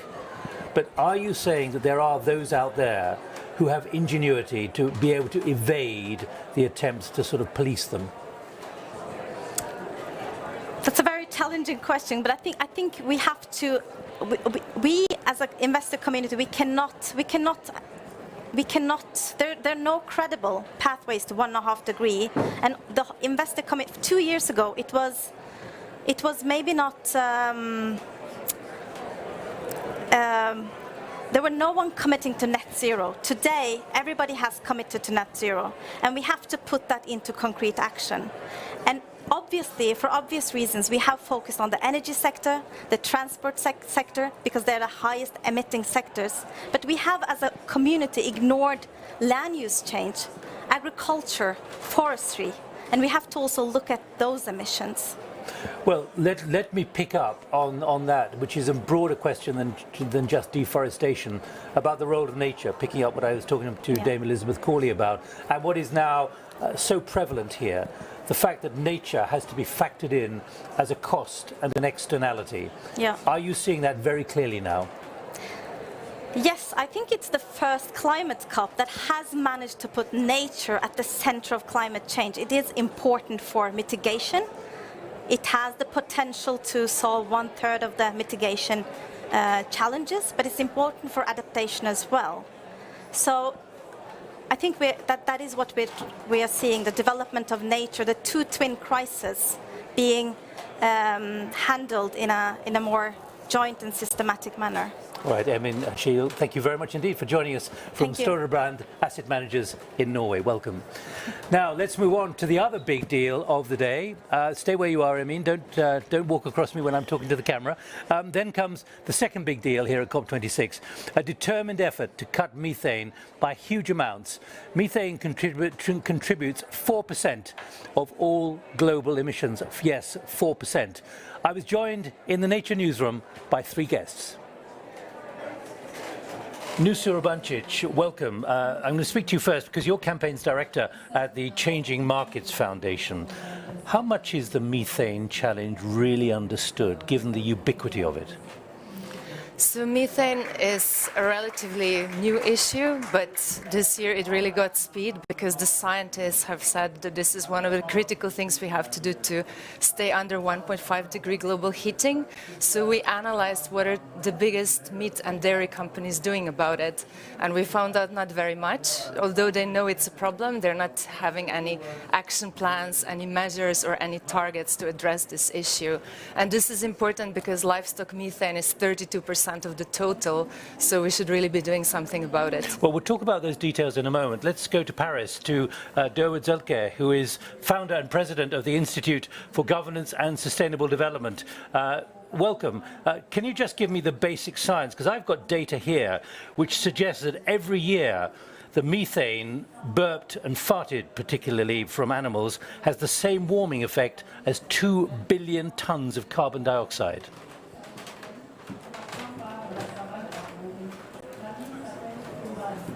Can do to slow climate change. It represents about half of all warming today, and it has the unique characteristic of being short-lived in the atmosphere. And that means when you cut it, it produces cooling very quickly, gives us a chance to win the 10-year sprint to 2030 and stay below the 1.5 as we pursue the marathon to net zero at 2050. Is it controllable in your view? Almost all of it is controllable and at low cost. So you start with the oil and gas and coal sector. Now we're phasing out of that and moving to clean energy, but along the way, it's essential to stop the leaks of methane. We know how to do it. It actually saves the companies money and preserves their social license to operate. Let me just the next piece, of course, is let me just check one bit of data, if I can, Durwood. Methane, 120 times more warming the moment it reaches the atmosphere. Is it that serious? Well, because when you measure it over a 20-year period, it's that big. And that's our relevant time frame. It's probably not even 20 years. It's 10 years. Because within this next 10 years, the self-amplifying feedbacks of the Earth will start to turn from our friend to a foe, and we'll lose control of the climate system. So methane in that period, that 10 to 20 year period, is the single most important strategy the world can pursue. All right, let's work out where the New Deal is going to take us on that. But first, let's go to Reis Tirado, who's joining us from southern Spain, who's senior research scientist at Greenpeace Research Laboratories, normally at the University of Exeter. Reis, welcome. What can you add about the science here and the enormity of the challenge, particularly what is being produced by animals? Yes, so animal agriculture is the single biggest emitter of methane of human activity, from human activity. So it's one of the key elements we need to limit if we are to really reach a safe climate controlling methane. Cutting animal agriculture is actually like an emergency brake into methane emissions. But the current pledges are not really including animal agriculture into it. Every climate scientist is actually saying we need to eat less meat and dairy, but politicians need to catch up with this fact. How much, what is the volume in your view, in your scientific assessment, what is the volume of methane that is the big challenge? So we need to, methane emissions from agriculture represents around half of all methane emissions into the atmosphere from human activities. From that, around 90% of the agricultural emissions come from enteric fermentation, that is from the digestive system of the animals, and from manure. So the biggest chunk of that limit of emissions within agriculture is coming from the animals. This is why this component is essential if we are to limit global warming in the short term. Methane has a global warming potential 8 times that of CO2 in 20 years and 30 times in 100 years compared to CO2. This is why it is very important to limit it in the short term. If we are to reduce temperature in the next decades, it is essential that we reduce methane alongside reducing CO2 for the long term, especially. All right, well, let's go back to Nusa Urbancic from the Changing Markets Foundation here in Glasgow. Because, Nusa, I'm going to hold this up, and we're not going to go into the detail here. Some of you may be able to pick up some of the names of some of the companies, but I'm just showing you this because there is a list here which starts with the most guilty, if you like, by the standards of your analysis, the companies and how they are handling this. What is your analysis of the view of these large corporates, making big money from agriculture and their attitude to methane. Yeah, so we produced the first ever ranking of global meat and dairy corporations and what they're doing on climate and methane specifically. So these are the companies that together have annual income of $500 billion, which is equal to GDP of Sweden. And it shows that the best performer, Nestle, only got 1/3 of the points. That's Nestle at the top. Yeah, at the top. And the worst one, French group Biga, which is the biggest European Right down at the processor bottom. of beef, got 0. So, and the average score of meat company was 7.5%, and the average point of dairy was around 15%. So you can see they're not at all addressing this issue. Are they in denial? Are they lacking willpower? Is it just a matter of time before they have to be pushed, if not forced, into changing? I think the Global Methane Pledge is a great opportunity to actually change this, because it does have a gap. It doesn't go the whole way of what is needed. 30% is what the governments agreed, but we need to do more. And we need to do more anyway to transform our food system, also to cut CO2 emissions. And for this reason, we are saying this is a great opportunity for governments to fix their broken food systems. Well, let's go to Durwood if we can. Durwood in Paris, you've been involved in negotiating and specifying and producing the fine print in this methane deal. What is there going to be which is going to be manageable and also achieve the kind of reduction in methane production which you all say is so vital? The methane pledge is a great step along the way to more intense management of methane. And I'll refer us all to the sectoral agreement that has protected the stratospheric ozone layer, the Montreal Protocol. This should be our inspiration. It is the single most important climate treaty. It has already solved an amount of warming that otherwise would equal what CO2 causes today. And if we use the architecture of that agreement and apply it to methane in the next few years, literally the next 2 to 3 years, we can have a chance of keeping the planet below 1.5. Well, Durwood, I have here NUSA's Changing Markets Foundation document, which says right at the top, blind spot, how lack of action on livestock methane undermines climate targets. What's in the protocol, what's in the deal, which is going to force the agricultural producers of methane and those who buy the products from the cattle which produce methane, what is there in the deal which is going to force a change of heart from these big companies? Well, I think what we're seeing is that the heads of state of the world have finally woken up to the fact that methane is an essential target. So this means that if you're the head of one of these large dairy farms or meat producers, you will lose your social license to operate if you do not learn to control methane, and to do it in the very, very short term, in the next couple of years. I mean, this means that the cops are after you now. That's the signal that the methane pledge is sending to the world. Is it going to be that rigorous? Literally, the cops are after you, not this COP where we are at the moment. You're talking about, if you like, the methane policeman. Well, I think, again, the way these things work is that you start and you strengthen. So we know that we can go after the emissions from oil and gas and coal immediately, save money, they're dirt cheap. We can go after landfill. Agriculture is a little trickier, and you want to look at the best jurisdictions, for example, California, which is a big agricultural state in the US, and to see what strategies they're using, including how you shift subsidies for agriculture. We expend a tremendous amount of public money on agriculture, and if we shift away from the damaging to the good, we can keep the farmers in business, we can keep the food on the table, and we can reduce methane and save the planet. Let me go to Reis Tirado. The issue here, of course, is net zero. That's what the great ambition is. How does methane, this kind of reduction in methane production, how will that impact on the net zero ambitions? So I think it's really important to go back to the fact that animal agriculture, going back to nature. So animal agriculture takes around a quarter of the land on the planet. So it has a very big impact on nature, both from the emissions of methane, but also for the destruction of ecosystems.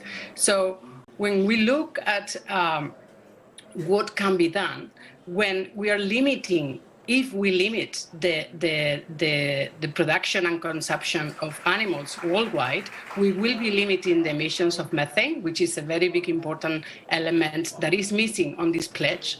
Actually, it talks about technological solutions within the methane in agriculture, but it doesn't really look about reducing meat and dairy.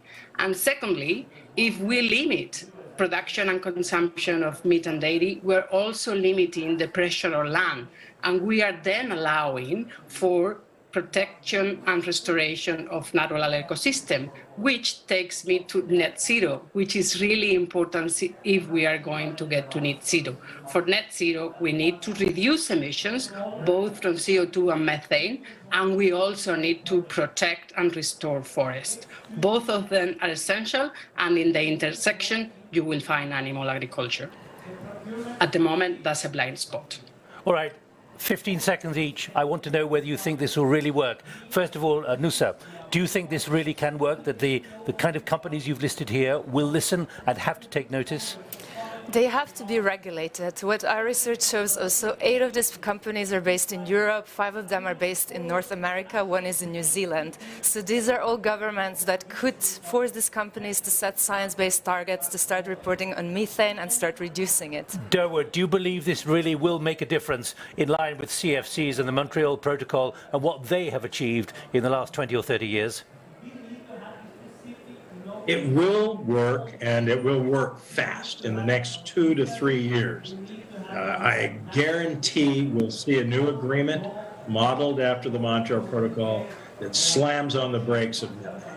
Thank you. And finally, Race, are you optimistic? Do you agree with both Nusa and Durward? It will work. It will work because not only science is already saying it clearly, also young people are changing their behavior.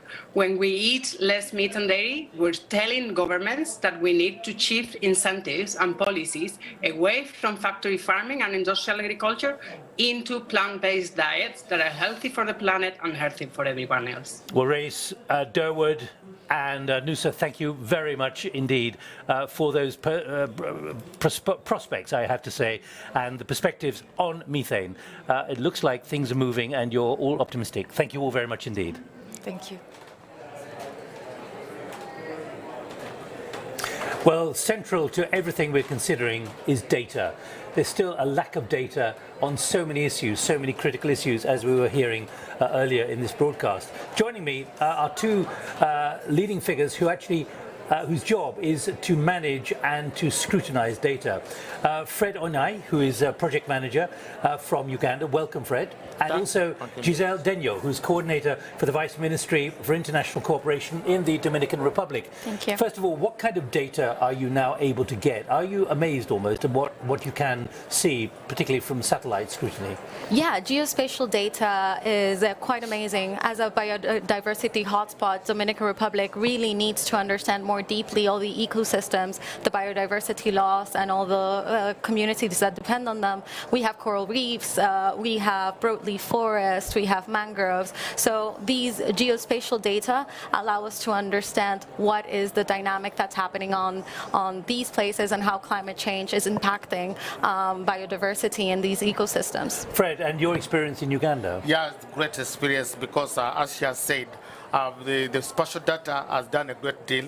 It has moved us from policy thinking that are not science-based. It is promoting the science-based policy interface based on the spatial data. We have moved to map the entire Uganda into what we call the nature-based solutions area of action. The entire area of Uganda? Yes, the entire Uganda in terms of nature-based solutions action areas. Protection, which takes 20%. Then we have got restoration, which takes 13%. And I've got a management, that's sustainable management, that takes 20%. All this we are doing to promote, 1, biodiversity integrity, that's for ecosystem services, for human livelihoods and sustainable development, but also climate resilience. Giselle, just give me an idea of, or give us an idea of the kind of precision that you can now get from data in the way that you've described? Well, we can get granular data on biodiversity loss, on degradation, on But what land. does it show? Give me an example or two. An example, it would show in time the percentage of forest that has gone from a coniferous forest, to say an example, to agricultural land, right? So we would be able to see this and see the impact in land use change in Dominican Republic. Have you discovered remarkable things which you didn't know beforehand from this geospatial data? Yes, quite a lot. First of all, the issue of zoning the entire country in terms of nature-based solutions action areas, and secondly, the issue of having targets, policy targets that are now meaningful. Because now we are able, for example, to develop targets for wetlands coverage in the country from 9.08% in 2021 to 9.57 in 2024. The same with the forest. We are going to have a target because of the data we have got now, which is real-time data from the current 12.5% to 15% in 2025. So all this because now we have got spatial data in place, and besides, we have now joined the UN, the biodiversity lab that now give us the more information, more databases that we can now plan. We can now inform policy through data other than just having actions. So we are looking at it from data to information to policy action planning and implementation, monitoring, review, and the improvement. Well, Fred and Giselle, yes. Thank you very much indeed. Two views there from Uganda and from the Dominican Republic. Thank you both very much indeed for explaining the intricacies of what now can be seen, particularly geospatial data. You're with the Nature Newsroom.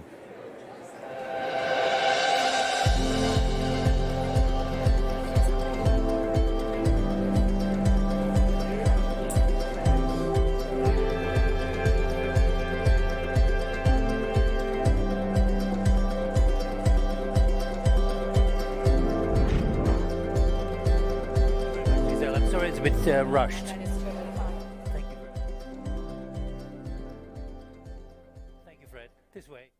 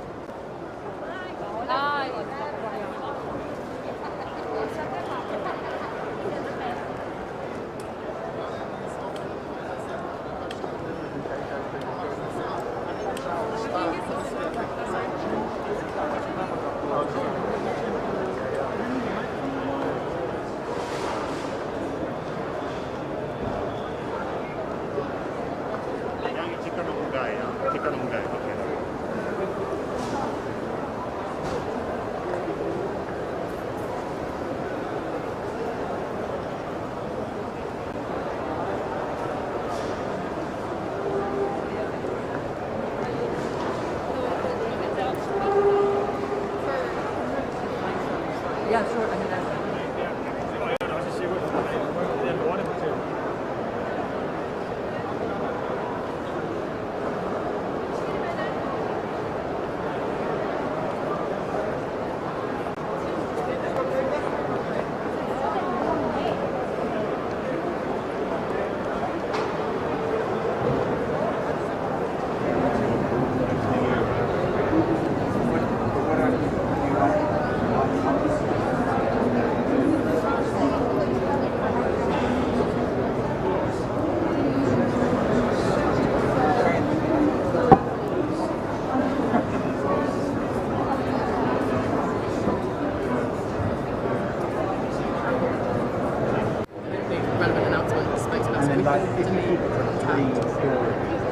Yeah, just make it really. What we want to try and do is so like the journalists can take that thing have a business. Yeah. So just want to know exactly what it means.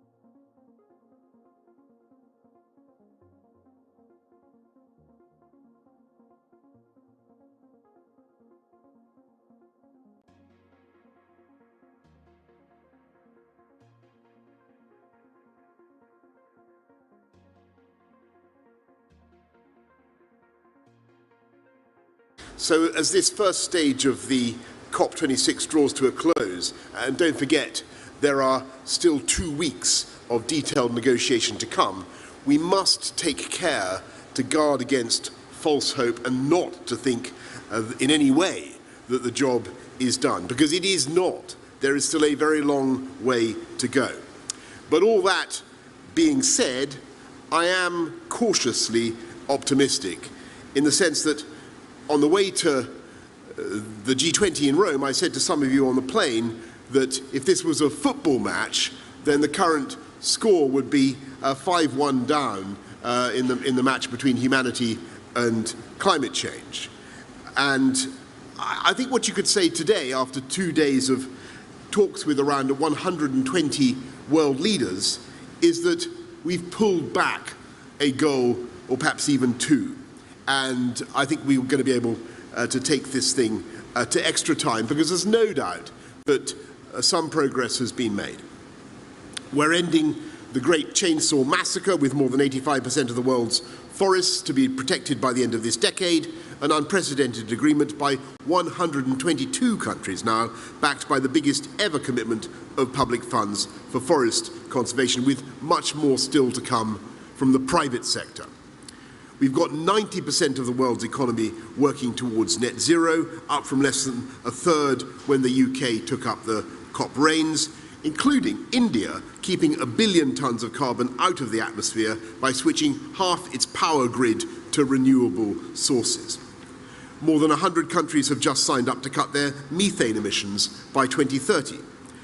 When we were selected as hosts of COP26, just 1% of the world's economy had met the post-Paris obligation to improve on their 2030 emission targets. Today, that figure stands at 80%. And it's not just that we're putting forward better targets or bigger targets. The world has been actually putting forward the plans to reach those targets. Billions of dollars have been committed to supporting developing and vulnerable countries.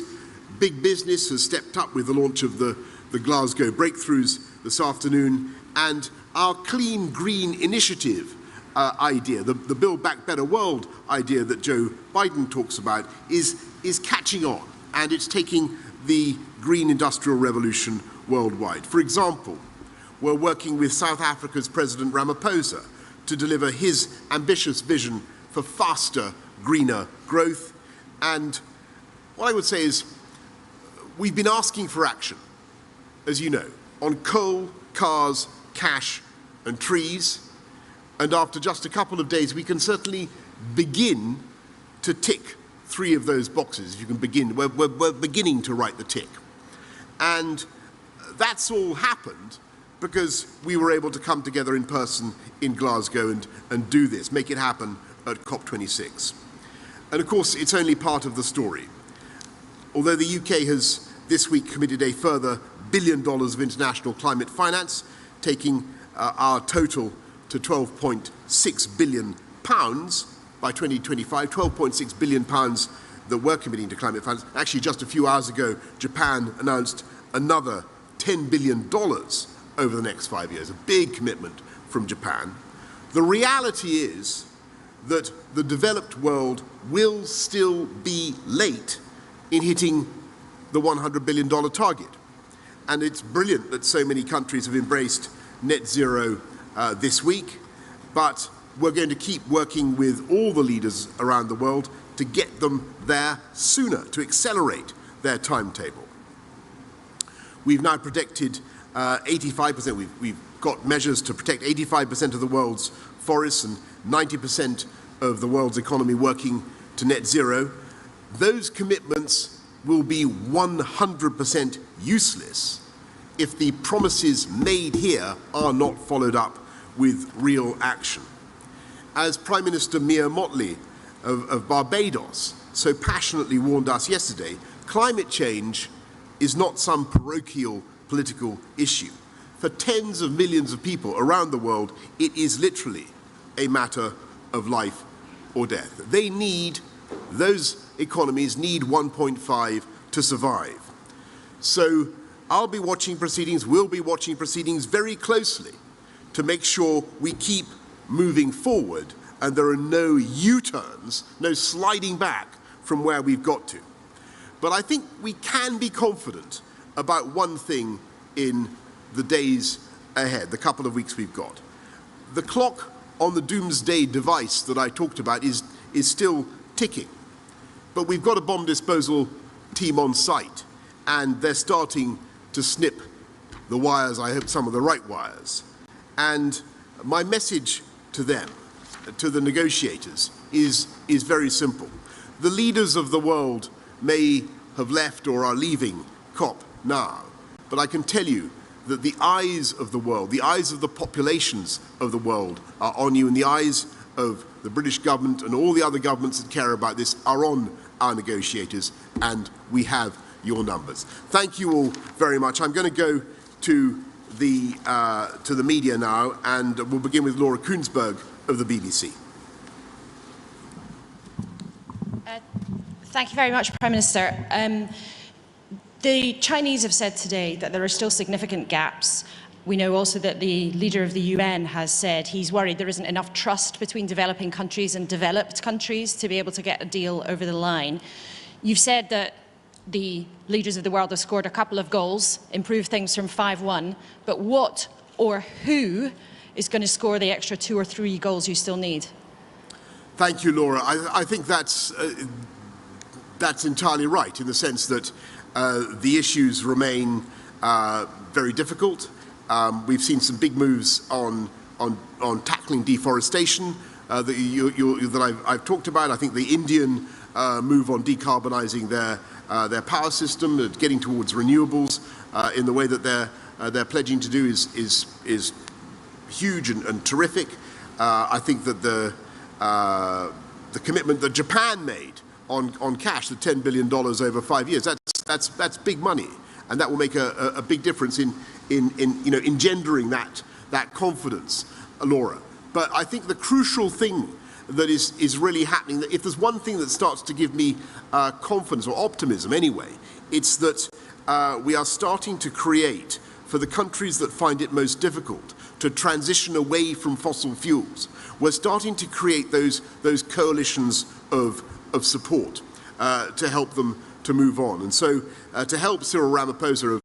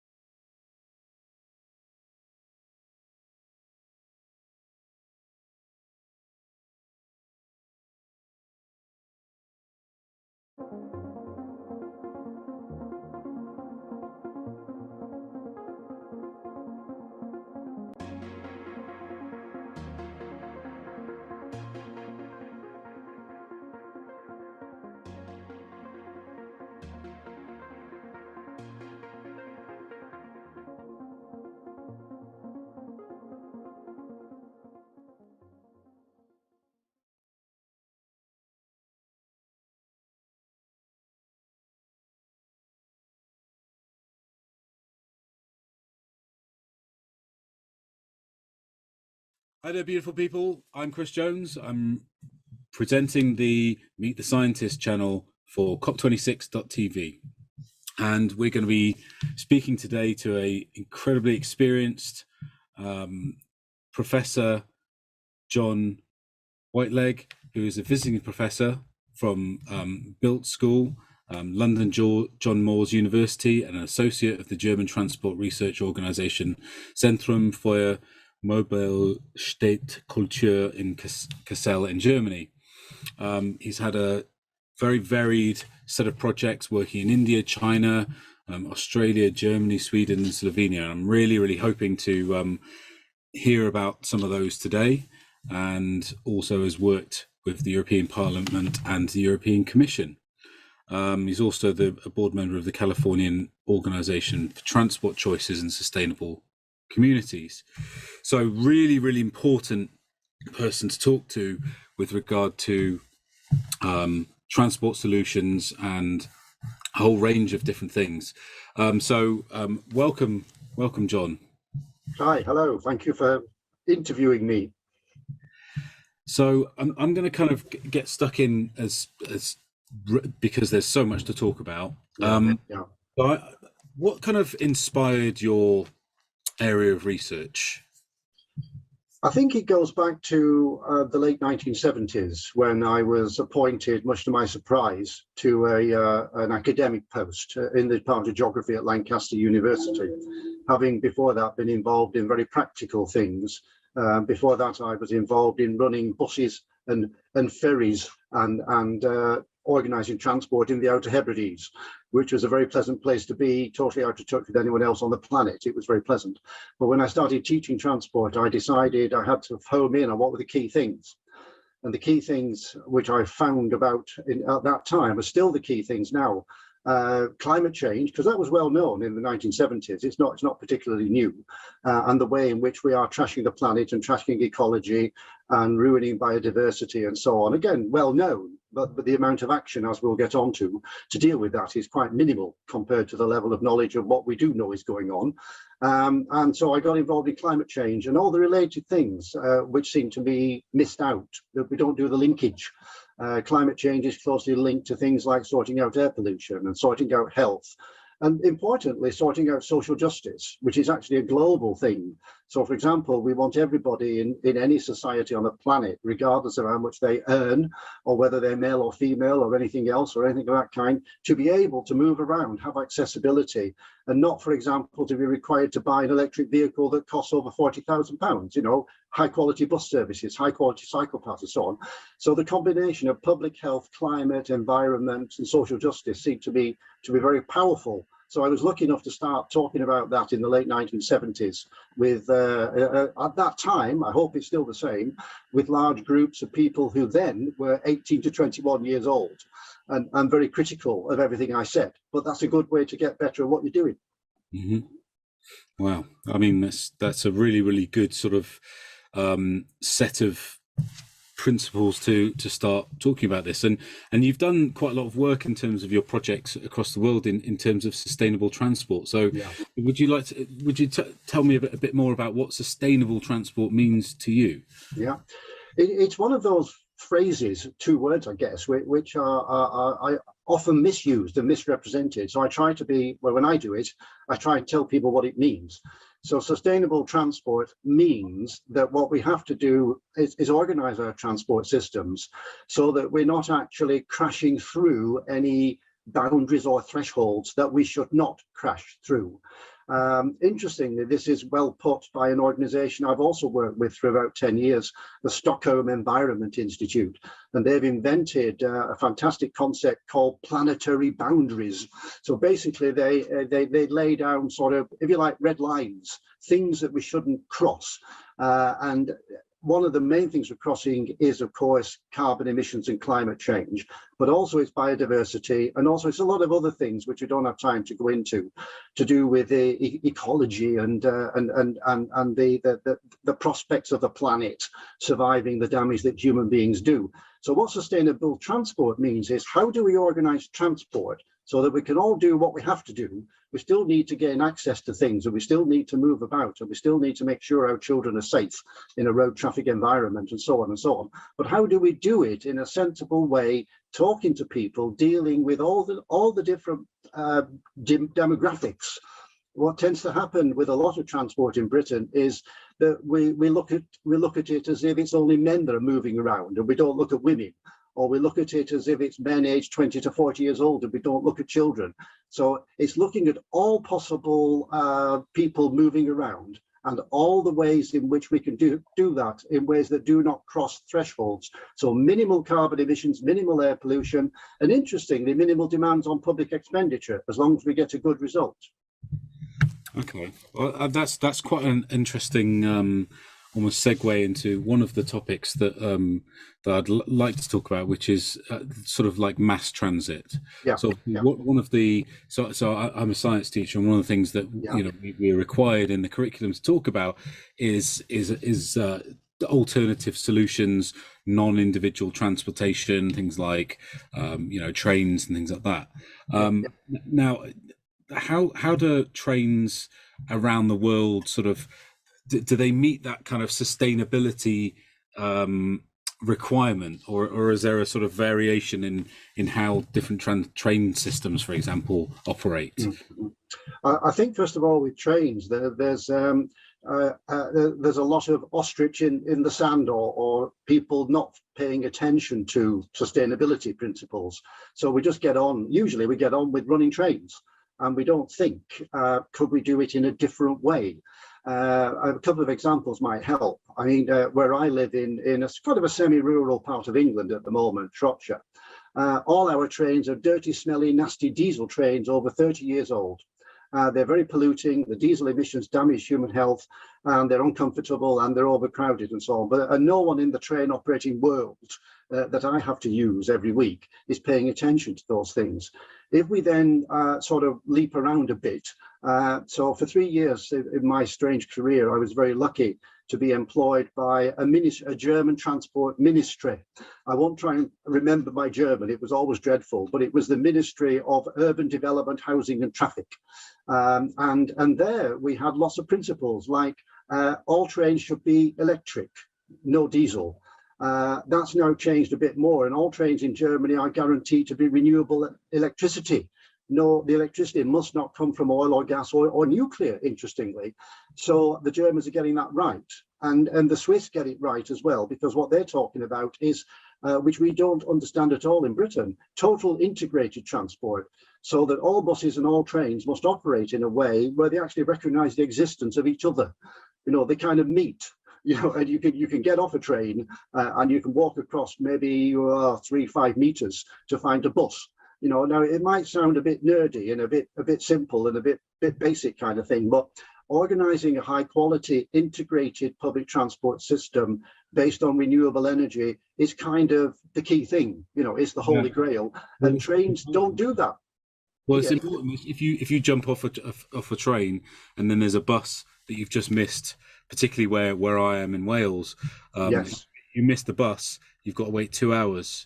Well, yeah, the sad thing about, and this is why I think, and we might get onto this later, why I think in Britain we tend to deal with transport with so much hot air and so much empty rhetoric and so much broken promises. You know, we don't actually organise a public, no bus service anywhere in any rural area in England or Wales or Scotland should have a frequency less than 1 hour.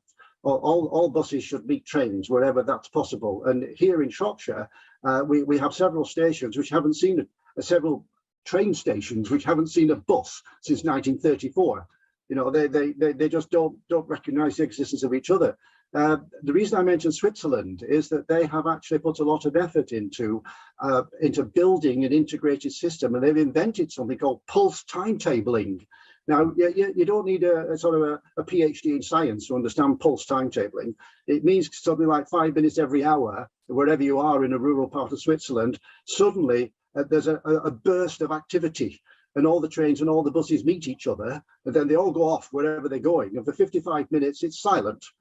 But what pulse timetabling does is deal with the fact that people do actually move around using different modes of transport. They might cycle to a station, they might take a bus to a station, they might take a train and then a bus. And this, that's why the word integrated doesn't really get the amount of attention it should get. We could have, and we must have, a very, very high quality public transport system that attracts even dedicated car drivers.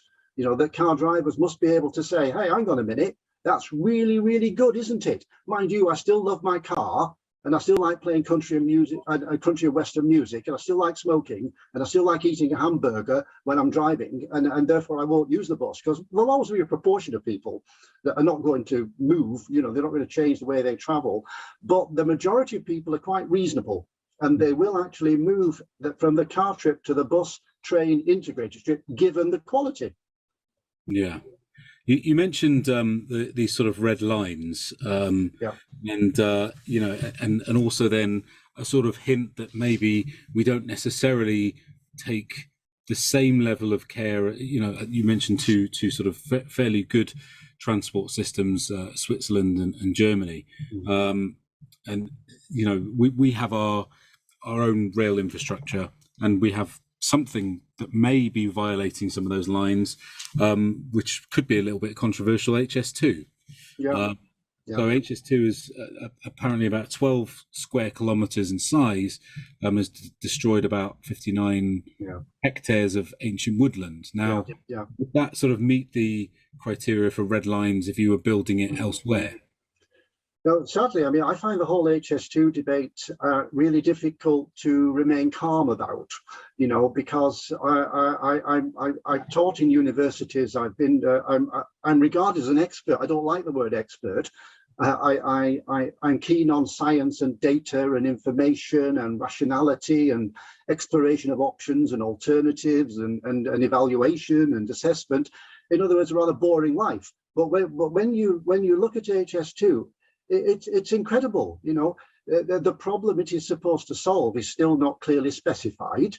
The claims that it will sort out climate change and reduce carbon are simply nonsense. You know, even HS2's own statistics show that when it's all up and running, and we've spent 107 billion, and we've trashed the countryside, and we've killed lots of trees and hedgerows, we'll still only transfer, 4% from the car and 1% from flying. You know, and more than 60% of the predicted users of HS2 are simply transferred from a relatively low carbon train, current trains on the West Coast Main Line, for example, to a relatively high carbon train, which is HS2. You know, and government and indeed many supporters of HS2 still trot out the line that it will help us to solve climate change, and it will help us to reduce carbon. And even though I do enjoy a good debate and evidence and data and rationality, and in the main remain calm, mainly remain calm, I can't understand why HS2 has managed to get into this dominant position. It's almost a thinking free, intelligence free zone, you know, and it should be cancelled. It should have been cancelled before it was started, but we're stuck with it. And the chances are, one has to be realistic, it's going to go ahead. It's doing massive damage to ecology and biodiversity. It won't reduce carbon emissions. And worst of all, perhaps, that amount of money, you know, that someone's got in a biscuit tin under their bed, 107 billion pounds, it is enough to convert every city in Britain to the best quality urban mass transit system anywhere in the world. You know, and the best examples are usually quoted as Berlin or Zurich, because Swiss cities are very good. But where I worked in Germany, in Dusseldorf, you know, I mean, most German cities have got a fantastic mass transit system. They've got buses and trains and trams and I mean, Berlin is an interesting place. We should compare it with London. You know, even in Berlin, 15% of trips every day are by bicycle, you know, because they actually promote bikes. You know, even in Britain with all the hype around bikes, I think somebody will contradict me, but I doubt whether London as a whole, the whole London run by the Greater London Authority, for example, I doubt whether London hits 3% of all trips every day by bike. Obviously, there'll be good bits. I usually trip over a bicycle path when I'm wandering around near the British Museum or somewhere in Camden. You know, there are quite shiny, nice bits, but in the main, we failed miserably on cycling, miserably on integrated public transport, miserably on ticketing. German cities are now going down the route of €1 per day. If you want to use public transport in Bonn and in Berlin, €1 per day. You have to buy a year in advance, so you have to pay 300 and whatever it is, €365 if you like. But offering people €1 per day for the total public transport system of a well-organized city is the best thing we could do to get to zero carbon transport, and it doesn't cost as much as HS2. What's the problem? What am I missing? I know. But do you know how much I was charged by the Santander bike system? Because I didn't quite understand it, and you can't actually search all the terms and conditions. So I kept the bike foolishly. I was like, well, I haven't got anywhere nearby, so I'm going to keep it indoors, and I'm going to reuse it tomorrow, right? Which in Cardiff would have cost me £10. Right. It cost me £80. It cost me £80 because they and when I spoke to them, they were like, well, we want you to use it for half an hour or less. Yeah. No, you want me to? Surely you want me to use the bike? Yeah. You want me to use the bike instead of using any other form of transport. Yeah. Or now you're making me not wish to use the bike. I've not used those bikes ever since.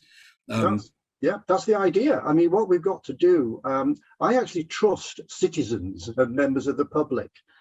It's governments, and it's not a party political point, by the way, it's governments in Britain, certainly for the past 30 or 40 years, that I don't trust, because they don't get it right. I mean, when I wander around Berlin, I'm a bit of a Berlin sort of fanatic, really, because I learn a lot from trips to Berlin. And you've got a lot of bike hire, which is totally, in Britain, we would regard as totally disorganized. You know, there's a rack of bikes, some of them look a bit scruffy, outside a cafe. And they're not locked up, and they don't need an app, and they don't need this, and in other words, you wander in and you talk to the nice person when you buy a cup of coffee, and you give them €10 or whatever, and off you go with your bike. And then you've got to bring it back to that place. So there are some disincentives, if you like, but there are ways of making alternatives to carbon spewing, ecology trashing, biodiversity wrecking policies, which we're good at in Britain. There are alternatives. You've got to make all the alternatives really attractive and really easy and relatively and cheap. Yeah. So what's wrong with the €1 per day? I mean, I have somebody I work with here in rural Shropshire. He's not very well, he's on benefits, usual story, the kind of demographics that British governments like to punish. He's on a very small, he's on an income of £70 per week. And they make him pay 10 quid every time he has to visit an office in the next large town to check on whether he's available for work.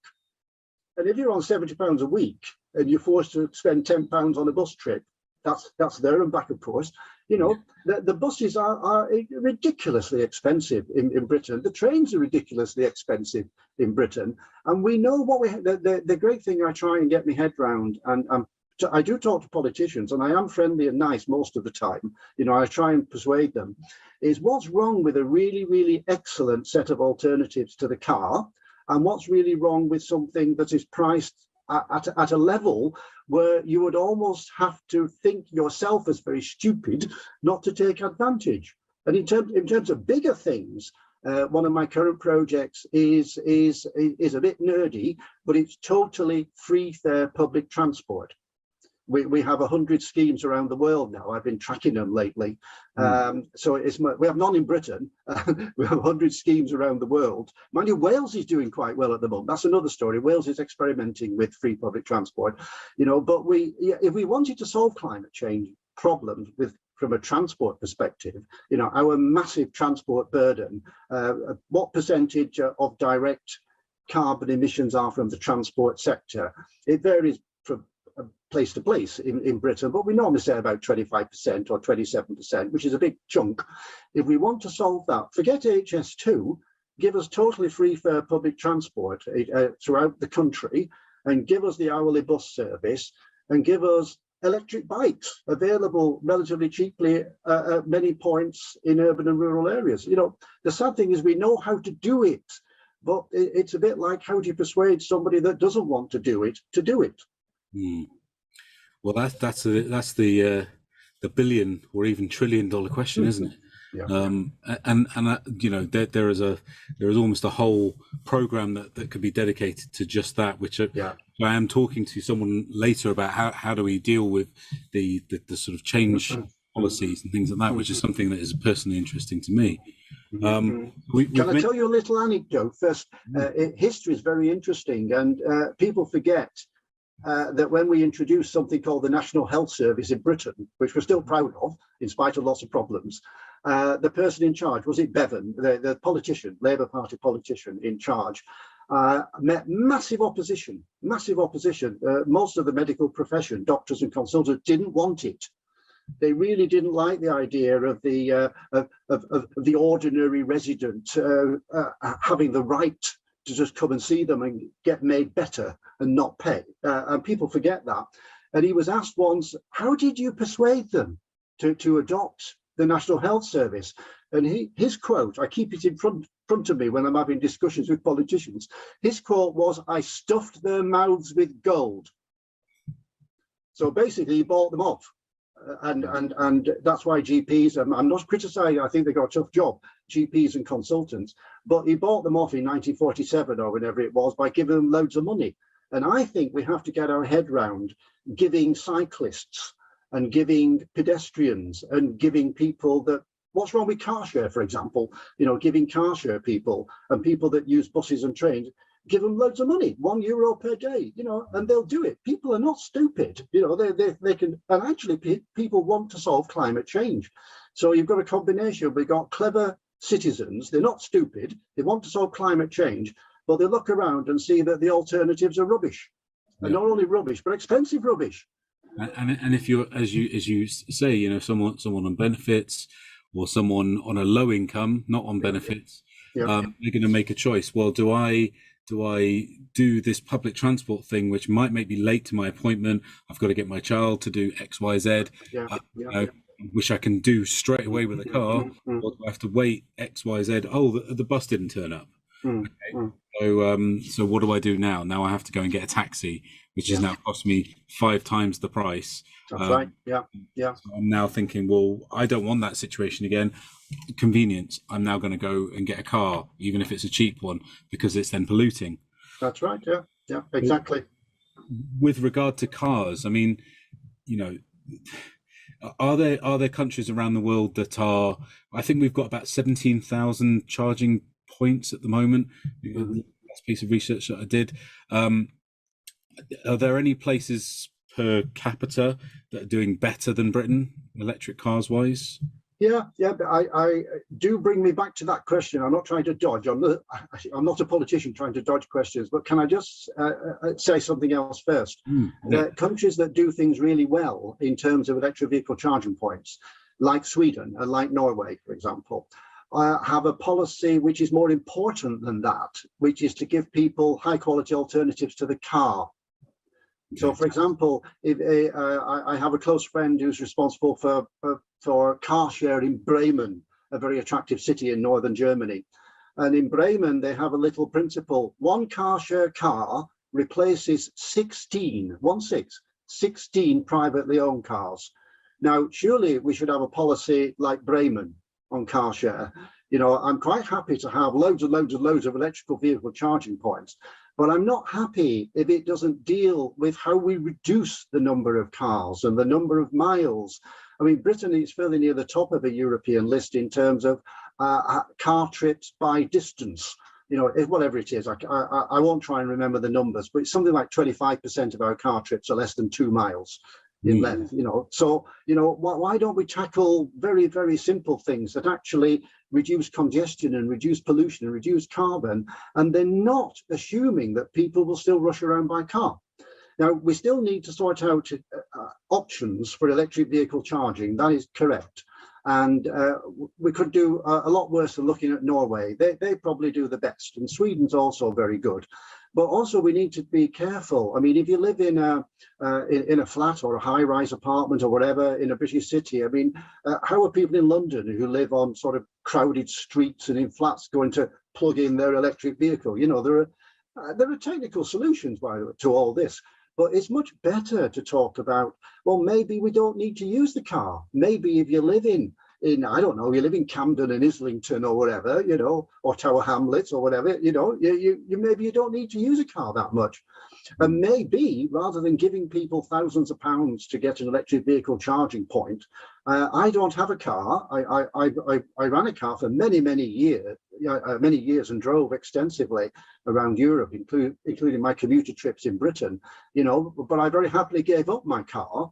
And now what I have to see is people, governments offering car owners, car drivers grants. You know, we will give you money for your electric vehicle charging point, or we'll give you money.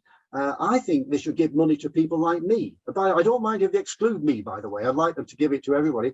Why not give money to people who say, I don't want to use a car ever, but I would like a 50% discount card on all my bus and rail trips instead of an electric vehicle. You know, in other words, we can think more deeply and more widely and more intelligently. But yeah, we do need to get rid of all petrol diesel. I'm very happy with that. We do need to have electric vehicles in place. I'm very happy with that. I'm not happy with I read an article the other day that said the average price of an electric vehicle, I've no way of checking that actually, was £42,000. Now, how's that going to help my friend who's on benefits and gets 70 quid a week? You know, who can afford £40,000 for an electric vehicle? So I started this discussion, social justice. How do we make sure that everybody of every income group and every level of on benefits, not on benefits, or whatever, is treated well?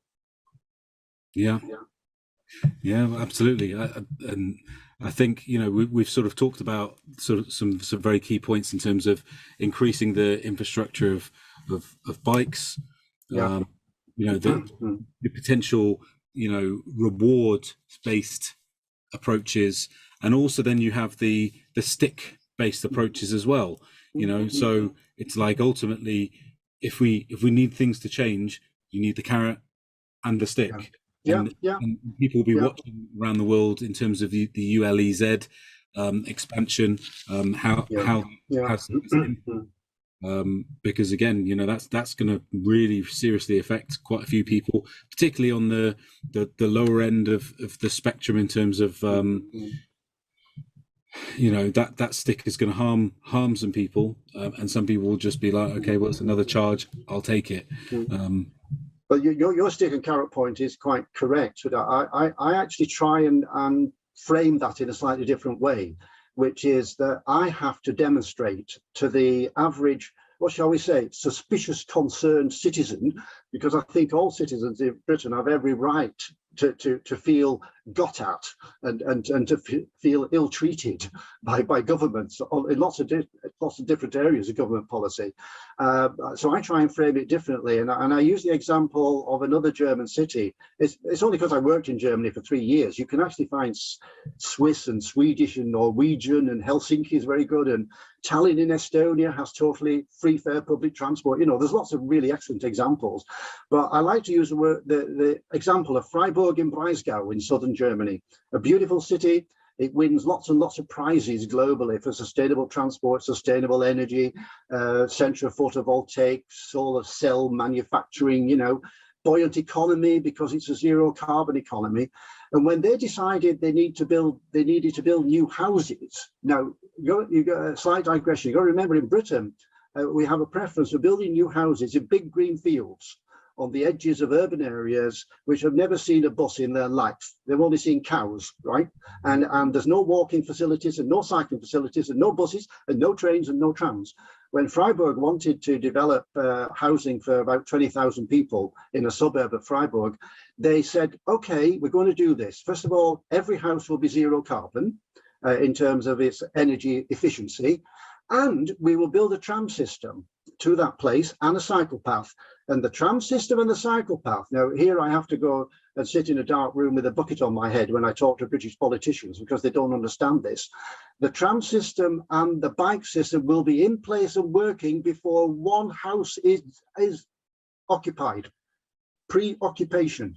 Now, the whole British planning system, which of course is political, is totally wrecked. we're trying to build hundreds of thousands of houses in green fields with parking places for 3 cars, with no possibility of walking and cycling. If you live in rural Shropshire, and I won't talk about the road traffic danger issue because it is quite upsetting for anybody listening to it, but people routinely die in Shropshire because they walk along the side of a road with fast moving traffic and no footpath, right? And nobody does anything about it. But the point about sticks and carrots is that we got to give people the choices and the options of high quality before we start ramping up the other things. So in Oslo, for example, in Norway, they give people all those things, including electric vehicle charging points, and they give them all those options before they start doing things like reducing car parking. Now, I want to reduce car parking in all British cities, which is why I have no friends at all, you know, but okay, it will be done eventually, but only when you've got the high quality in place. And guess what? Oslo in last year, no, 2019, Oslo in 2019 reported no deaths and no serious injuries in road traffic accidents. Now, how many people were killed in London? Take a year, 2019, or Cardiff, you know, or places I know well near me like Birmingham. How many people were killed or seriously injured? How many cyclists were killed? How many pedestrians killed and car drivers? Is anyone near zero? Oslo's got 0. And Oslo's got 0 because it's a car-free city, fantastic public transport, loads and loads of streets that are simply closed to traffic, speed limits. They just do the lot in Oslo. So one of my options is just to leave Britain and go and live in Oslo. I guess it comes back to kind of like attitudes again when you're town planning and all those other things. Yeah. It comes back to that attitude, and I could probably talk all day about this, and it sounds like you know, we really need to be looking to Germany and Switzerland as sort of like paragons of the way that we could be doing things. I'd love to just sort of say thank you very much for your time. I appreciate you're an incredibly busy man, and we really appreciate your time talking to us today. You're welcome. I'm very pleased you're doing this, by the way. It helps. This is part of changing hearts and minds. Another expression I don't like, but that's what we've got to do, and you're part of that, so well done. Well, I'm sort of blown away by just hearing all of those things, so I'm you know, thank you very much, John. You know, I think there are so many kind of golden nuggets in there, and I think it's a lot to think about. So if you're a politician listening, if you're someone aspiring to be a politician, really have a think about some of those principles that were put in there. And you know, a big thanks again to Professor John Whiteleg for giving us those insights. I've been Chris Jones for Meet the Scientists on COP26.tv. I'll see you next time.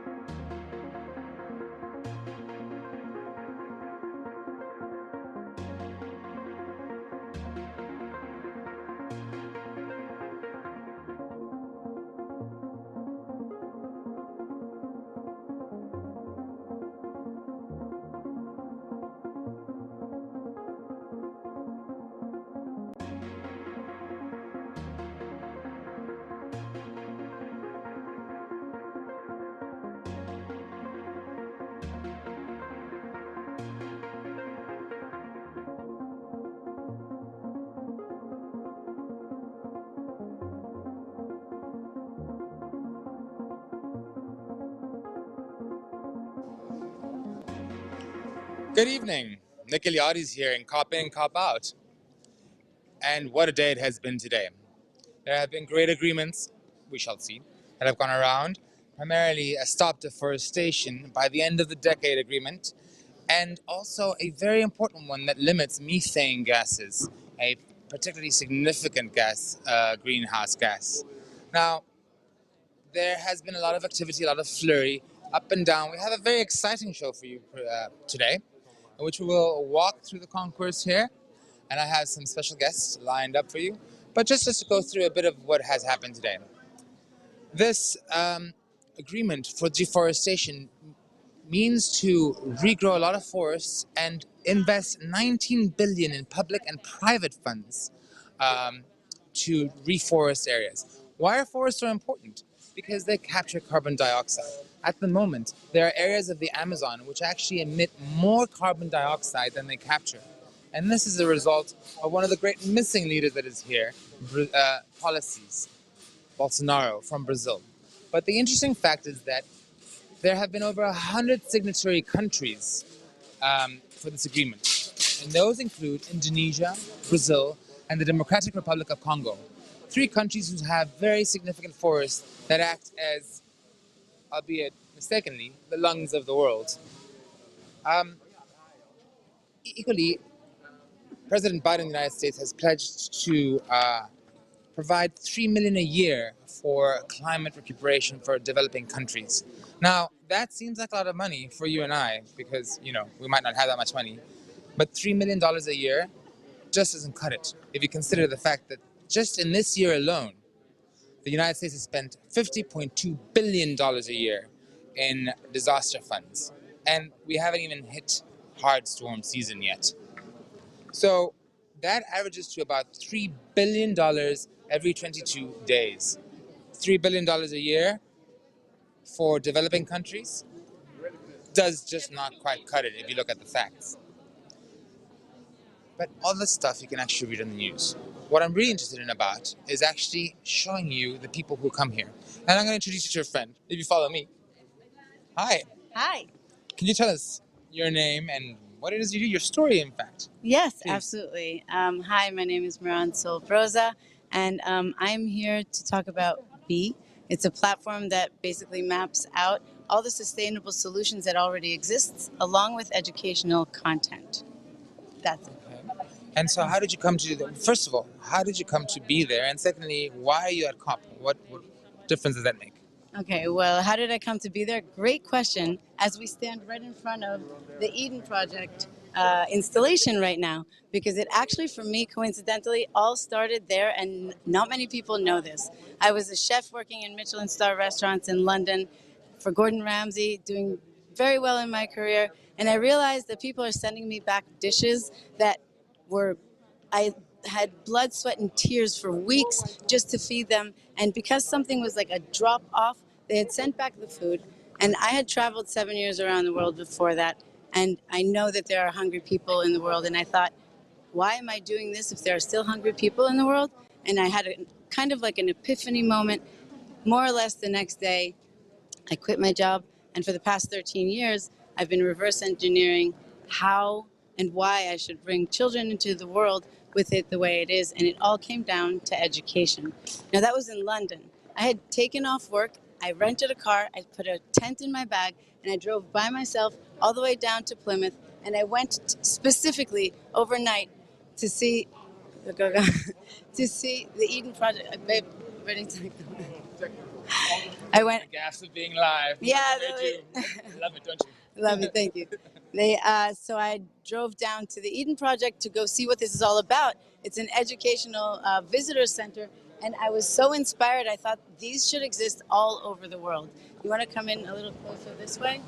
We'll also get out of the way. Come, let's go and check out the Eden Project. Come. The Eden Project, I've heard, is just this magnificent project that actually tries to keep botanical gardens with greenhouses and tries to just maintain different species from around the world. Because since we're on the road to extinction, we need to have some form of archive, if you will, biological archive, that will just conserve this for future generations if this summit fails. Which, who knows, it might just. Sorry to interrupt you there. I'm still hopeful, and you're not interrupting, you're adding to.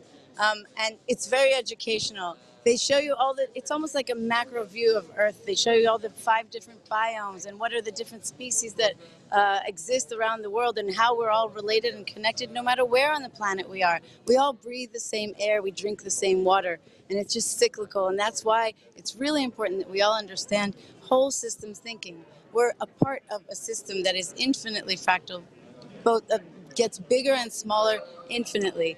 And actually the timing of your interview right now is amazing because there's someone right there who's a colleague of mine. Really? We, for 2 years, have been working on a document that we're going to present to the negotiators in the UNFCCC to demand, as the future generations, that there would be mandatory climate change education in all ministries of education through the UN, because this is where the decisions are made. And we believe that if more people were informed, educated, aware, then the world would definitely go in the direction of more harmonious. And that 13-year research I just told you about has so many solutions that already exist, alternative solutions that we can all implement into our lives every single day, whether it's an individual in their household or in our workplace or as leaders wherever we are. And it's actions we can take. And when we add all the small actions up, I like to say, any action, even a fraction, makes a difference in the end. I love that. Any action, even a fraction?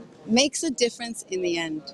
Bravo. I love that. Yeah. So now the goal is to get a critical mass to think this way, to be aware, to have accessibility to this knowledge. And that's what I'm here to do, to build that platform and invite people in and then ripple it out. And hopefully we'll make the window of opportunity that we still have.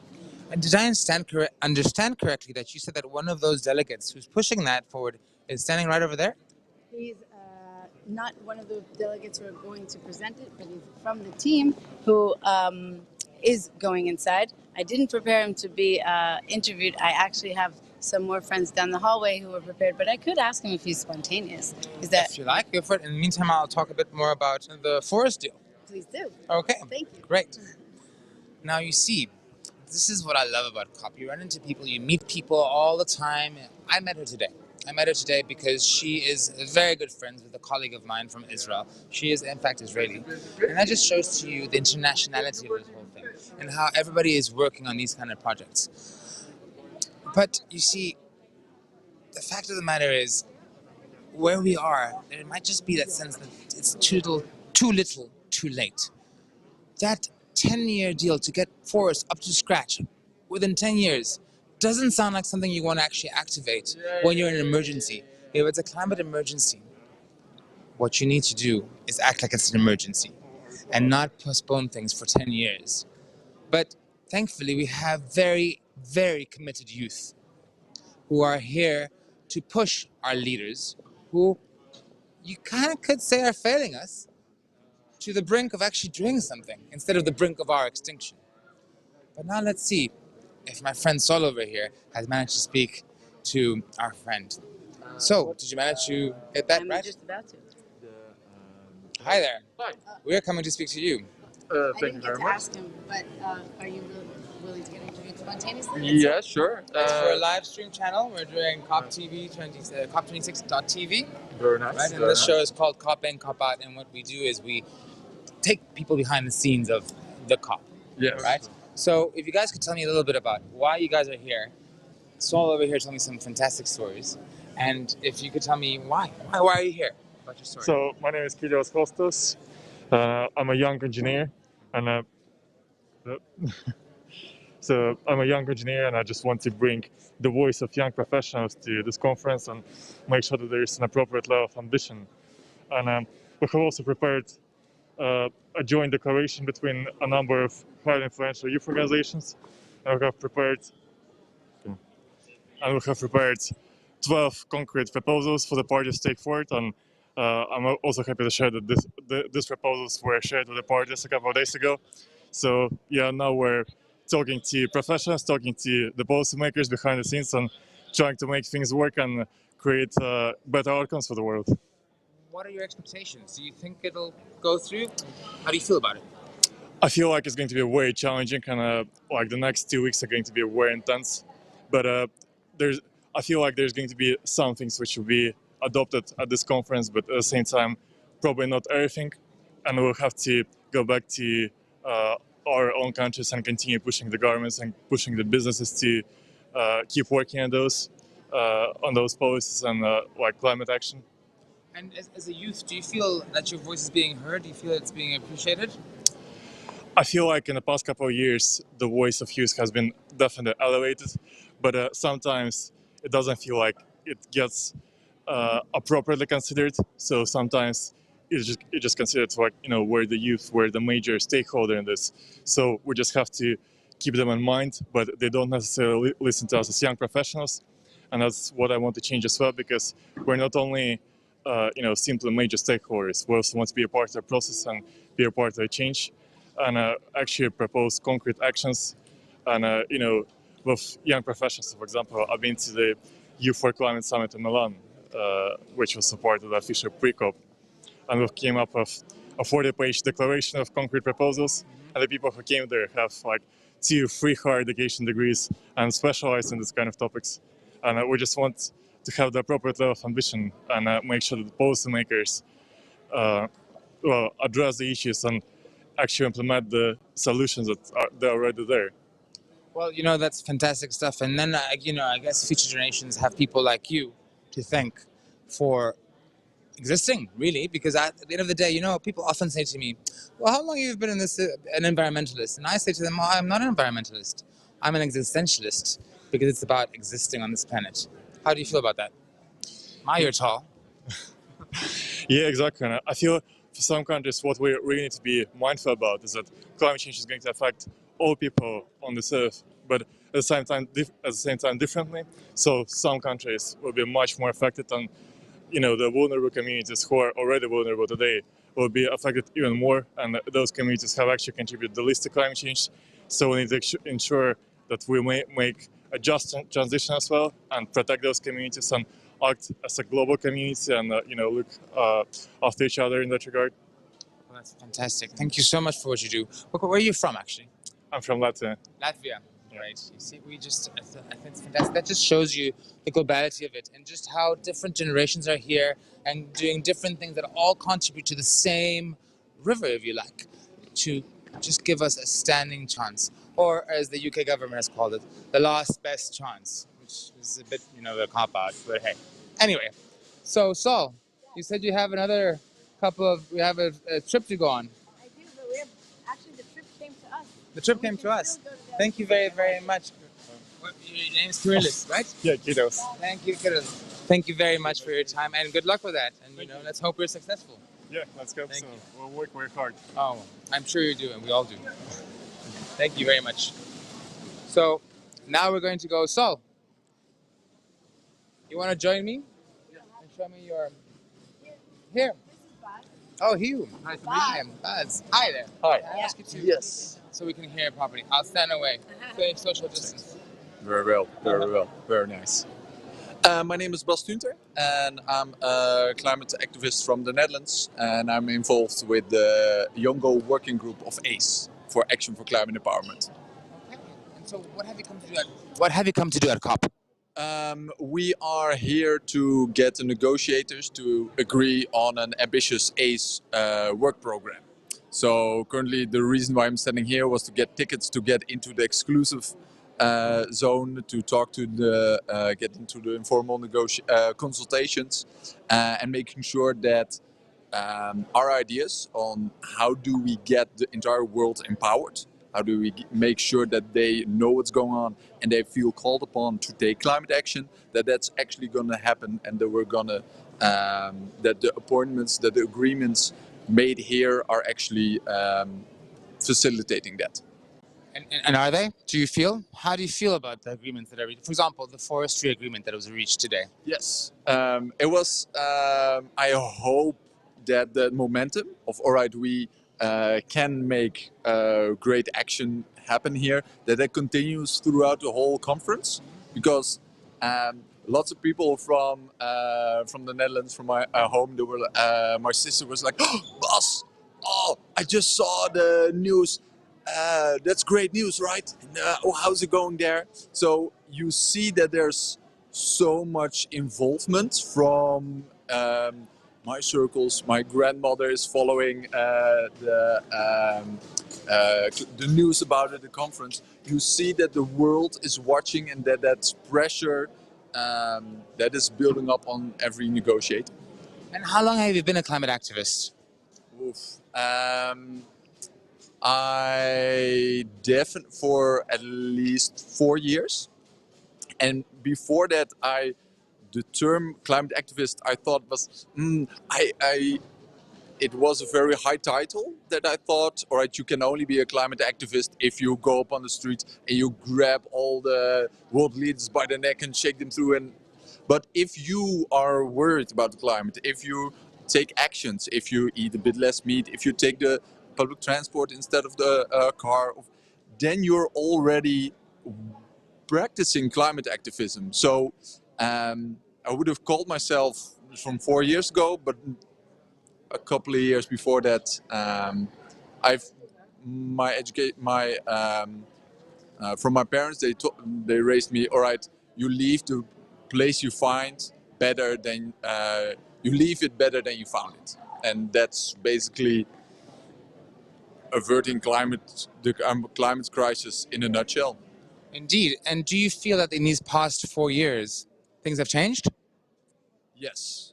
I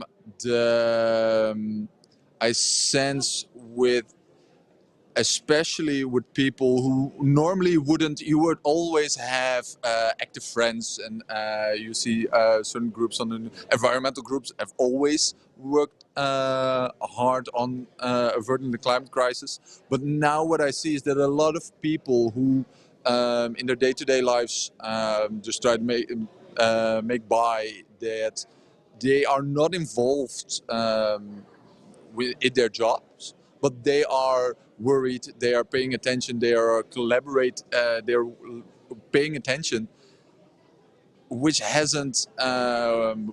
is in contrast to many years ago. And I think that the climate strikes, that was a turning point. That's where you see, all right, things change in an institutional way.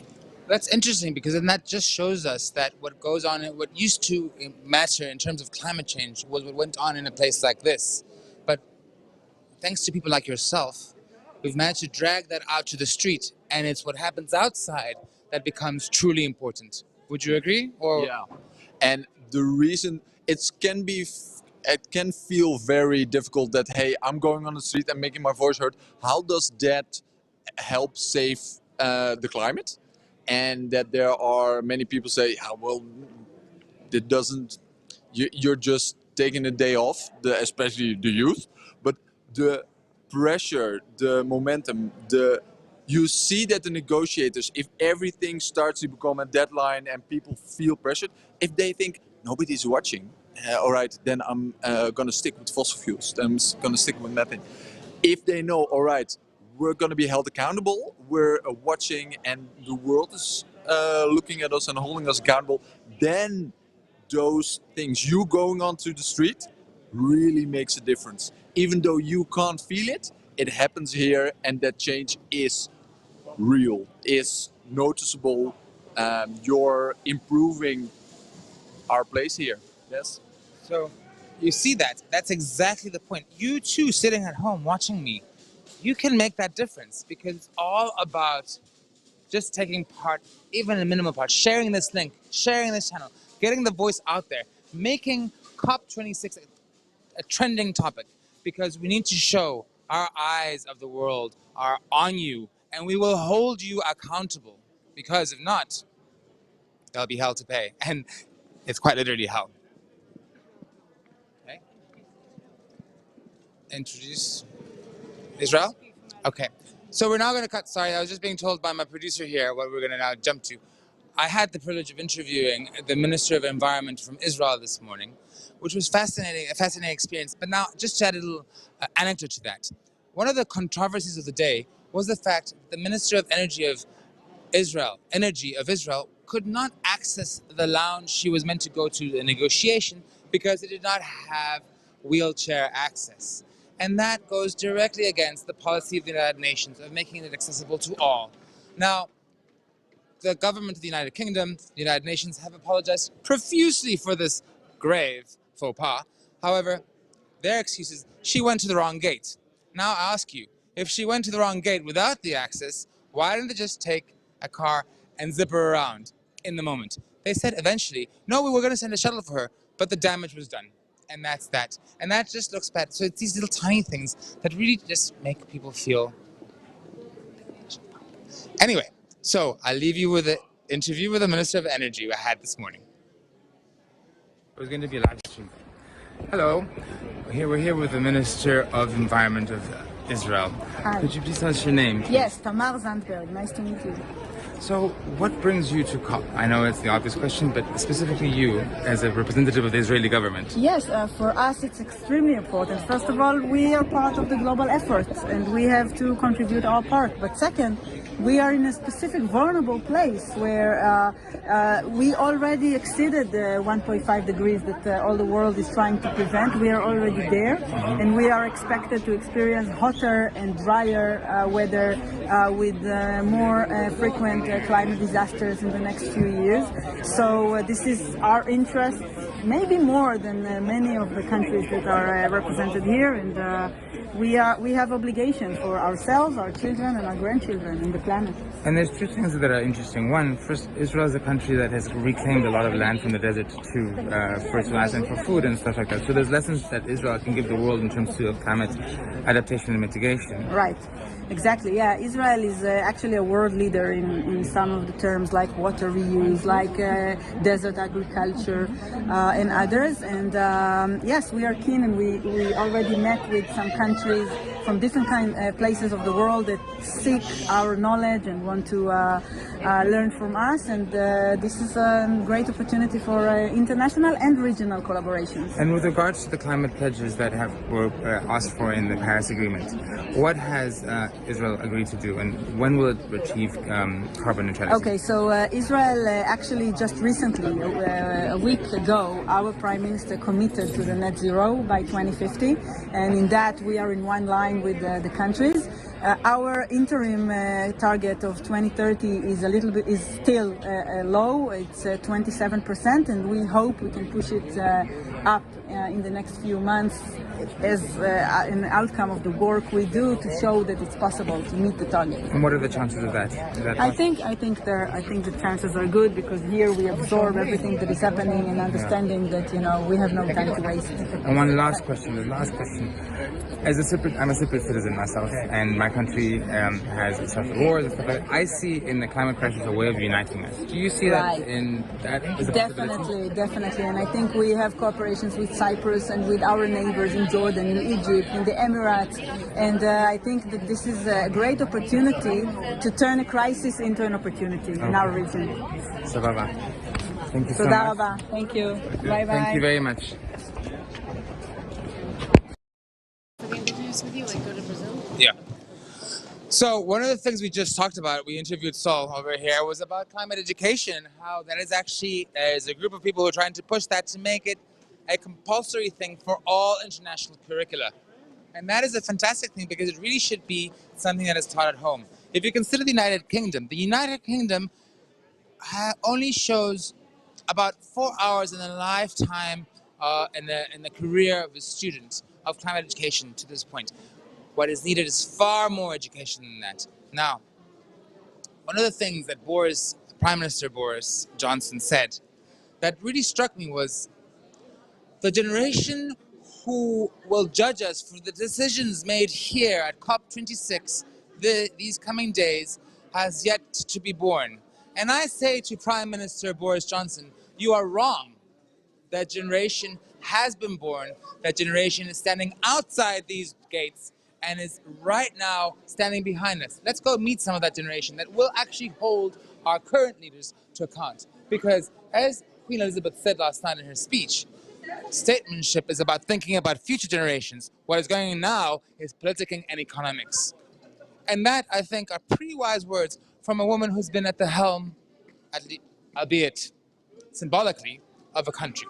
And if anybody knows about statesmanship, it'll be someone who's met lots of statesmen, right? So we're now going on a trip which Saul has prepared for us, It's also a surprise for me as much as for you. So that's a great experience we're going to share here, guys. So, can you tell me? Hi. Yes. So I was going to take you into, well, we have two stops. One is to see where we've been working on this climate education and the group that's been masterminding it for these last 2 years. And then walk into the pavilion area, because I wonder if your guests have seen the amazing pavilions that we have, to see if we can find the indigenous that have just recently arrived. So let's go in here first. Okay. Look at this amazing space that we have.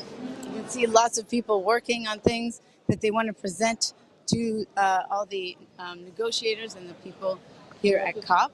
They're actually in the corner there. Which corner? It's the far one. The furthest corners possible. So you guys remember last night I took you into the press room. It's pretty much a similar setup except outside of the exclusive zone. And so it's a bit less glam, and it also has over there the cafeteria, the grab and go, and where people come here and eat. This place is chock-a-block during the day. It's actually quite difficult to even get a seat.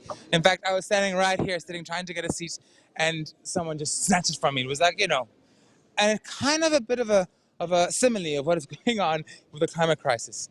But, things being what they are, here you have a whole lot of youth. The place smells of food. The place is warm. That whole heat, winter heat, when you've got your jacket on. And well, this is the story of all of us here. I say it's brain food. I mean, the people who've come here for a reason. This COP26 specifically, after 2 years that we didn't have COP, when it's been this is 27 years since it started, because we had Corona, so we couldn't meet in person. Actually, the fact that we have COP26 at all is a huge miracle, and we're working really hard to make sure that we actually can continue to. So we're getting tested every day. We're making sure that meeting in person can continue to happen. And here are some of the other brilliant minds, and we're all excited. We've been following the document that's being presented from the negotiators, and I would like you to meet Haley. Hello, good evening, brilliant minds. Hello. How are you? I'm good. How are you? What's your name? Haley, can I ask you? I'll stand my distance just so I can hear you. Oh yeah, we're on a team together. Yes, would love to introduce the team. My name is Haley Campbell, and I am from the United States. Okay, we're from in the United States. Where? I am from Texas, but I'm currently living in Hawaii. Okay, that's a long way to come. Did you come all the way from Hawaii to here? Yes, I did. I spent more than 36 hours traveling to get here for the event, and nice cold weather. So that was great. And so, what are you actually doing here? What did you fly all the way across the world practically to It's do? a really great question. I'm doing a lot of different things. Primarily with this group, I am a part of Youngo's ACE working group. ACE stands for Action for Climate Empowerment. And it's really important at this conference in particular because they're negotiating the Glasgow Action for Climate Empowerment work program. The previous work program ended in 2020. So this one's particularly important to get that passed. And we are working tirelessly to get a lot of our points on youth inclusion and finance and reporting in the new draft text. And how's that working out for you? So far, so good. We were able to see a glimpse of the text today, and we saw a majority of our points from the ACE Youth Forum that we, Youngo's ACE Working Group, held on a voluntary basis this past summer and produced a policy outcome document from that, as well as a policy report from our efforts in the last 2 years. And we saw a lot of text on youth inclusion in that. We didn't see as much on the finance marketplace as we were hoping to see, but it's just the beginning of the week of the negotiations, of the discussions. So there's more to come, and we're just really excited to even see any of our points included on ACE. I've spent my day traipsing up and down, running around Secretary Kerry, John Kerry, who used to be the Secretary of State and is now the climate czar of the United States. He said at the beginning of the summit that this is an opportunity to galvanize the world. How do you feel about that statement? Coming from John Kerry or in general?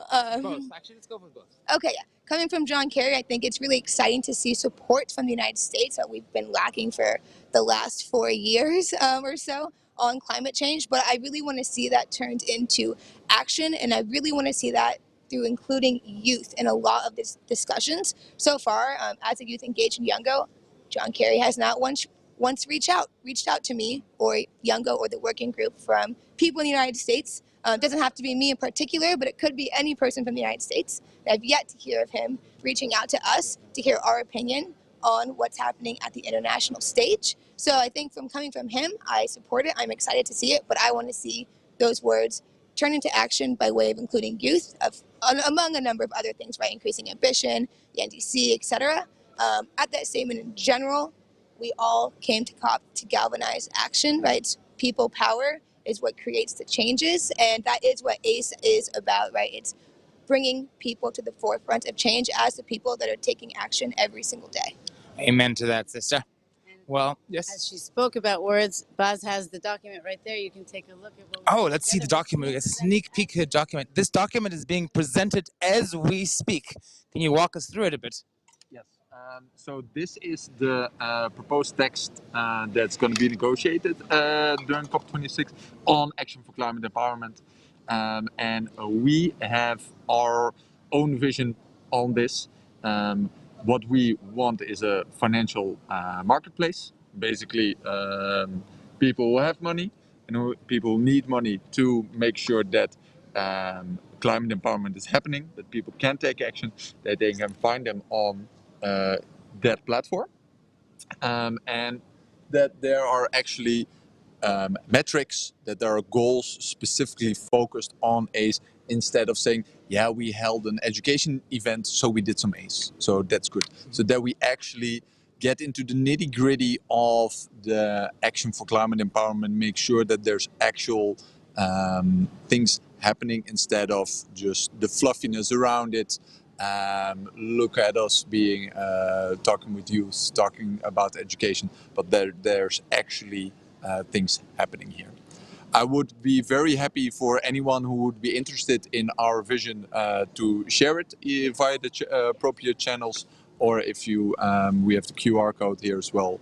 And if people think climate empowerment is important, then please go to your negotiators, to your governmental representatives, and make sure that they know, hey, ACE is being negotiated and we are watching. That way they can help us immensely at home. Yeah, and I think to kind of build off of what Boss is saying is that we've heard from negotiators and decision makers for the last couple of years on they want examples of concrete solutions. What do youth want to see?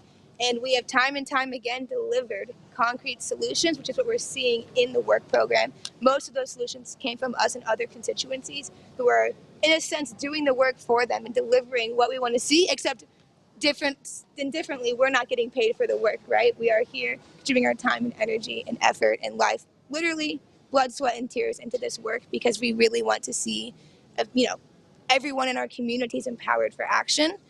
So yeah, that's what we're doing here. And I think just quickly, I'd like to thank my organization, Care About Climate, who I am here working with. We lead the empowerment of youth around the world to implement local climate solutions, and without them, I wouldn't be at this conference. So I think that they deserve a shout out in this space too for being an example of how to empower youth to access these spaces and to uplift our voices. So shout out to Care About Climate as well, and thank y'all for talking to Young Goes ACE Working Group. Yeah. Well, shout out to them, and you know what? The word describes you perfectly. You guys are aces. So thank you so much for what you're doing, and good luck to you, because you know what? Life depends on it. Yes, it really does. Right? Guys, thank you so much.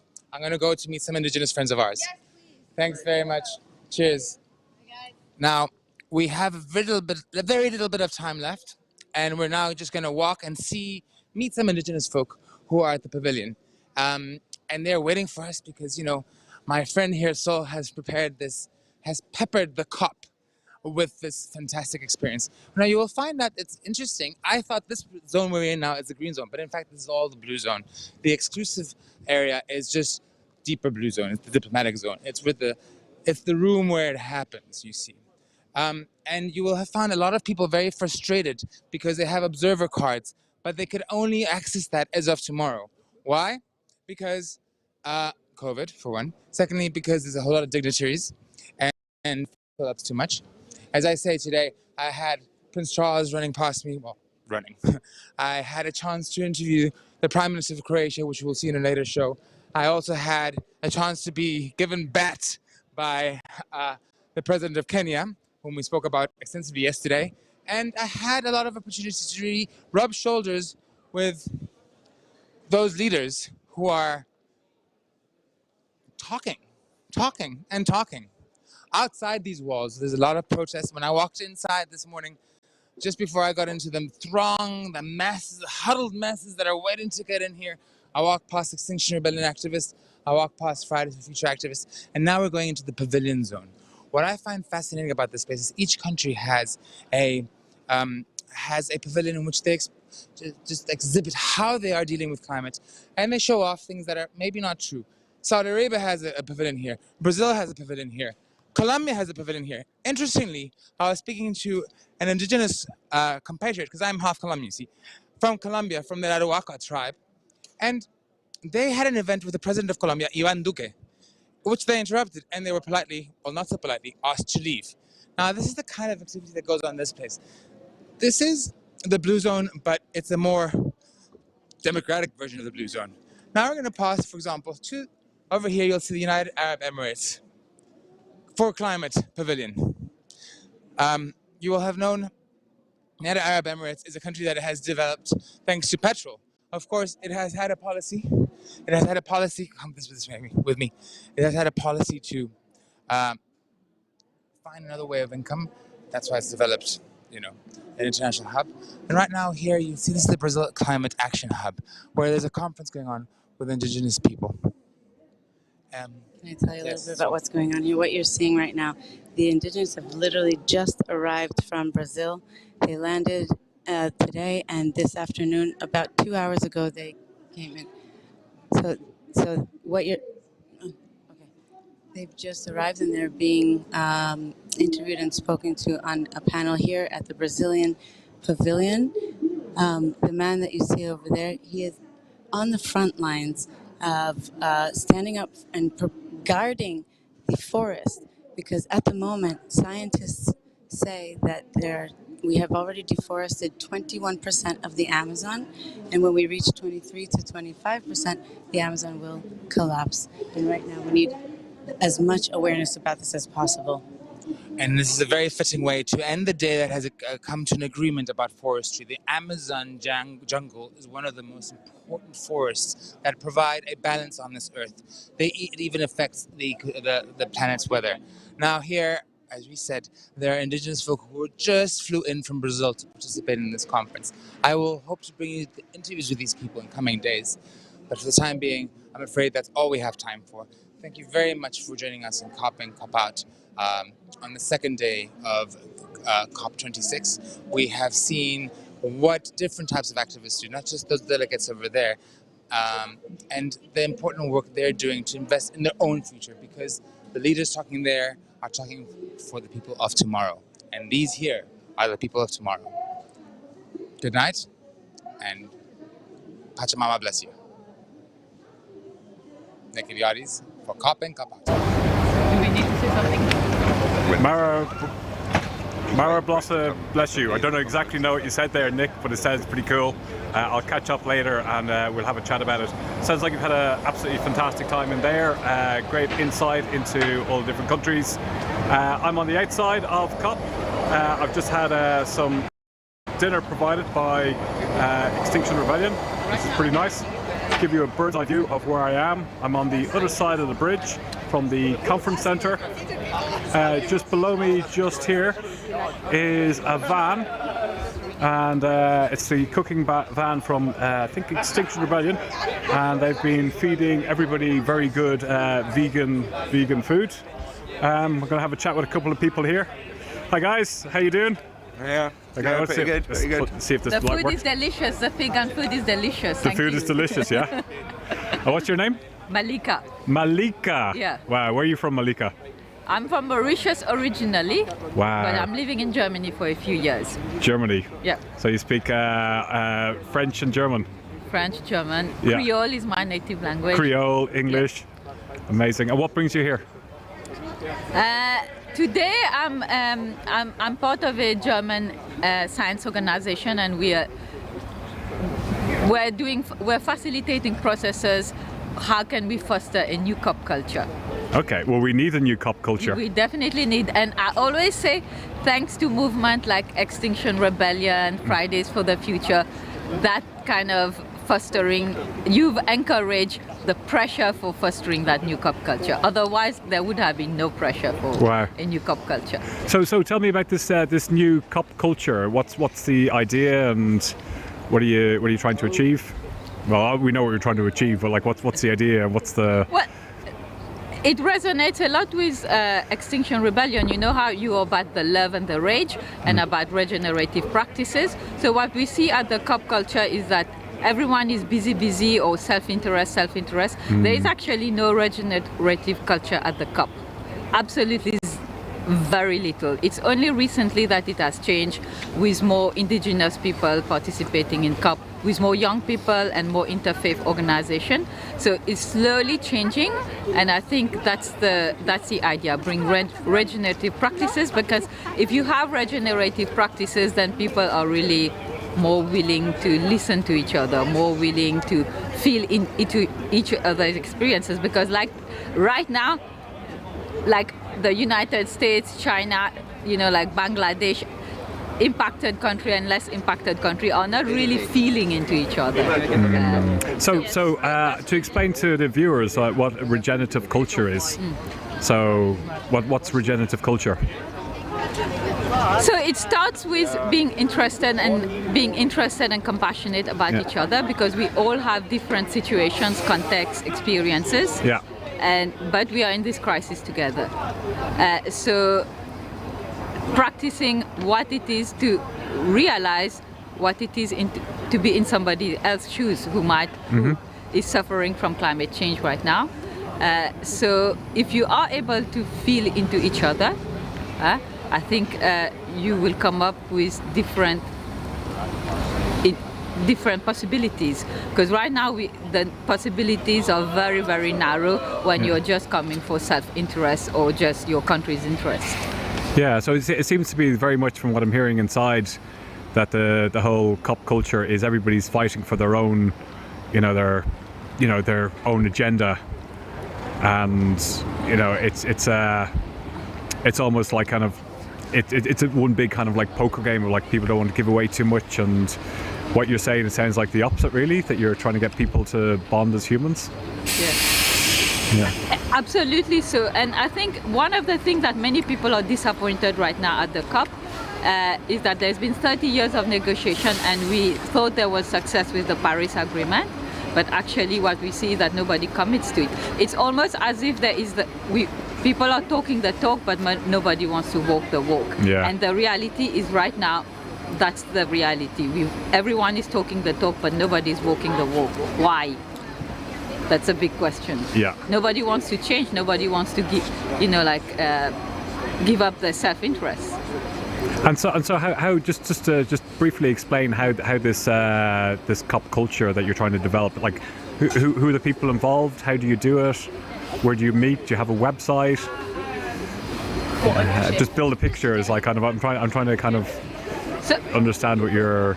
So it's called the Institute of Advanced Sustainability Studies. So for the last few COPs, they went and pulled the negotiators and the UNFCCC staff to say, hey, how are you experiencing the COP? Are you happy with it, or are you not happy? What are you dreaming of? What are you longing for? So based on that, the Institute wrote a scientific paper, wrote a paper to say, okay, there is a longing for a different COP culture, and that's more listening, that's more relating. What in XR you call regenerative culture. Yeah, regenerative culture. Yeah. What we see is that we did this research, but actually we have no access to the negotiators. We have no access to government. So the crowd that's coming for this different COP culture is the usual suspect, the converted already. Yeah. So the NGO people and, the young people. But actually that is not happening in the hierarchy of power, in the corridor of power. They know that people are saying that they need to change, but it's very difficult to change that machinery. Right. And that's why we need people on the street. I think what I love about Extinction Rebellion, you're saying, that machinery is not working. People who are at the COP right now, like me, I feel a little bit sad, because it's a bit like being at the COP right now. has a connotation for me that I'm okay with this COP, but actually I'm not okay. It's not working. It's not working, and I'm proud of you activists who are giving us free food. Yeah. Very good, very good. Yeah. And anything last to add before I go over and start, speaking to some activists?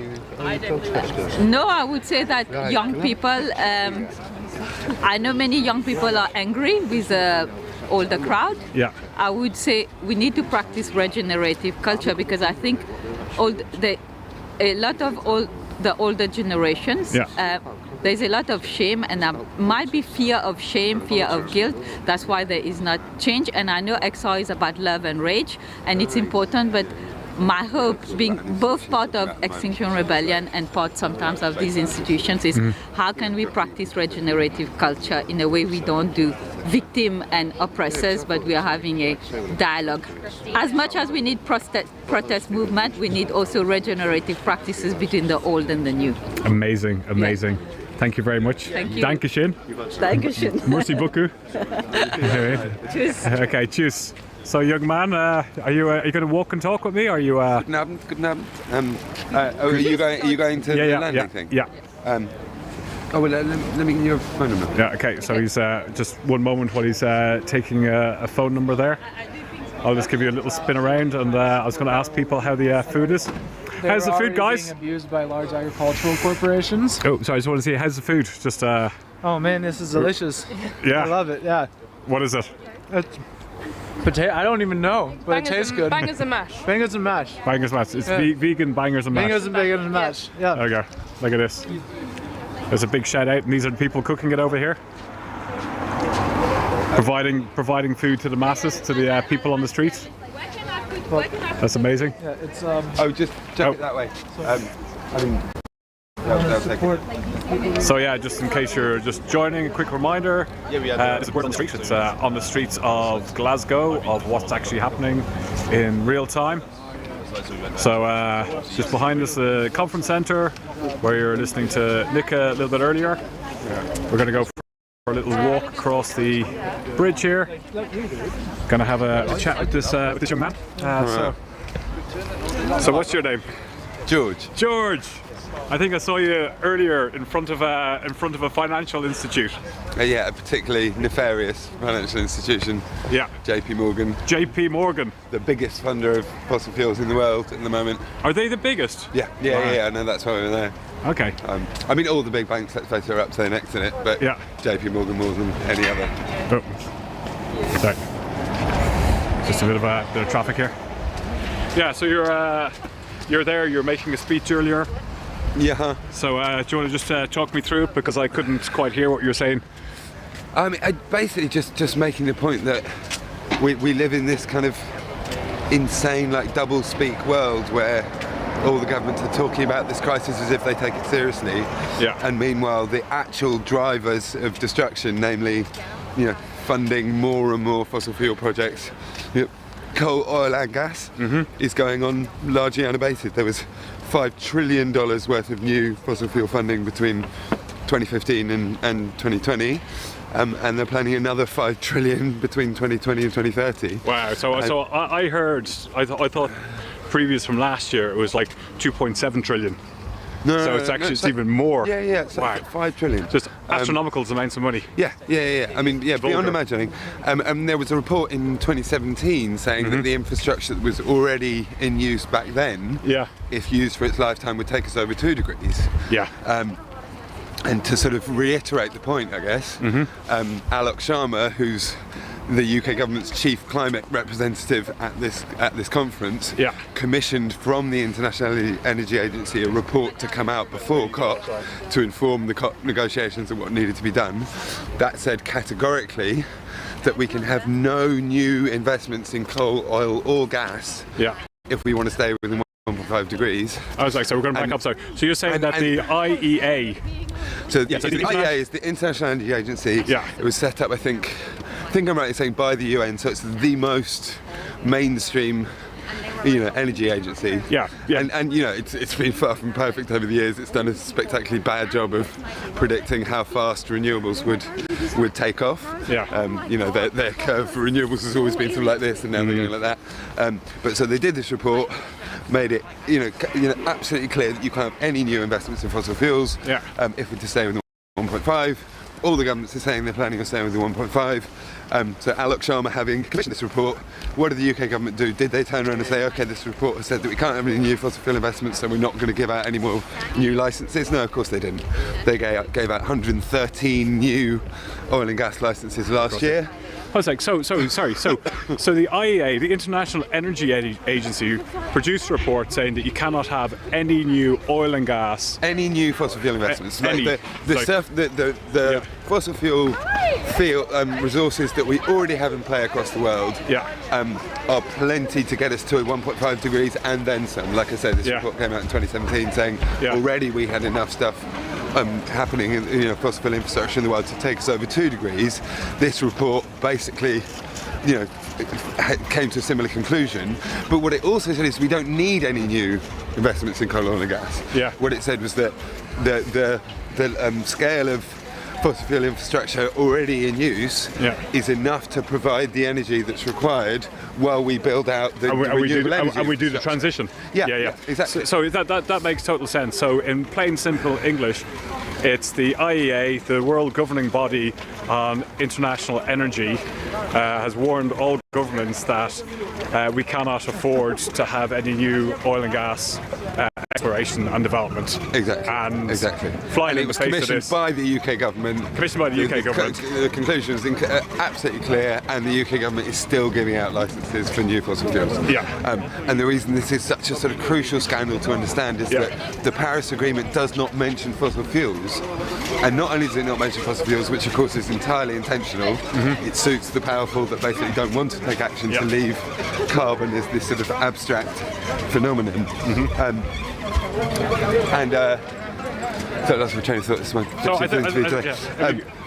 so not only is there no mention of fossil fuels in the Paris Agreement, the way the national carbon accounting works. This way, away from the squeaky wheel. The way the national carbon accounting works is that if you dig up fossil fuels and sell them for use abroad, they don't count in your national accounts. So not only does it not mention fossil fuels in the Paris Agreement, there is literally no incentive in the current framework for any country to leave their fossil fuels in the ground. Wow. And so leaving fossil fuels in the ground is the only thing that gives us any chance of addressing the climate crisis, right? And whose fossil fuels are going to stay in the ground? Like if countries like the UK that are massively historically responsible for the crisis, that have the financial means to make the changes, that still today have vastly higher per capita emissions than the poor countries. We're going to wrap up soon. So apparently we're allowed to dig up start new fossil fuel projects. America is giving out record numbers of new fossil fuel permits as well.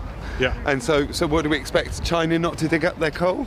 That's bonkers. Yeah, it's utterly insane. Nuts. Utterly insane. So the thing is, if you describe that in the film, they chuck it out because they said that script is absolutely crap. It doesn't make any sense. There's no logic to it. No, you can't make stuff up. I mean, like everything in the world, if you look at it through the eyes of kind of humanity, sanity, and compassion, nothing makes any sense. If you look at it through the eyes of powerful vested interests that seek to maintain the status quo, then it all makes perfect sense. Wow. Yeah, so it's a recipe for catastrophic continued inaction, and transferring the blame somewhere else. The idea that India is the problem is the most horrific and sick joke imaginable. India's emissions are 1/3 per capita of the UK's today, and they have virtually no historical emissions in terms of because I mean most people watching the live stream will already know this, right? But the problem for climate change is cumulative emissions. The CO2 we put up there stays up there for hundreds of years. So the only reason there is a problem, a climate crisis, is because the wealthy of the world have over-consumed carbon and therefore filled up this carbon sink. If everyone were consuming like India today, there would be no climate crisis. Wow. Well, that's it. Listen, George, I think you've frightened me enough. Cool. We're going to wrap up and it's going to do a spin around and see what it's like with my new light. Yeah, thanks for watching Cop In, Cop Out, Word on the Street. We're going to be back tomorrow talking to people like George, getting full of very frightening information about what's actually not happening.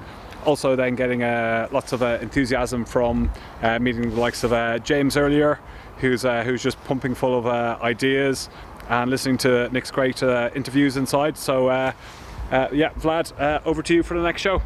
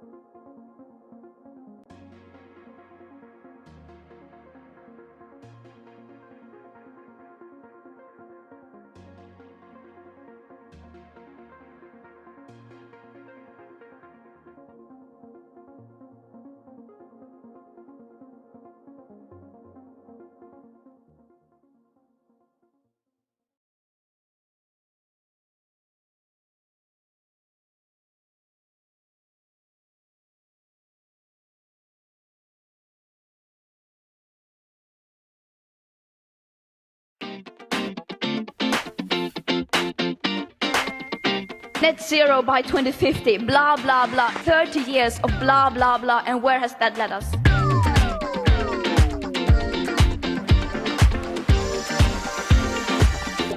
Welcome to this evening's show. Well, people have been arriving here in Glasgow by the thousand, by the tens of thousands, some of them arriving by walking or even cycling all the way from London or Brussels or even as far afield as Spain or Poland. So what have all these long and arduous journeys been about? What have they to do with tackling climate change? We are walking, remember. We are walking, remember. And what does walking here, rather than jetting here like the world leaders, or coming by train or car like most of the rest of us, what does that mean to these bands of pilgrims? Well, one of these pilgrims is Melanie Nazareth. She's just arrived after a 2-month walk called Camino to COP. And I wondered, what did a woman who is already a busy lawyer and a mother of 4 children, why has she undertaken such a journey? What does it mean to her? I was in a meeting, must have been towards the end of last year, and someone said, jokingly, you know, we could walk to Glasgow. People have walked to COPs before. And there was, of course, a walk from London to Paris. And everybody laughed, and that was kind of the end of that. But it stuck in my head, this idea. And in January, I thought, we could do this. And I was lucky enough that our walk leader, our expedition leader, Helen Locke, is a good friend of mine. And she's a DV expedition leader. So I said to her, I think it's possible. And she said, yes, we can walk to Glasgow. And if she'd said no, we wouldn't be here. But that's really how the mad idea was born. I just want to give us all a chance just to reflect on the magnitude of what's about to take place and why people are saying, I'm going to walk to Glasgow for the planet and for climate justice. And so that really is at the core of what we're doing. All the flags and the banners and the protein bars, you know, it's the core of what we're doing is because we're grieving and concerned and worried, and we have a message to take. So this is the Extinction Rebellion Solemn Intention Statement. Let's take a moment to consider why we are here. Let's remember our love for this beautiful planet that feeds, nourishes, and sustains us. Let's remember our love for the whole of humanity in all corners of the world. Let's recollect our sincere desire to protect all this for ourselves, for all living beings, and for generations to come. As we walk today, may we find the courage to bring a sense of peace, love, and appreciation to everyone we encounter, to every word we speak, and to every action we make. We are here for all of us.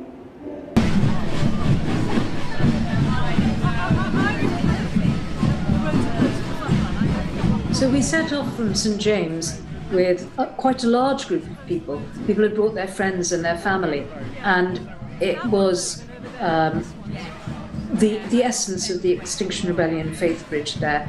We had families from exile Muslims walking alongside families from exile Jews. We had Buddhist nun and lots of practicing Buddhists walking with us. We had people in their CCA t-shirts, their Christian Climate Action t-shirts. We had ordained clergy. It was a coming together of people. But what was really interesting was amongst them were people who were of no affiliated faith, but had a strong spiritual connection, strong enough to want to walk with us. And that has actually got stronger as we've walked, and we've had this intentional spirituality. We've come together, the faiths have all come together to that strapline that we use in Extinction Rebellion Faith Bridge, United for Our Sacred Earth, has really played out as people of different spiritualities have come together. It was really very, very beautiful.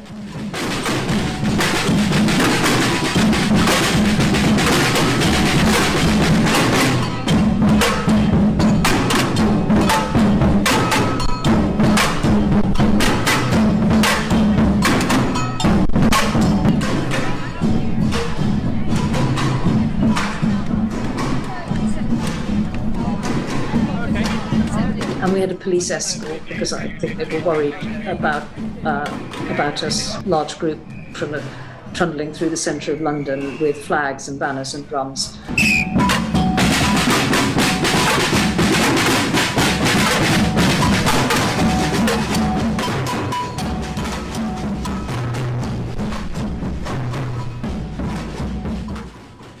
was actually quite a difficult walk because it was really hot, much hotter than we had expected. And then we marched with samba drums all the way up to Kilburn. The reception at Kilburn at Rob Thompson's church was incredible. They had cooked for us and they told us a lovely story that their parish is the site of one of the first of the stops for medieval pilgrims on the way to St. Albans. The nuns there had built a hospice for pilgrims. And so we, in the footsteps of those pilgrims also going to St. Albans, made it our first stop.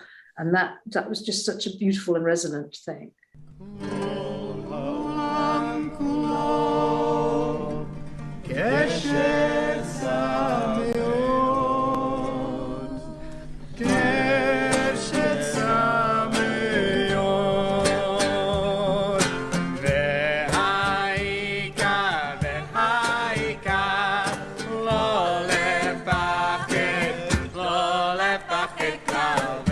So that evening, we had a big, we had an event with world music and a beautiful song of Jewish blessing. And we did that for the community, anyone could come in, but also for ourselves. And it was something deeply spiritual. It was a good start to the Camino because it set the context for this being an interfaith pilgrimage.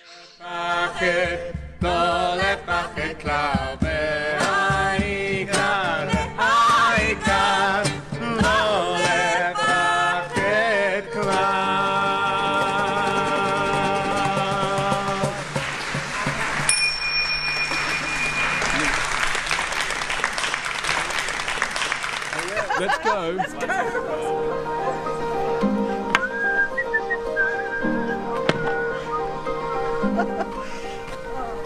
Off we go, day 2.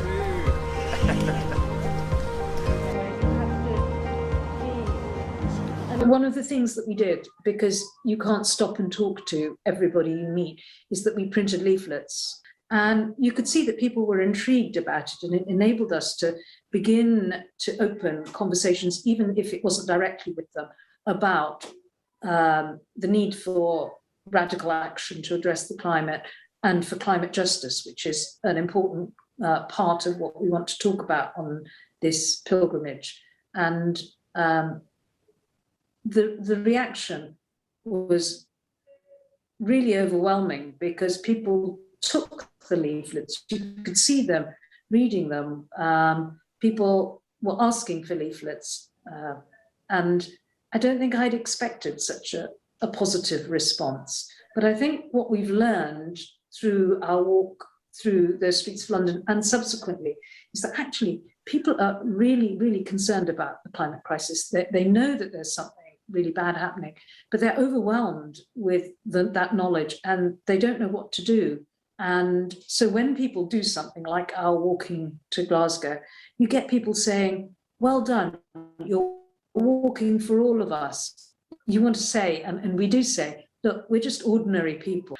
By taking this step, this is the action that we take, but you can take action. You can take your own action in whatever sphere in life you're ready to step up. You just need to step up into your role in this time of crisis.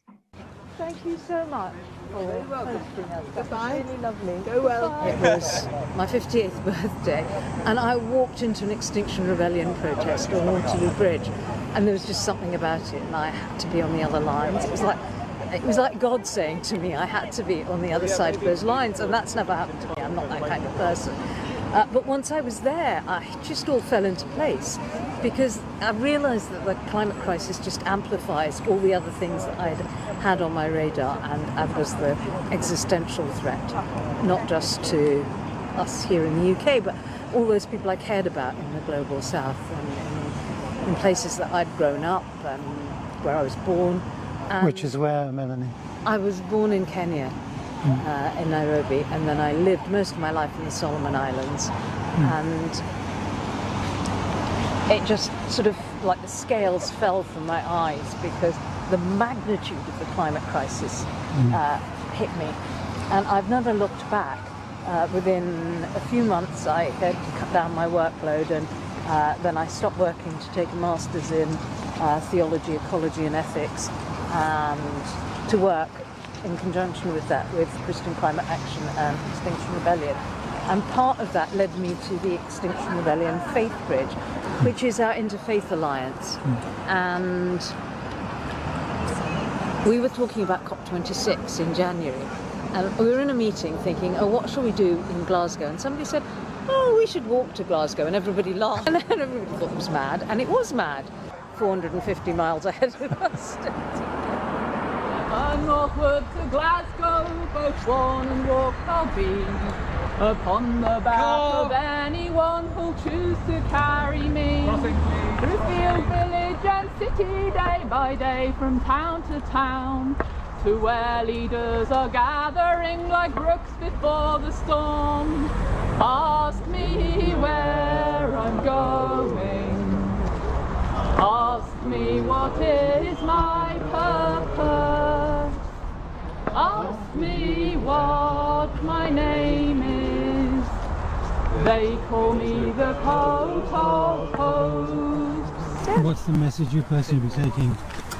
Action, not words, I think. You know, no more fossil fuels. Be the main thing for me. To deliver on your promises. Yeah. You know, we've heard a lot, haven't we? It's, people know what needs to be done. It'd be good to see some action. I think it is the last best chance we've got, so it would be great to take that message home. We carry a lot of responsibility. I think a lot of people are with us in spirit. They can't be here on the road, so feels like a long way to Scotland though still. How far are you going to go personally? All the way. Yeah, all the way. Yeah, hopefully. Banning fossil fuels, I think that's the simplest message for us. And having talked about this a lot, you know, I'd like us to take one simple message up to COP. And for me, that's an end to fossil fuels. And that means that we don't have the hypocrisy of coal mines in Cumbria and drilling for oil off the coast of Scotland because it falls under an older set of rules. I think the one thing that we must try and achieve is a stop to fossil fuel investment.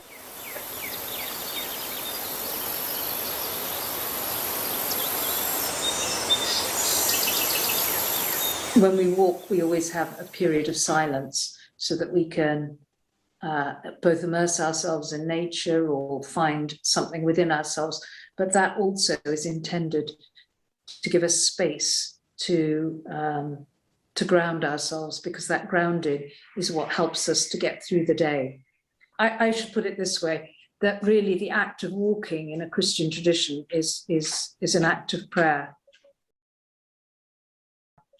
And there was, for me, there was a strong element of feeling that this was an offering to God and that this planet is God's creation. And it was an attempt at repentance.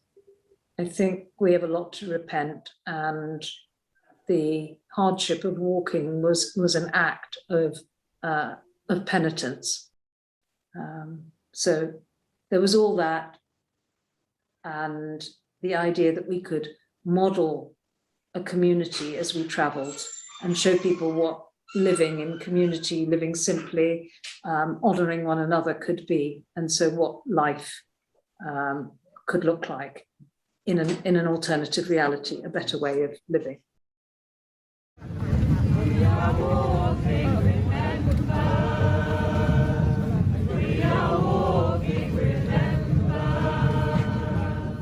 Melanie, so you made it. I know, it was astonishing. This is probably the most important thing I will ever have done in my life, because this is the most important climate conference of our lifetime, my lifetime, and probably the lifetimes of a lot of people. Because if we don't manage to get something sorted very soon, we'll find ourselves in a position where we can't do anything about it. The decision will be out of our hands because we'll have reached tipping points. And so it seemed really important in the face of such a serious conference to do something that matched the seriousness of that. And I can't think of anything that'd be personally more challenging, but also gave us the opportunity to talk to so many people about this climate crisis than actually crossing the United Kingdom on foot. And you were bringing messages from the people you met. It was really interesting talking to different communities and different people because they all had different stories. And that was one of the really important things that we wanted to do, was not just to tell our story, but also to listen to their stories. And one thing that the people that we met had in common, right from sort of London all the way up to Glasgow, was this feeling that they knew that something was wrong. Most of them understood that there was something really bad happening with the climate, but even those that didn't have a great grasp of the science knew that there was something terribly wrong. And most of them were trying to do something in their own way about it. So reusing, recycling, trying to reduce their carbon footprint. But what they all had in common was the fact that they felt powerless and voiceless in the face of what was happening politically. They didn't feel listened to, and they couldn't really think of what they could do to change that. So we had lots and lots of people saying, I'm so glad that you're walking, that you're doing this because someone's doing something. Or people would say, you're walking for us. And it was that sense that they felt that politicians, world leaders, business leaders were just not listening, and they had no way of changing that dynamic. So one of the things that we did when we went to talk to communities is to tell them that actually they could step into their own power. They just had to take the first step. You know, we'd never really, I found it really surprising that I could walk to Glasgow. But for me, it was taking the first step and thinking, maybe I can't do this, and then taking the second and the third, and then realizing that, yes, I probably could do this. And just asking people to think about engaging politically and then waiting and seeing how they could take the next step. And did this response change your own sense of your message? I think it made us talk much more to people about how they could step into their own power, because we've been carrying a message about climate justice. We talk a lot about the climate debt that we owe to developing countries, to the global south, who've contributed so little to using up the world's carbon budget, but have so little of it left. So we would talk to them about the moral obligation that we felt that we have to helping countries that were in the front line of climate change. But we realized that we also needed to talk to people about how they might do that, be it kind of just holding prayer vigils outside local council offices or outside MPs' offices if they were communities of faith, using prayer as a form of protest, or just somehow engaging in a political protest, even if it was writing to their MP. And we talked to them about how we had become activists. That was a strong thread that we've developed in the course of walking, was telling people how we were ordinary people and had become activists, in the hope that it would help people to see that activism wasn't something just for people on the far outer edges of concern and engagement, but was for everybody. So what you were doing was obviously something extremely obviously peaceful, just walking. But what people perhaps were worried about was what they saw as extremism was, say, the civil disobedience disruption that some of your colleagues, after all, you're from XR's Christian Climate Action Group, but other colleagues of yours in XR are doing things that people are upset by sometimes. I don't see a huge gap between what we did and being civilly disobedient. There are, I think, both are forms of non-violent direct action. I think non-violent direct action involves acting directly, using your body and doing it rooted in love. And so that is, to an extent, what we were doing. We decided to do it peacefully because we thought that was the best means of reaching the communities we wanted to talk to. But it has its place alongside a much more disruptive form of NVDA. And I'm really completely understand and I'm on board with and see the necessity for civilly disobedient action, because it can be really difficult to get your message across in the press, and it can be very difficult to get politicians to listen to you if you don't take that sort of non-violent direct action that is so disruptive. And as a Christian, I certainly think that that path is one that you can see in the Bible. There's a really strong thread of civil disobedience aligned to justice in the Bible. And so I see that as completely mandated. It's a standing up for what you think is right. So that's the first thing. But also you hope that by being arrested for doing something that you think is right, you will engage the moral conscience of the nation, that people will begin to think, look at the sacrifice that they are making in order to stand up for what is just right. And you can think about how the civil rights movement, for instance, engaged that moral conscience. And I think there can be nothing more right than standing up for humanity in this hour of crisis, and particularly for those people who are already really at the sharp end of it.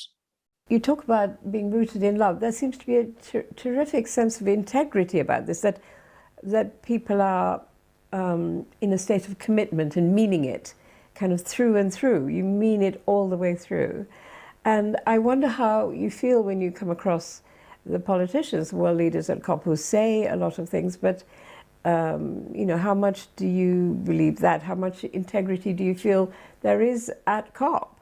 Well, the first thing I'd say is that as a person of faith, as a Christian, I think I'm called to be faithful and not called to be successful. That work is God's, not mine. But I would agree with you, there is a real difficulty in the political systems. And I think it is because of our system. It's partly our electoral system that makes short-termism a goal and is built into it, because you have to appeal to the electorate's immediate comfort. And that makes sacrifice and telling the truth and doing the hard things that we need to do much more difficult, which is one of the reasons why I'm in Extinction Rebellion, because actually the demand for a citizens' assembly seems to me to be the best possible option we've got at the moment in terms of breaking that deadlock.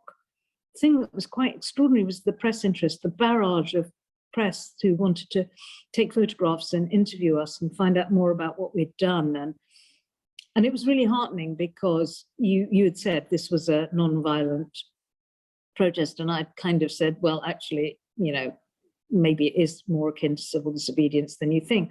But actually, we didn't really think that it would get press attention or government attention, because we tended to think that only disruptive action did. But because I think this had been such a hard thing and such a big thing, they did turn out, and we had a lot of press coverage along the way as well. That's so interesting. And because it's always been the kind of mantra that, you know, the despair of people who wanted to be peaceful and non-violent, that you only get attention if there is violence. I mean, when you think of Gandhi's salt marches, he kind of knew there would be violence, and that would shine a light on his cause, or the cause of Quit India. And it just seems so awful that we have to have violence in order to get this attention. And if you've managed to do it without, maybe the violence in the air, the violence of climate crisis itself. Yeah, I think it was definitely connected with the fact that people are waking up to the seriousness of this. But I think it was also connected to the fact that, you know, this has been a long journey. We walked 500 miles and it took us 8 weeks, and it's been a real commitment. And I think people kind of recognize that commitment. It's not just a commitment, it's a privilege to be able to do that. But I think that commitment was something that people acknowledged. So it was a different way of doing something that is challenging. The people who get arrested don't want to do it either. For them, that's really challenging. I can't do that, so I found another way. Mm-hmm. Well, heroism is something, again, a lot of people are courageous and you don't always see it. And I suppose by being in a band and a group, you know, you make that loving kind of heroism rather than a kind of dominating kind of heroism, or a warlike heroism, but a loving heroism. You've made it visible, haven't you? One of the things that happened along the way, and actually has been a point of discussion a lot with people we meet, is modeling the sort of way of life that I think that will help us get through this crisis. An intentional way of caring for and helping each other, not allowing the weak to fall behind, to live as simply as we can. We were vegan all the way through. You know, we tried to model a good community and a good way of being. And I think we succeeded largely. We made mistakes, but we learned from our mistakes. And that has been important when we talk to people about what we've done, because I think if you're going to talk about things, it's good to be able to talk from a position of having done something about it yourself. I think a lot of political leaders just talk the talk because they've never had the experience, whereas we've put both into practice or tried to. Well, it's a marvellous journey you've done, Melanie, and I wish you well in the next few days while you confront all the other people you will be meeting in Glasgow. And I don't know if you will come across the leaders more directly face to face, but if you do, I'm sure your conviction and your commitment will do something to them too. Well, I hope we'll come across them, because we're carrying ribbons with messages of hope and messages of what people want with us. And we really hope to find some way of delivering those to world leaders. I hope you get there. Thank you. Thank you very much. So Melanie and her fellow pilgrims have walked their talk, quite literally. And as the pilgrims have been walking, they've been remembering and reminding all of us of the wonders of the natural world and the vulnerability of the ecosystems that have been sustaining us. So let's close today's program with a painting specially created for Community COP and one of the songs that the pilgrims sang along the way. And we'll all go together to pluck wild mountain thyme all around the blooming heather. Will we go, lassie, go?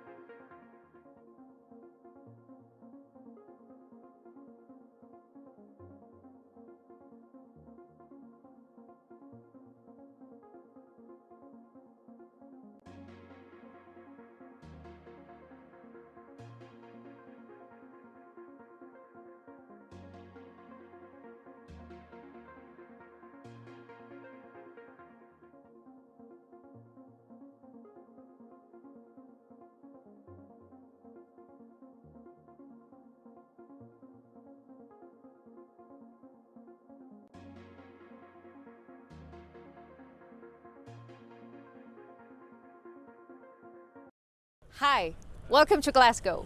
My name is Melissa Jiménez Gómez-Tagle. I'm a Mexican climate scientist, and today I am here to see what the United Nations Frame Conference of Climate Change is bringing to the countries that are mostly affected by this climate crisis, better known as the Global South countries.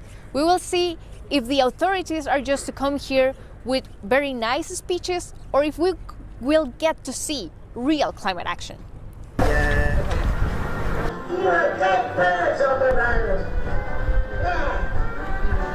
Could you please introduce yourself? Where are you from? My name is Mónica Flores Hernandez. I'm from Puerto Rico, and yes, this is my first COP. Perfect. And how do you feel about coming here for the first time?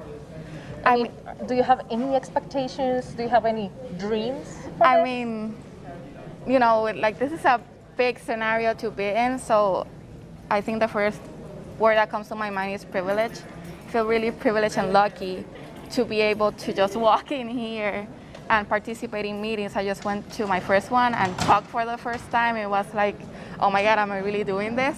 So it was, I mean, I think I'm still processing. It's overwhelmingly good I mean, it's so big and massive, all those countries together. So I'm just trying to process it all. Right. Yeah. But for me, I was never. I mean, you always hope when you're working with climate and communities, you always hope that you can be here and present your case for your people. But to actually be able to do it is a long way. So only being here is I feel lucky. Hola desde Glasgow. So nice that we are collaborating together. I'm Melissa, planetary health scientist and activist with Extinction Rebellion since 2018, with the San Luis Potosí cell in Mexico.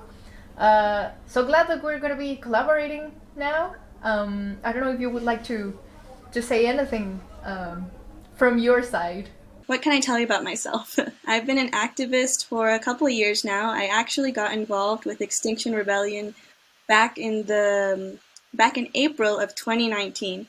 You remember there was a big rebellion in London at that time, and I was captivated by all the different sort of actions I was seeing.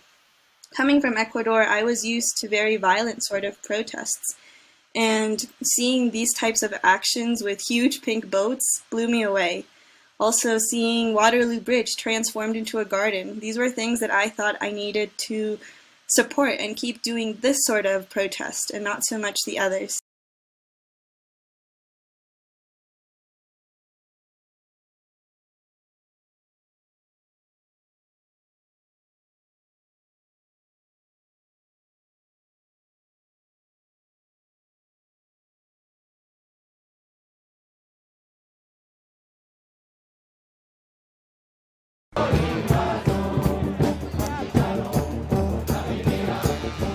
We will be marking the red lines, which are the minimal necessities for a just and livable planet. And with our disobedient bodies, we will be marking those red lines in Paris. But our voices need to be heard today and every day.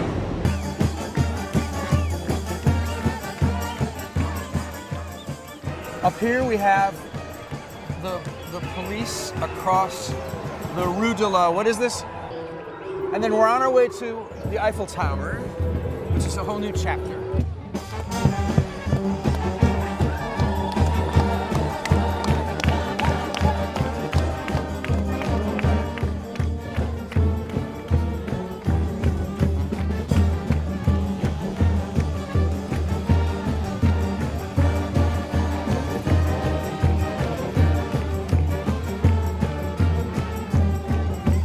Thousands of people forming a human chain around the Eiffel Tower and around these gardens in a show of solidarity. And yet, our mood today here in front of the Eiffel Tower earlier at the amazing Red Lines event is not one of despair, but rather our mood is of a clarifying sense of commitment and purpose. We knew that those were not the real leaders. We knew that the leaders were in the streets, that the leaders were in the fields, that this city is filled with climate heroes. We used to say that we were here to protect nature. And now we say that we are nature. And we will make sure that all the voices are heard, and especially that the science is taken in mind, so we can help all the people in the planet. My thoughts from that video are that, first of all, I love Naomi Klein. I think Naomi Klein is amazing. If everyone in the global north was more like her, I think it would change everything. But also, I noticed that most of the people in that video were from the global north. Did you notice that as well? I realized that, and I really hope that at this COP that we can make that switch of the paradigm of wanting to be like the global north and instead sharing what we all have, and that we can collaborate with each other no matter in which hemisphere of the planet we are. So especially now with the global south, which is more vulnerable to climate change, then we We need to collaborate. Collaboration would be the best. Completely, and I really hope that this year there's going to be a lot more Global South activists there, and that they're going to be front and center. It's the most I can hope for at COP26. Right. Always climate justice first. So for some, the COP process is kind of useless and unfruitful. But for others, especially those in the Global South, COP is an amazing opportunity to bring their message to a global audience, which is why the representation at COP is so important. And some people have found that getting to COP is really difficult. Even important people, like one of our people that we've interviewed, which is Willie Misak. Willie Misak is Vanuatu's negotiator for loss and damage. He comes from the Pacific Islands, which are one of the areas, if not the area that is most subject to the very horrible effects of climate change now. So let's hear Willie talk more about this. In 2019, we went to a community called Nguna Pele in Efate to walk and sit with the community looking at the crisis when it comes to sea level rise. And it was really touching to me to see that where we walk at the shores of the island across the graves, and I can see the bones of the people. It was really moving to me to see that those graves are washing away by the sea level rise. If the future of that person, the grandson or the great-great-grandson, wants to go back and see where the tomb of their parents, grandparents or great-great-grandparents is, they will never find it, because it's under the sea. My name is Willie Misak, and I am from Vanuatu. My view on this COP26 is that we need the concrete action. My name is Vishal, and I'm from Fiji. It's wonderful to be here. I am part of the Pacific Island Students Fighting Climate Change. I am a campaigner. We are part of a team that's campaigning to take climate change and human rights to the International Court of Justice. The moment which pushed me towards activism that helped me actually decide I wanted to do this was actually the cyclone that we had in Fiji. It was the second strongest cyclone to hit the southern hemisphere. It was Tropical Cyclone Winston. It was a devastating storm that hit most of the islands in our country in Fiji. It devastated homes. Some people lost their lives.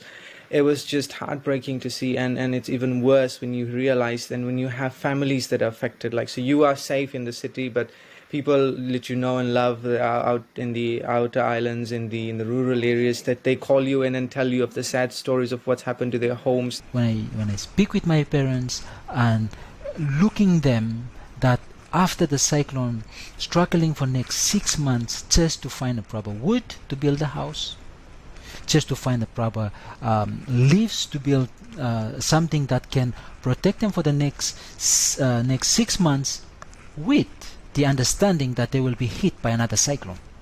Climate change is having a wide variety of impacts in the Pacific. So you can see that daily. Just now, I have come out in Fiji. We're now starting to prepare for our cyclone season, which is in November, which begins in November. So the 1st of November, we'll have cyclone season coming up, and people are now, they've prepared us. They've told us that there might be 3 cyclones hitting Fiji this cyclone season, and all of them are above category 3. So we're now just preparing for cyclones as the world is preparing for the holiday season. We're along with holiday preparations, we have to make preparations for the cyclone season. Now, other communities, there's loss of land. I think it's just an issue. You're losing your home because their villages or their communities will no longer be livable in the years to come. So that means their land, their food crops, their ability to grow food, water supply, all of these things is lost. Whenever you plant a plant, other insects needed at that time is a crisis, not only the human being crisis, but also the animals crisis as well. And it's just a bleak future for the youth, I believe, because if you have your homes being affected by climate change, it becomes a very difficult life to live on in the islands. And I think and it becomes very difficult for young people to imagine a future in the islands. And then at last resort, it could lead to mass migration or even worse, things like this. So you could really lose the Pacific or the young people because of this. So the future is really quite bleak. So this is where, when I'm looking at this, it become for me something that I think need change, not only at the local level, but at the regional and the global level, which allows me to get into that space of the COP and negotiation and really help the world understand that we are facing a crisis that we are creating by our own ego and our own way of looking at ourselves and our progress, while denying the other side of the world that are contributing on a very less way of emission, but at the forefront of those biggest crises.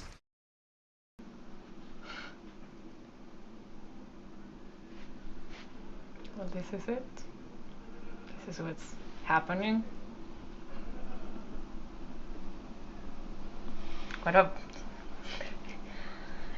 It's baffling me because I know it, but when you get that transmission from words from the people who are actually suffering and living it, I mean, these guys were just talking to me, and they're talking to all the world leaders about their reality, not the future, but the reality, the present.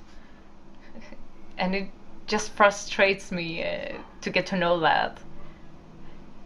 Probably the destiny is already decided by just a couple of people who are not affected by this. And they are greedy and just selfish for their own interests. This is brutal, man. So now, let's go from reactions to actions that are taking place in London by people from the Southern Pacific Islands.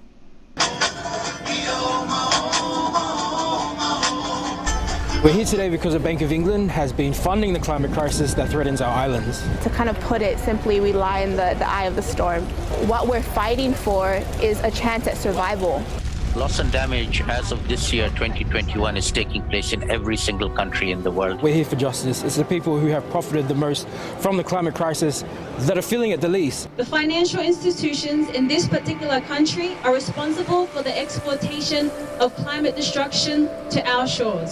Banks provide the money that is creating this destruction. We need them to defund the climate chaos. We used to be colonized by this very country, and our ancestors fought to have our culture preserved. We continue their fight. We are more than just climate victims. We are climate leaders, and we will continue to fight for our island homes. My calling to the people of Britain would be to believe in your power. There's a whole entire week of action that's planned from today that goes all the way until November 6th. And I think it's important that people turn up in whatever the way they can. So first up is what the Extinction Rebellion activists have been doing in Bogota, Colombia. Now this is probably one of the most dangerous states to be a climate activist in the world, if not the most dangerous state. So let's see what my friends were doing. They were fly posting about their upcoming action on November 5th.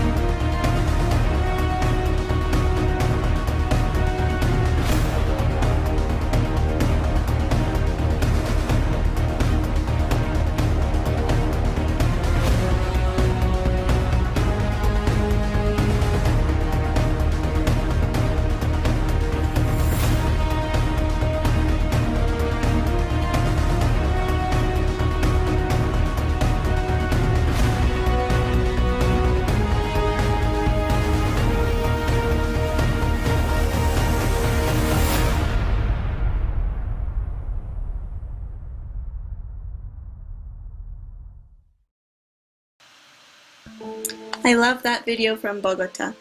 So now let's move all the way to Africa, to Vaal, South Africa, where a group was protesting the continuous use of coal from the Eskom electricity company. So this is 20 years that we've been using coal, and it really shouldn't be happening anymore. Let's see the action.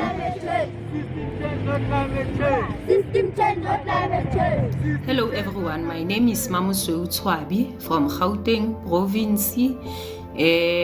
I'm a founder of Serapeng Sabasadi agricultural project. I'm a member of Vaal XR Letsema.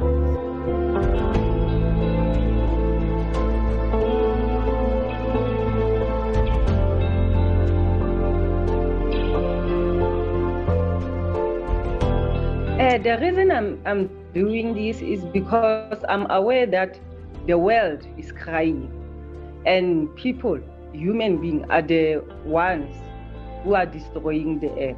And most of the people are not aware that companies like Eskom are the one who's responsible for this climate change.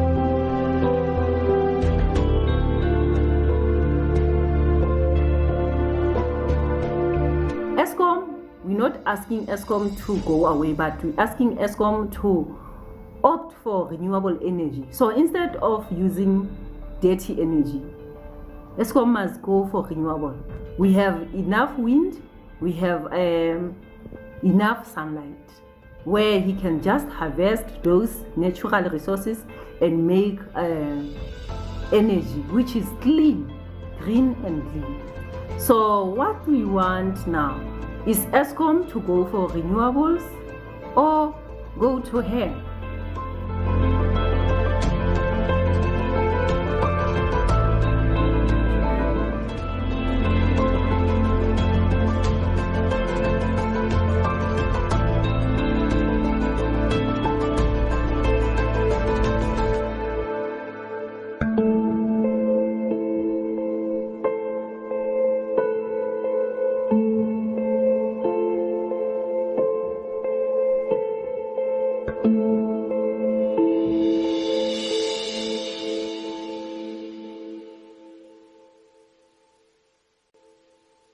So while we are here in Glasgow and the world leaders are right behind here deciding the future of humankind, we were asking some people from the most affected and vulnerable countries to climate change what they feel COP26 should achieve after this.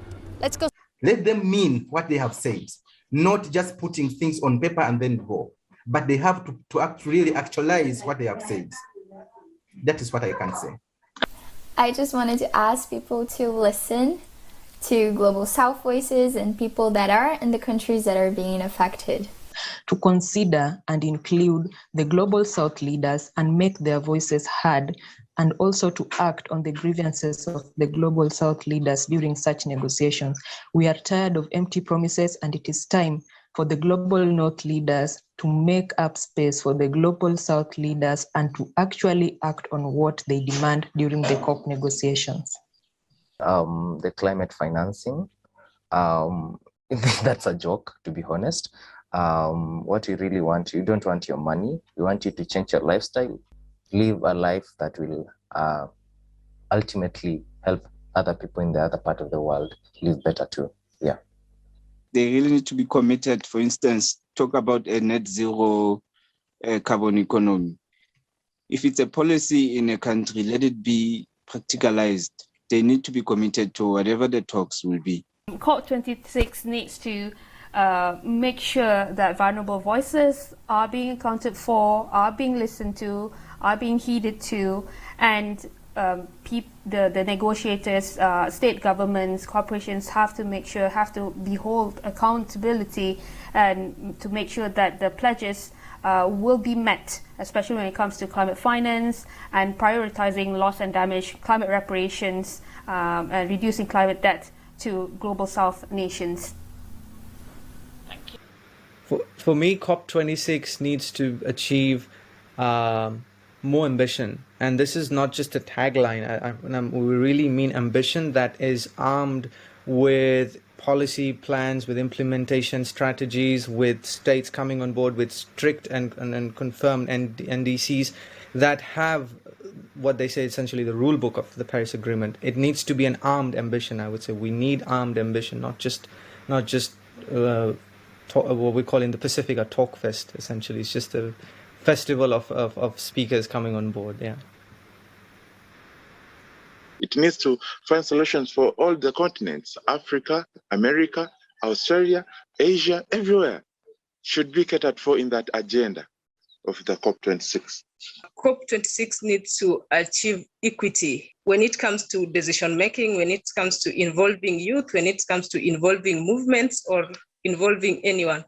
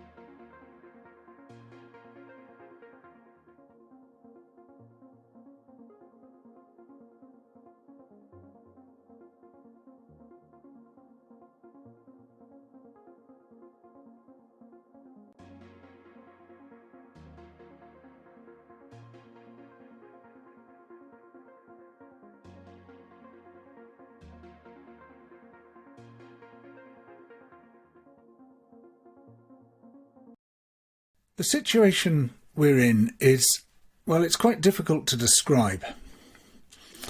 We're facing the greatest challenge, the greatest crisis that humanity has ever confronted, which is the possible collapse of our life support systems. Now, we've faced many crises in the past, including some horrendous ones, almost unimaginable for people living, as I do, in comfortable circumstances in the rich nations. War, famine, genocide. And they have exerted impacts on human beings which, well, we just can't picture ourselves in that position because they've been so horrendous. But humanity as a whole has come back from those. We have rebuilt. We have come back to situations which in some countries at least are tolerable and often quite good for the majority. But what we're facing now is on a different scale altogether. And if this collapse does happen, there's no coming back from it.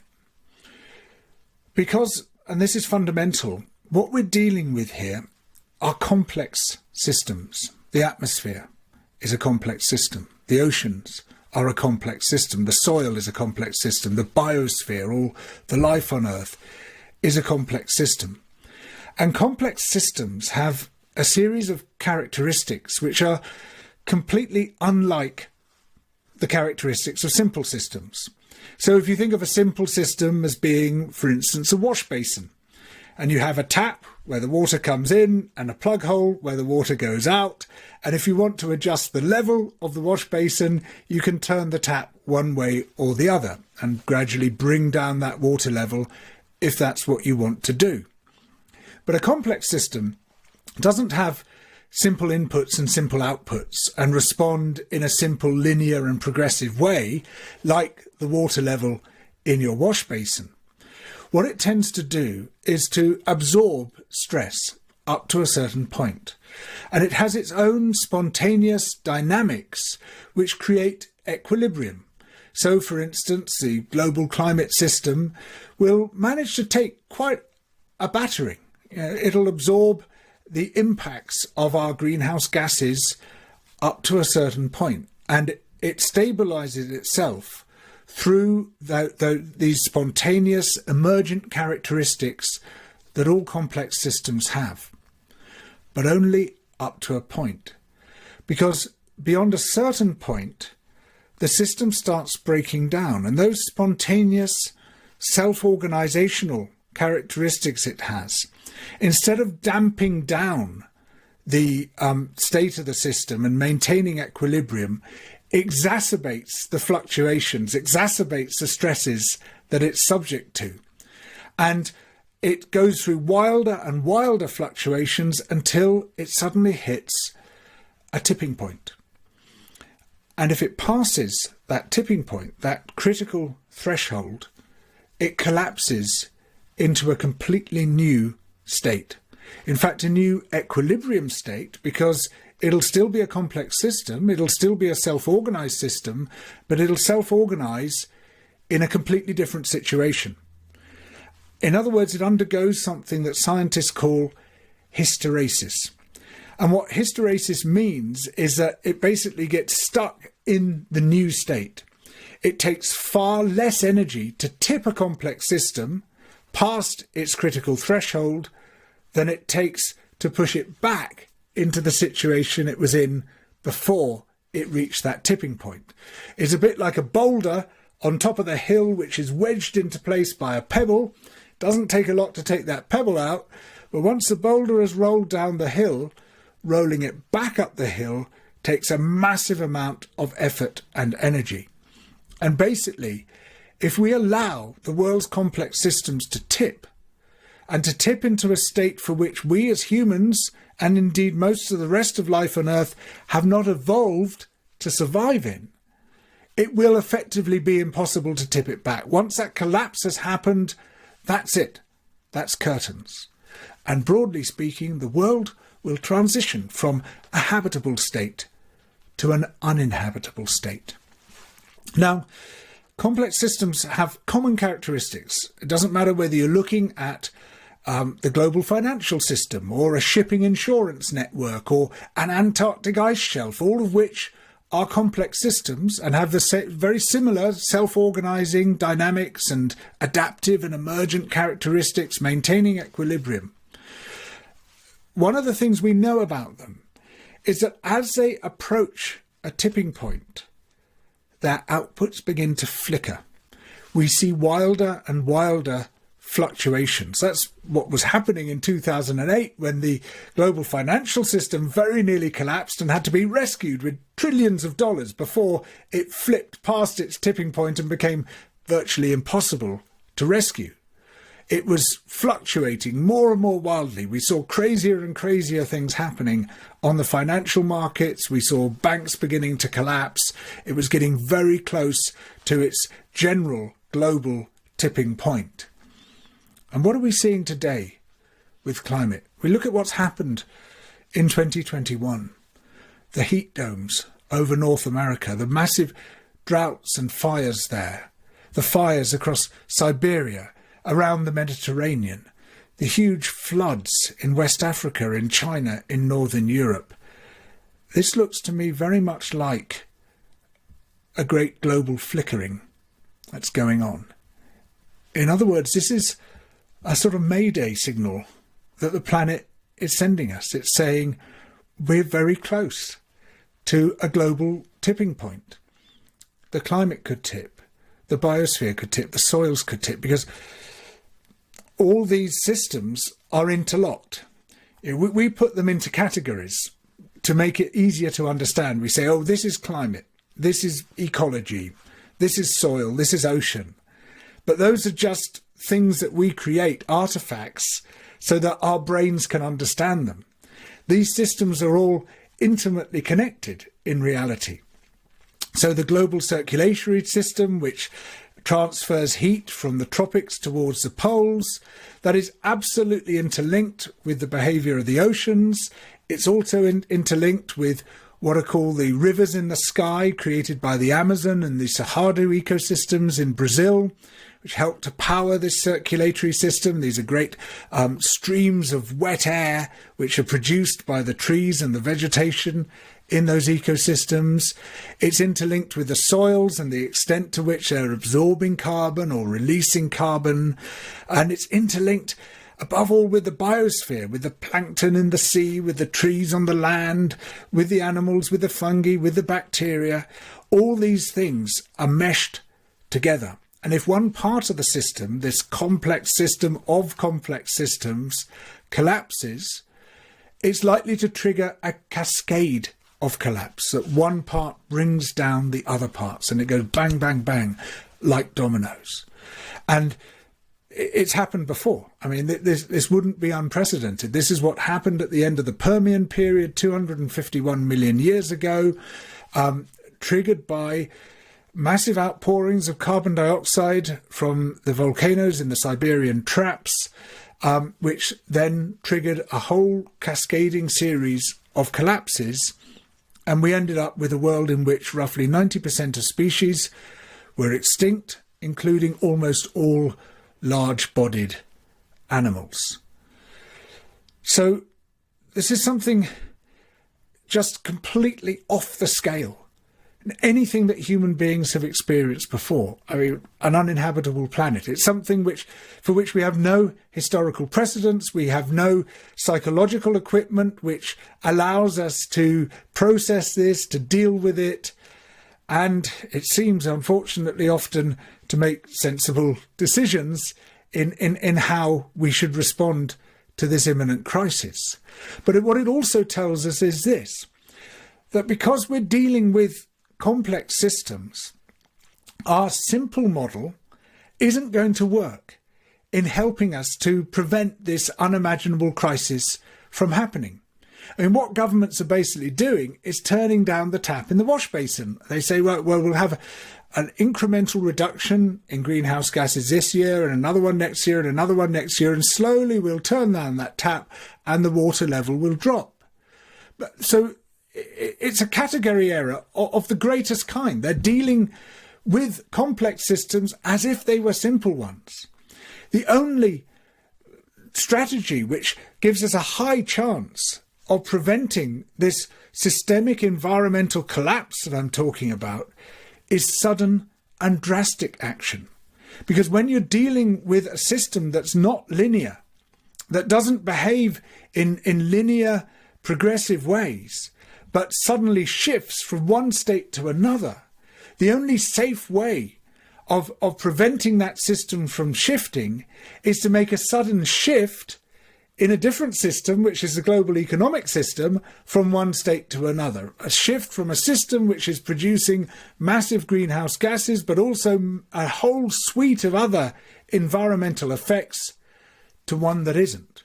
It can be done. We've had some profound historic shifts in the past, and in another programme I can discuss those. But it's not going to happen without global movements on a scale many times greater than those we've seen so far, tens, hundreds of times bigger, even than the very inspiring movements such as Fridays for Future, Sunrise Movement, Extinction Rebellion, Green New Deal Rising.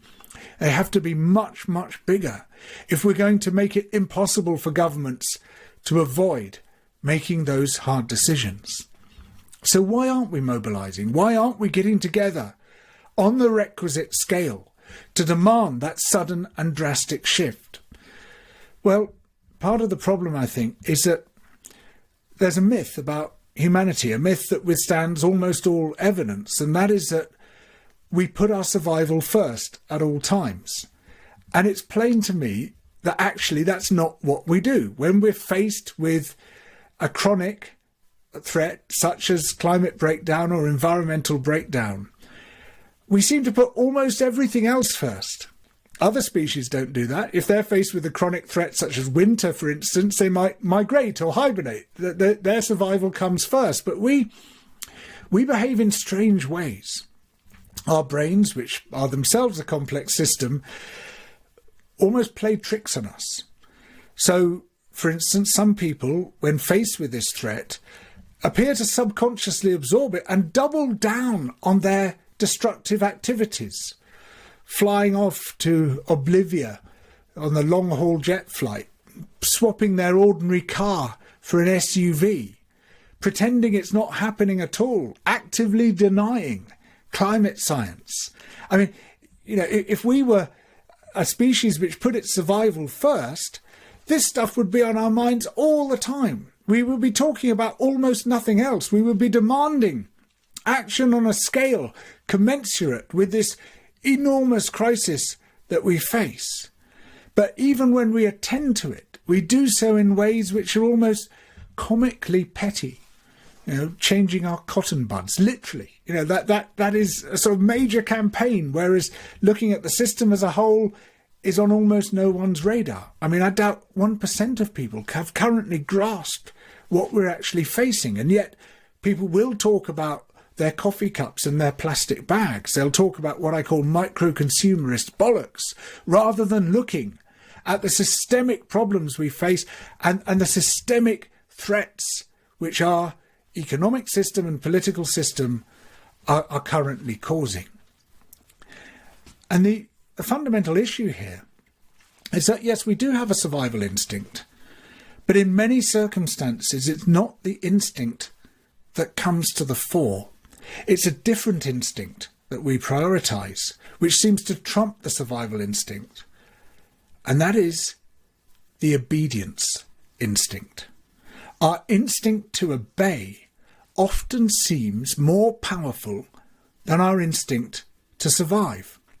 And this was an observation made in what potentially, arguably, is the greatest Russian novel ever, which is a huge claim to make from a nation which has produced Tolstoy and Dostoevsky and many other fantastic authors. But I would put right at the top of the list Life and Fate by Vasily Grossman. And this is a man who lived through the situations that he described. He was a Jewish man living in the Soviet Union, threatened by all the horrors of the Soviet Union, but also by the anti-Semitism there, also, of course, by Nazi invasion and the very particular threats which Jewish people faced from that. And he saw at first hand the horrors around which he built this extraordinary novel. And he said that one of the striking things that we've discovered about ourselves under these totalitarian systems, both Soviet and Nazi, is people's preparedness to obey. Even when the threat is imminent and acute, they obey. And while being very careful to point out that this is not in any way to blame the victims for the atrocities carried out against them, he said that people would queue up all day and all night to be executed. They would wait in line, and they would hold their place in the line. They would argue about where they were in the queue, waiting to be executed. And he said that what those totalitarian dictatorships discovered was an almost infinite capacity for obedience in people. And he thought that that was a result of totalitarianism, but I think it's everywhere. I think we are all too ready to obey in almost all circumstances. And our focus on the trivia, by comparison to these enormous existential, unprecedented threats that we should be talking about all the time, I see that as a form of obedience. When we listen to the radio on days of climate disaster, and I've tried this exercise, you should try it yourself. Wait till there's a day of real climate disaster where there's a massive heat dome, wildfires, floods, whatever, and just skip between channels on the radio and listen to what they're talking about. What we hear is an almost frantic determination to discuss anything except what is important. So last time I tried this, the first thing I came across was a long discussion about whether you should sit down or stand up while pulling on your socks. I mean, the world was literally on fire. Large portions of the world were on fire, and the discussion was, how should we best pull on our socks? Switch to another channel. They were talking about charcuterie boards for dogs. I kid you not, I'm not making this up. Charcuterie boards for dogs, which apparently is a thing, where you have some sort of wooden board with lots of different things for a dog to eat on, and they were discussing that. Now, I'm not suggesting that anyone's saying to themselves, oh my God, the world's on fire, quick, let's talk about charcuterie boards for dogs. It's a subconscious reflex, which I think tells us far more about ourselves than our conscious actions do. And we are completely immersed in this trivia. Even the so-called serious channels, the serious radio and TV programmes on the BBC and elsewhere, what passes for news there, particularly political journalism, is really profoundly trivial by comparison to what's going on. It's court gossip, who's in, who's out, who said what to whom.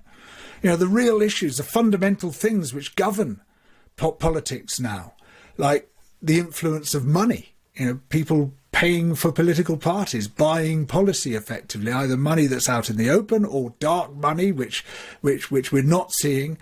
That is very seldom on the journalist's agenda. It very seldom features in any news programme, even though it's so fundamental. The transfer of power away from democratic spheres into places which people can't affect, again, scarcely features. The growing and immense power of plutocrats and oligarchs effectively trumping democracy, again, scarcely features. But above all, this huge looming threat of systemic environmental collapse, which makes a nonsense of all those obsessions. Even on the so-called serious programmes, we scarcely hear a word about it, except when there's a climate summit going on, and then it's more of who said what to whom, and oh, what's Boris Johnson doing, oh, what's Joe Biden doing, rather than really getting to the heart of this enormous existential crisis. And so it's all of this I see as an obedience reflex, obedience on the part of the media, who, unfortunately, the great majority of people in my profession, journalism, are far too ready to obey. But also, I think, obedience on the part of listeners who almost want to immerse themselves in this trivia so as not to think about these massively important and dangerous things that we should be thinking about. Now, look, I'm not against bans. I'm not saying we should discuss only these existential crises. What I'm against is nothing but bans, is a focus on trivia and trivia alone. This pernicious frippery, frivolity, which seems now to govern our culture, where we almost have our heads ducked into this vat of inane gossip, of banter, so that we don't listen to the voices desperately trying to alert us to the scale of the catastrophe that we face if we don't take sudden and drastic action.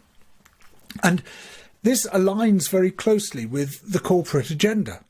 And in fact, corporations have gone to some lengths to ensure that we focus on trivia. So, for example, a classic case of this was something that started in the 1950s with a campaign called Keep America Beautiful, where the campaign's effort was to focus our attention on litter as the primary environmental issue. Now, I hate litter. I hate seeing litter. I don't want there to be litter around. I applaud those who pick up litter. But it is not the primary environmental issue. It's the issue the corporations wanted us to talk about. Because behind Keep America Beautiful, believe it or not, were the packaging manufacturers who were causing the litter, who were basically covering the world with a tsunami of plastic. I mean, this is a real and important issue. But the issue is a systemic one. It's not just caused by a few litter louts or litter bugs. And in fact, litter bugs was a term that these corporations invented through their Keep America Beautiful campaign. It was caused by them. And they wanted to get away with it. They wanted to stop deposit schemes for bottles so that the bottles could be reused. They were trying to prevent states from imposing those schemes. They wanted everyone to be using throwaway packaging. And of course, some of that packaging would leak out and float around in the natural world in the form of litter. And so their effort was to refocus our attention onto the issue of litter and onto the issue of us, what we were doing, rather than what they were doing. And it was highly effective. In fact, their so-called Crying Indian advert was the most popular advert ever shown in US cinemas. And everyone thought it was a genuine environmental advert put out by an environmental campaign called Keep America Beautiful. But it was one of the most cynical corporate campaigns in history. And there have been many more. The way that Ogilvy and Mather, the advertising agency working for BP, more or less invented this concept of the personal carbon footprint, which is quite a useful concept. I mean, I use it myself from time to time, but their effort was not to help us to engage with these issues. It was to turn our attention away from what BP and the other oil companies were doing and onto our own individual impact. So we talk about my footprint and your footprint rather than BP's massive corporate, world-spanning, world-crushing footprint. And that's been the thrust of this great shift over the past 50 years, which has been a shift from collective to individual action. It's been a shift which tells us we're no longer citizens, we are consumers. And the way we can be effective is by changing the things we consume and by changing the way we consume. But if there's one thing that human history tells us, it's that we're effective together and we're ineffective alone. If we try to change the world through our own buying and selling decisions, we'll make almost no difference at all. It'll be entirely marginal. The only way to create effective change is to combine with other people and combine and campaign as citizens. That's what makes change. Not this micro-consumerist bollocks which the corporations want us to focus on. But somehow we've been herded down that path. Our instinct for obedience has kicked in, and we've done what the corporations want. Instead of behaving democratically as citizens, we've behaved plutocratically as consumers. We've accepted the idea of the market as being the forum within which we should act, rather than politics, democracy, being the crucial forum. And it's another classic case, I think, of the way in which, without even recognising that we obey, we are obeying. So what would happen if we cut through the trivia, if we pushed aside the micro-consumerist bollocks and actually looked at the systemic issues driving us towards disaster? What would we see? Well, the first thing we would see is growth, and it should terrify the living daylights out of us. Growth, isn't that meant to be a good thing? Economic growth, every government is striving for it. In fact, they stand or fall according to whether they're able to deliver growth. The system is deemed to fail if it's not delivering growth. Well, take the ambitions, for instance, of the World Bank and the IMF, which say, well, we're not asking for a lot of growth, just 3% a year. 3% global growth a year. That's reasonable, isn't it? 3% a year means that global economic activity doubles every 24 years. So, for instance, by 2045, we have twice as much global economic activity as we have today. By 2069, twice again. And then twice again, and then twice again. It doubles and it doubles and it doubles. But already the planet is straining towards collapse as a result of existing levels of economic activity. We want to double that. We want to double it again.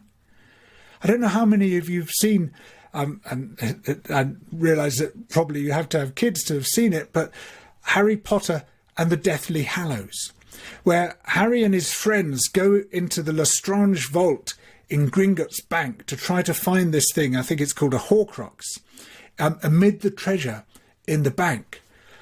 But the treasure has a curse put on it called the Gemino curse, which means that if you touch it, it doubles. And then it doubles again, and then it doubles again. And the weight of the treasure then threatens to crush Harry and his friends to death.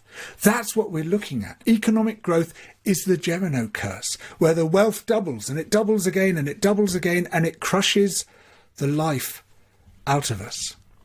That's what it does. We cannot live with perpetual economic growth on a finite planet.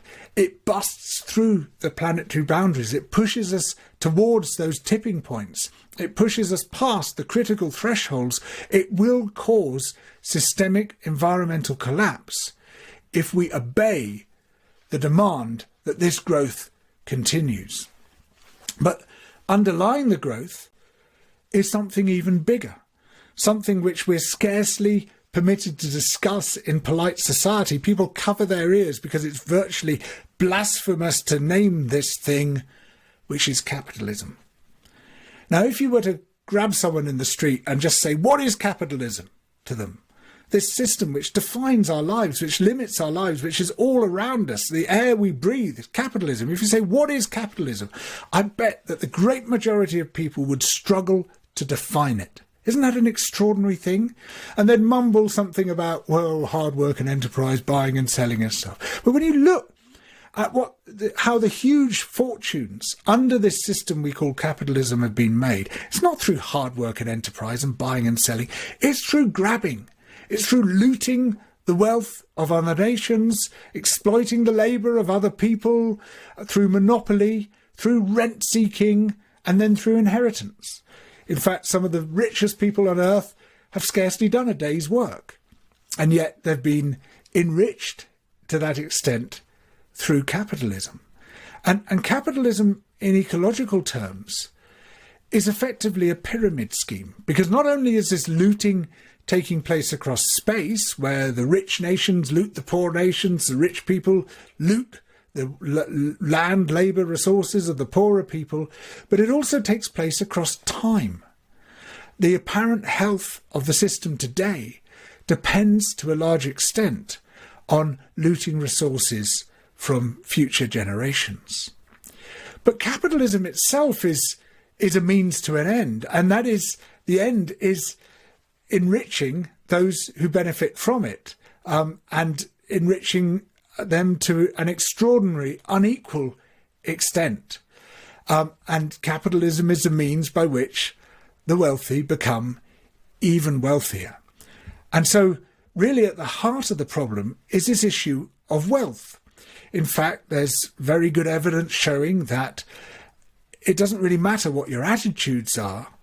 Your ecological impact and your climate impact are a function of how much money you have. If you have that money, you will spend it, and however you choose to consume, the very weight of your consumption outweighs whatever individual decisions you might make. So while in order to stay within 1.5 degrees of global heating, we should each globally be consuming no more than 2 tons of carbon a year, the top 1% burn 70 tons of carbon a year. Billionaires, thousands of tons. Roman Abramovich, for example, over 30,000 tons a year, largely from running his gigantic yacht.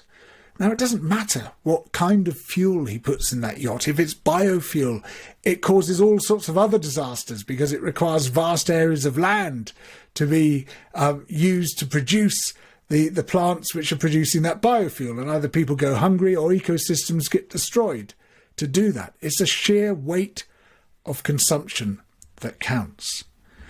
But of course, very wealthy people whose political power matches their economic power are keen that we don't see it in that way. They're keen that we stick with our micro-consumerist bollocks and that we remain immersed in the trivia that surrounds us. And it seems to me that if we are to engineer the drastic and sudden and systemic change that we require, we must start by addressing this issue of wealth. Even a carbon tax, I feel, is a form of micro-consumerist bollocks because it addresses just one part of the problem. And it tends to hit the poor just as hard as it hits the rich, if not harder. What we really need are wealth taxes, massive wealth taxes, to make it just unattractive to try to be a millionaire or a billionaire, to ensure that the money can be redeployed into places where it can be more usefully spent, to break down the massive inequality, which is one of the things that drives us towards obedience. And we can use that money to create new systems, systems such as something I call private sufficiency and public luxury, rather than this system of massive accumulation and the pursuit of private luxury, which the planet simply can't afford. But for that to happen, we need mass movements. We need movements, as I say, tens or hundreds of times bigger than they are today. We need movements of people who refuse to consent to this planet-eating system. We need movements like Fridays for Future, like the Sunrise Movement, like Green New Deal Rising, like Extinction Rebellion, but many, many times bigger. Movements that involve you. Yes, all of you. I mean, you don't have to be out on the streets protesting, because those movements need the whole skill set. They need accountants, they need administrators, they need people who can sew stuff, they need climbers, they need every kind of profession and activity you could possibly imagine to be effective, because a good movement is an ecosystem. And what we need is to recognise the fundamental issue that strikes at the heart of the problem of systemic environmental collapse. And this issue is our survival depends on disobedience. Thank you.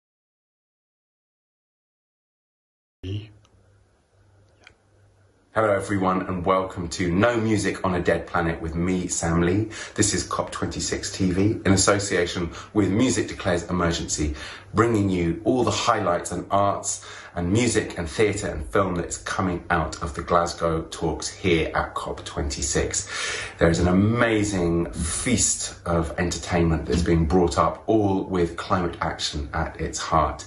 And today's show, we are really lucky to be featuring some of the performances that came out of the opening gala performance of Pathways to Paris. We've got shows with Tenzin Choigal from Tibet and Patti Smith in their entirety, some of whom we heard from in the show last night.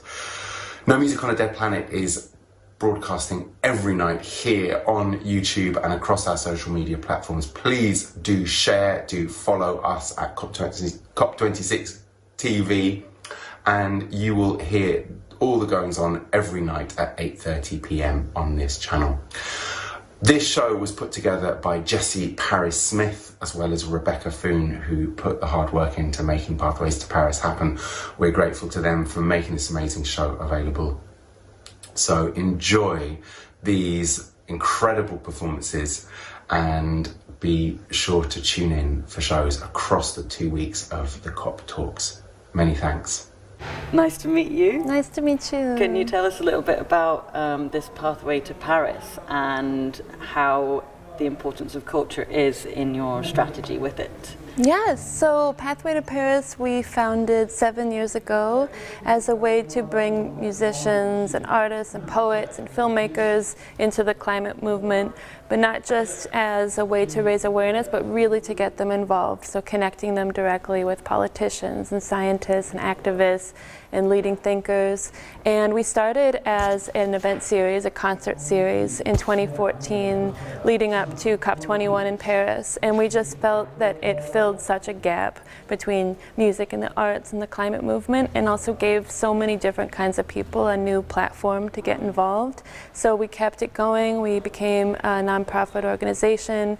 Now we have a technical team that works on our solutions projects, and we work directly with cities and with politicians and really try to offer citizens and cities and artists and everyone of all different vocations new tools and platforms to be truly active in the movement. Interesting. So it's about interacting the sectors and engaging the sectors to understand the importance of each other. Definitely. And do you feel as though musicians have then taken on a role themselves to change the course of our history? Do you feel like this is the platform that's helped them to have a voice? Yeah, I mean, we're so inspired by protest music and artists throughout all the different eras and so many different causes. If you look at history, American history, you can see how much music and culture were such a lifeblood of so many different movements. And so, yeah, we just have seen musicians and artists become more empowered and realizing their own responsibility and the true impact of their own voices and their music and their messaging. So it's been wonderful to help people to realize their own impact and to give them new strategies and tools, and to also to use music and the arts as a way to engage and inspire audiences and citizens, not only to feel passionate and excitement about what's going on, but to feel empowered in their own action. I'm very happy to be here. I think we have a very difficult task ahead. You know, I think of Joan Baez, one of our great singers, one of our great protest singers, walking hand in hand with Martin Luther King at the height of the civil rights movement. That's a beautiful example of the spiritual, the political, and the artistic coming together. And that's what we strive for. And that's what we're doing here tonight at the Pathway to Paris. Yes, Jessie. I'm very proud of Jessie because this is something I could never organize. Yeah. I'm not an organizational person. And I was amazed when she started doing these events like 6 years ago that she will go to great artists, well-known artists, could be rock and roll singers, somebody like Joan Baez or someone like Michael Stipe or Flea, but she also goes to our great indigenous singers and performers are activists, speakers, political people. Her events are always interactive and offering people not only inspiration but tools of activism when they leave. So I'm quite proud of her. Oh, that's such a and nice... happy to serve her. Yeah, of course. It's this funny moment when the daughter then becomes boss, right? Well, remember it was Crosby, Stills and Nash. Teach your parents well. Yes, totally. You know, I've learned quite a bit from my daughter. Yeah, Jessie Paris Smith and I started Pathway to Paris in 2014 in the lead up to the Paris talks that happened in December 2015 when the Paris Agreement was established, and we hosted a whole bunch of different events bringing together leading thinkers and musicians and artists and politicians to raise awareness around the importance of establishing the Paris Agreement. And then since then, we've been using our platform to really try to focus on building a movement around making Paris real, turning the Paris Agreement into action of limiting global temperature rise to 1.5. And so our mandate is we put on events, and we also put on different actions and campaigns and innovative solutions to help inspire and to help build momentum around engaging citizens and cities and countries in terms of building movement to turning the Paris Agreement into reality. The 1.5 degree mandate. Yeah. Seen any big changes between Paris and now Glasgow? Well, one of our solutions and initiatives that we've created is called the 1,000 Cities Initiative for Carbon Freedom, and it's based on the idea that if 1,000 cities can transition off of fossil fuels and go 100% renewable energy as quickly as possible, using fair share analysis of carbon budgets, then we can get a lot closer to turning the Paris Agreement into action, into reality, because we believe it takes community, city work, national work, international work to make this happen. And so we like this solution as one of the mosaic of solutions because it's around people, citizens can really get involved with their own communities and their own cities. And today is actually International World Cities Day. And we are seeing incredible city collaboration. And as part of this also, we've created a carbon calculator that looks at a fair share analysis of where cities need to be in order to stay aligned with 1.5. So, I think there's so much work to be done, but I do think what's changed since Paris is it's ubiquitous. Everybody understands, or at least knows across the line. When I say everybody, I say at least it's highlighted on a mainstream level, the urgency. And we've got the kind of younger generations on our side, and exactly. It's actually become a global cause of concern. It's called, I guess that's exactly what I was trying to say. Yeah. It's a global cause of concern now where it felt a little bit underground, it wasn't a part of the mainstream conversation. Media or, exactly. Yeah, exactly. Yeah, I think that one of the things that's most important to us is, like you said, just helping every single person, no matter who they are and what their job is, to understand their responsibility and to understand the impact of their own platforms and resources and the communities they're connected with and the access that they have, because we all have access to totally different populations, and musicians have this built-in audience, this built-in fan base and people who are listening to them. So they have I think a big responsibility to use that built-in platform to amplify and deliver these messages. So it's really amazing to see musicians taking hold of that power and to say the things that they feel passionate about. So, yeah. Beautiful, beautiful. Well, thank you so much. Well, I mean, I feel all of the things everyone feels, a sense of urgency, anguish, anger, all of these things. But I learned a long time ago that nothing is accomplished with pessimism. If you're pessimistic, no matter how bad things are, you do nothing.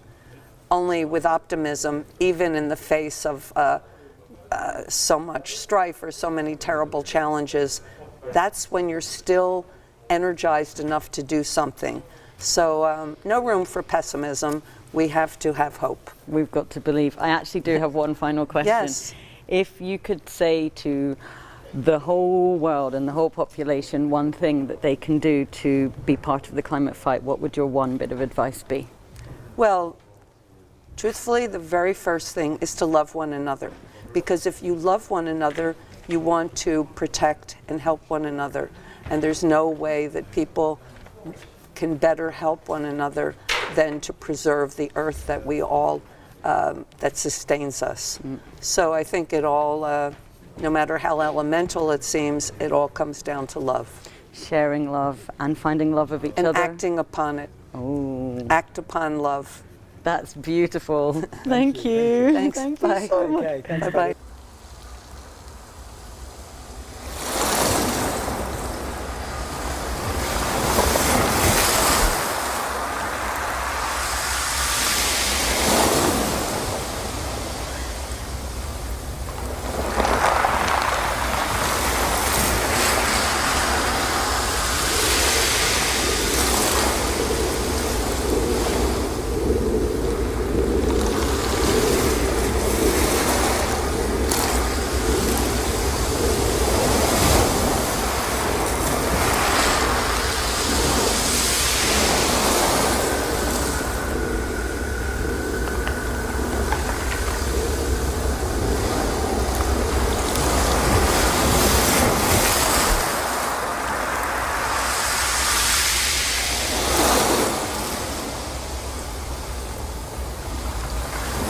It began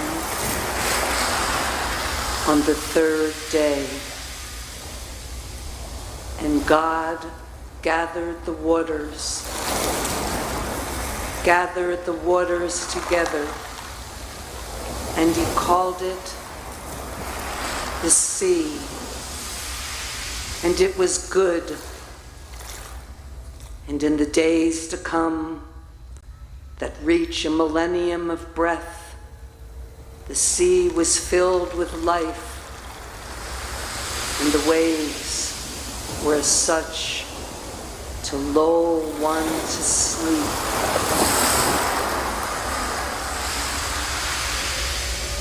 And the waves were there to be conquered by the great navigators who saw that the earth was round and the world was theirs to tend, to protect.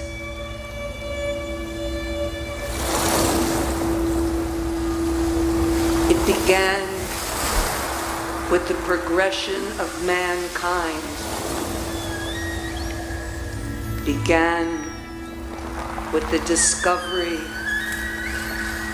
of light and energy and all of the things that could be gleaned from oil, the black gold beneath the waters. It began with an explosion, live dynamite thrown into the water to test vibrations in the search for oil. It began with a lust for this black gold. It began with moments of horror spread across the seas. But at first, it was still calculable. These explosions of dynamite causing intermittent chaos beneath the waters, it was still manageable, still somewhat negotiable.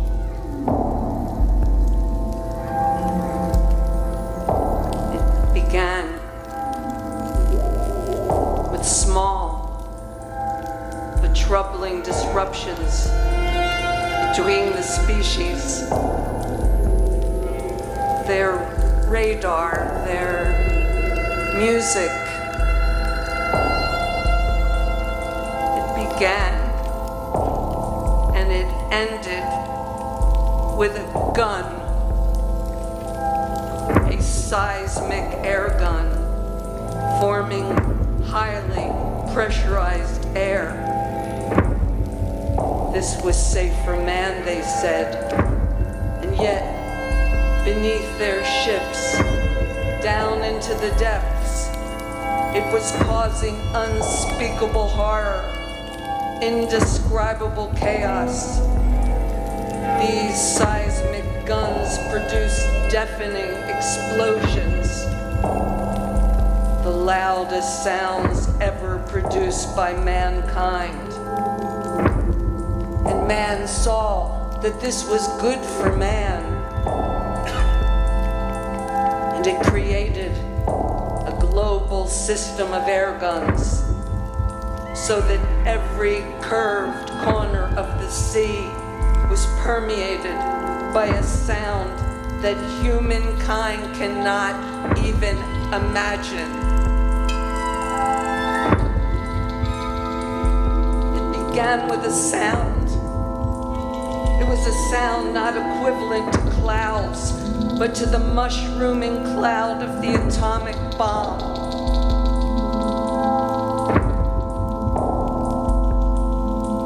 And the whales wailed, and the dolphins, so confused their smiling faces wept, tears that could not be felt or seen, tears that dissolved in the sea in which they swam.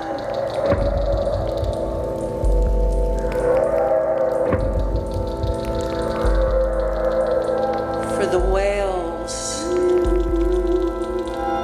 it began with children, not unlike our own, holding shells up to their ears to hear the sea. It began with innocence and music, torn apart by need and greed for the same oil that spills upon the surface, killing life and the birds and the fish of the sea.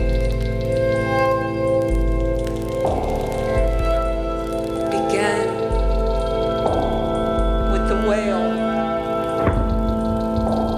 moving through time, moving through the waters in search of his family. And the dolphins felt their entire beings hemorrhaging, and they could no longer find one another. And they beached themselves, trying to escape the terrible sound that had permeated their world.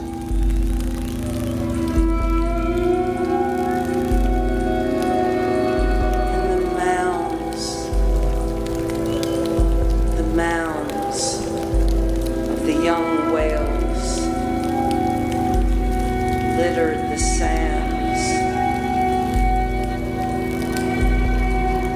Their holy mounds.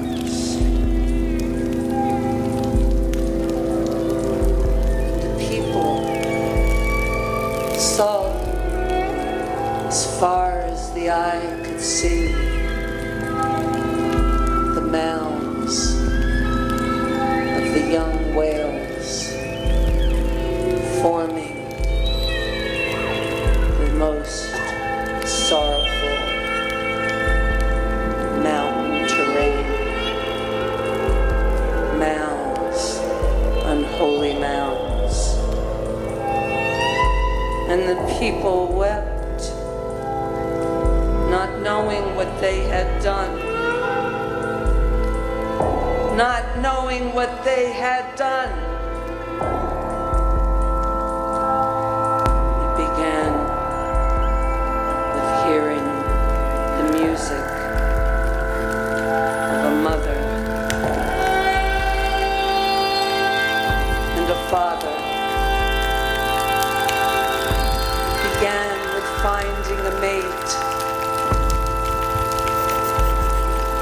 one child, and then another. It began with a life. It began and ended with a gun.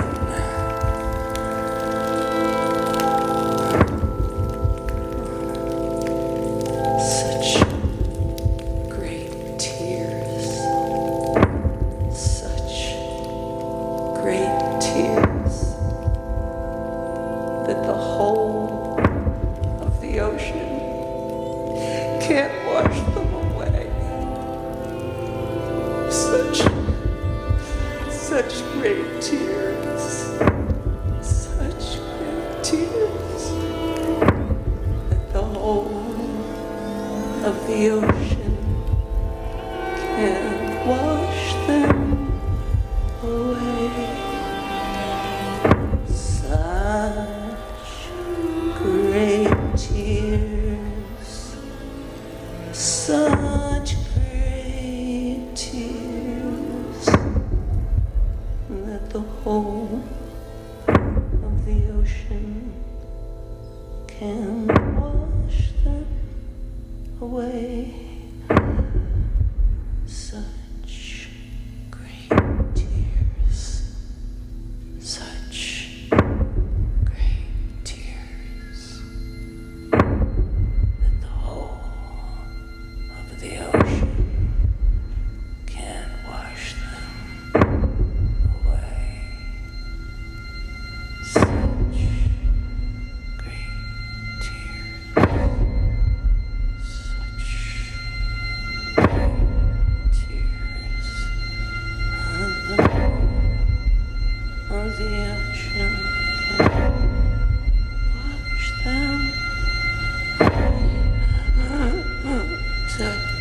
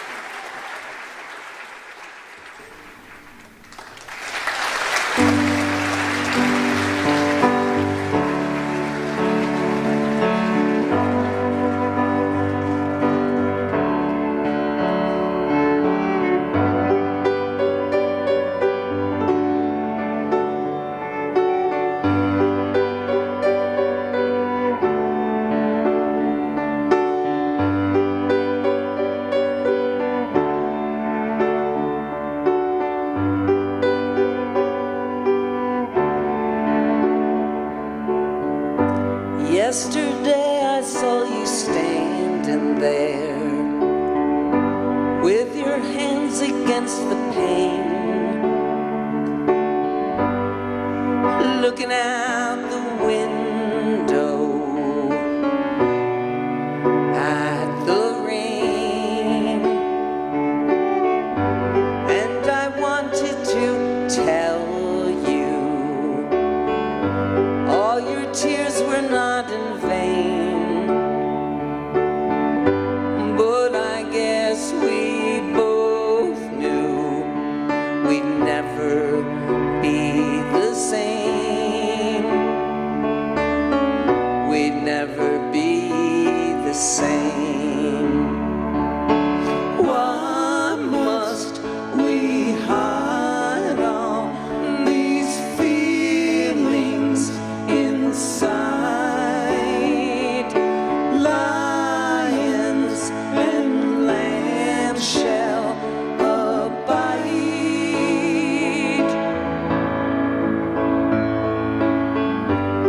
One day this will be strong enough, and we'll build it back again. Build the peaceable kingdom back again. Build it back again.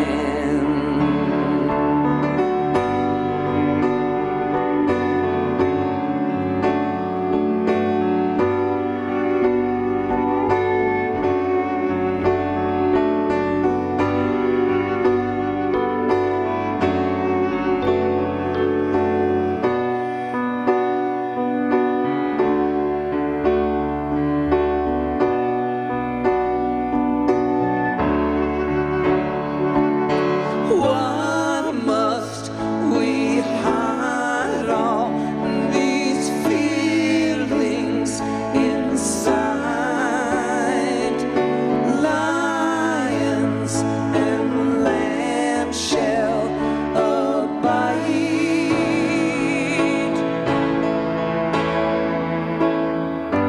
Maybe one day we'll be strong enough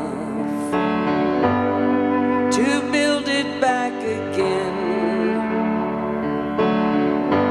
Build the peaceable kingdom back again.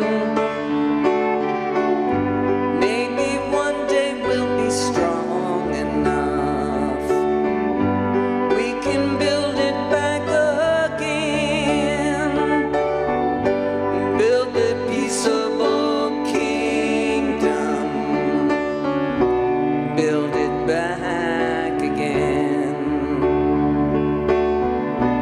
Build the peaceable kingdom.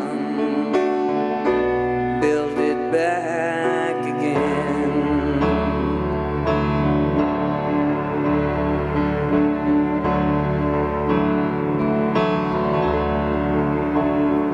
I was dreaming, in my dreaming, of an aspect bright and fair, and my sleeping, it was broken, but my dream, it lingered near.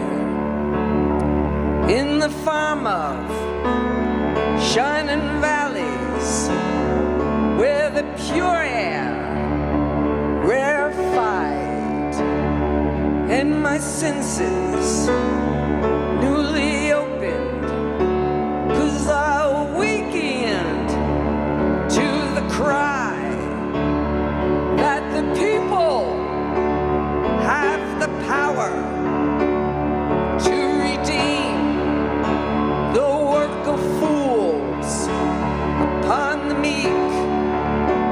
The gracious shower, it's decreed, the people rule.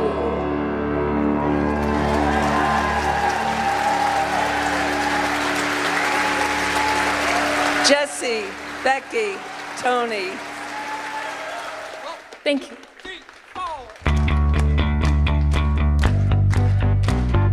So I just wanted to say that Fred Sonic Smith and I wrote this song. I recorded it when I was pregnant with Jessie. So she was kicking even before she was born, waiting to live these words.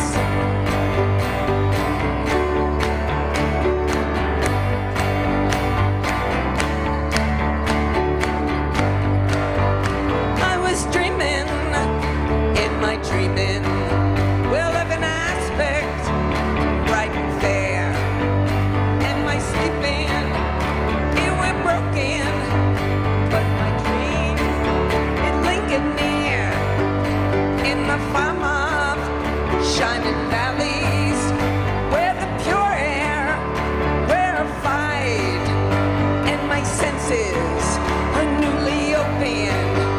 I awaken into the cry that the people have the power to redeem the work of fools upon the meek. The graces shower. It's decreed. The people rule. Come on. People have the power. Come on. People have the power. Believe it. People have the power. People have the power. Can we put the lights on the audience, please, so we can all see them? The lights up. Lights up. Put the lights on. Vengeful aspects became suspect and bended low as if to feed, and the armies ceased advancing because the people had their ear, and the shepherds and the soldiers, where they lay beneath the stars, exchanging visions, learn arms to waste in the dust, in the form of shining valleys, where the pure air rarefied, and my senses are newly opened. I awakened to the cry. Come on, people have the power. People have the power. People have the power. People have the power. Whoa.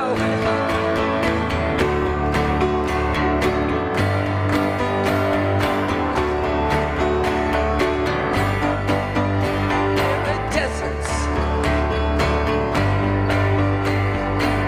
Can we break it down? Where there were deserts, I saw fountains, and like cream, the waters rise, and we strolled there together, when none to laugh or criticize. Well, and the leopard and the lamb lay together, are truly bound. Well, I was hoping, in my hoping, to recall what I'd found.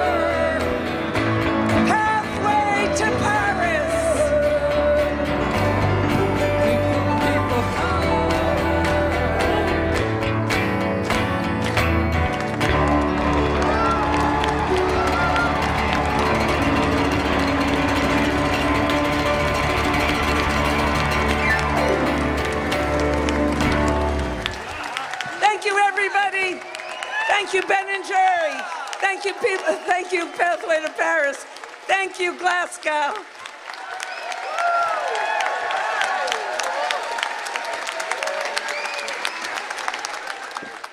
So that was the Pathways to Paris concert featuring the Tibetan musician Tenzin Chogyal and Patti Smith. If you want to see interviews with them, go and check out our show from last night where we had some in-depth talks with them about the importance of climate action and the music that they make. Thank you for tuning in. We will be back tomorrow night at 8:30 p.m. on COP26.tv here on YouTube and Facebook and beyond. Be sure to follow us and keep an eye on all the other shows that are happening on COP26 TV.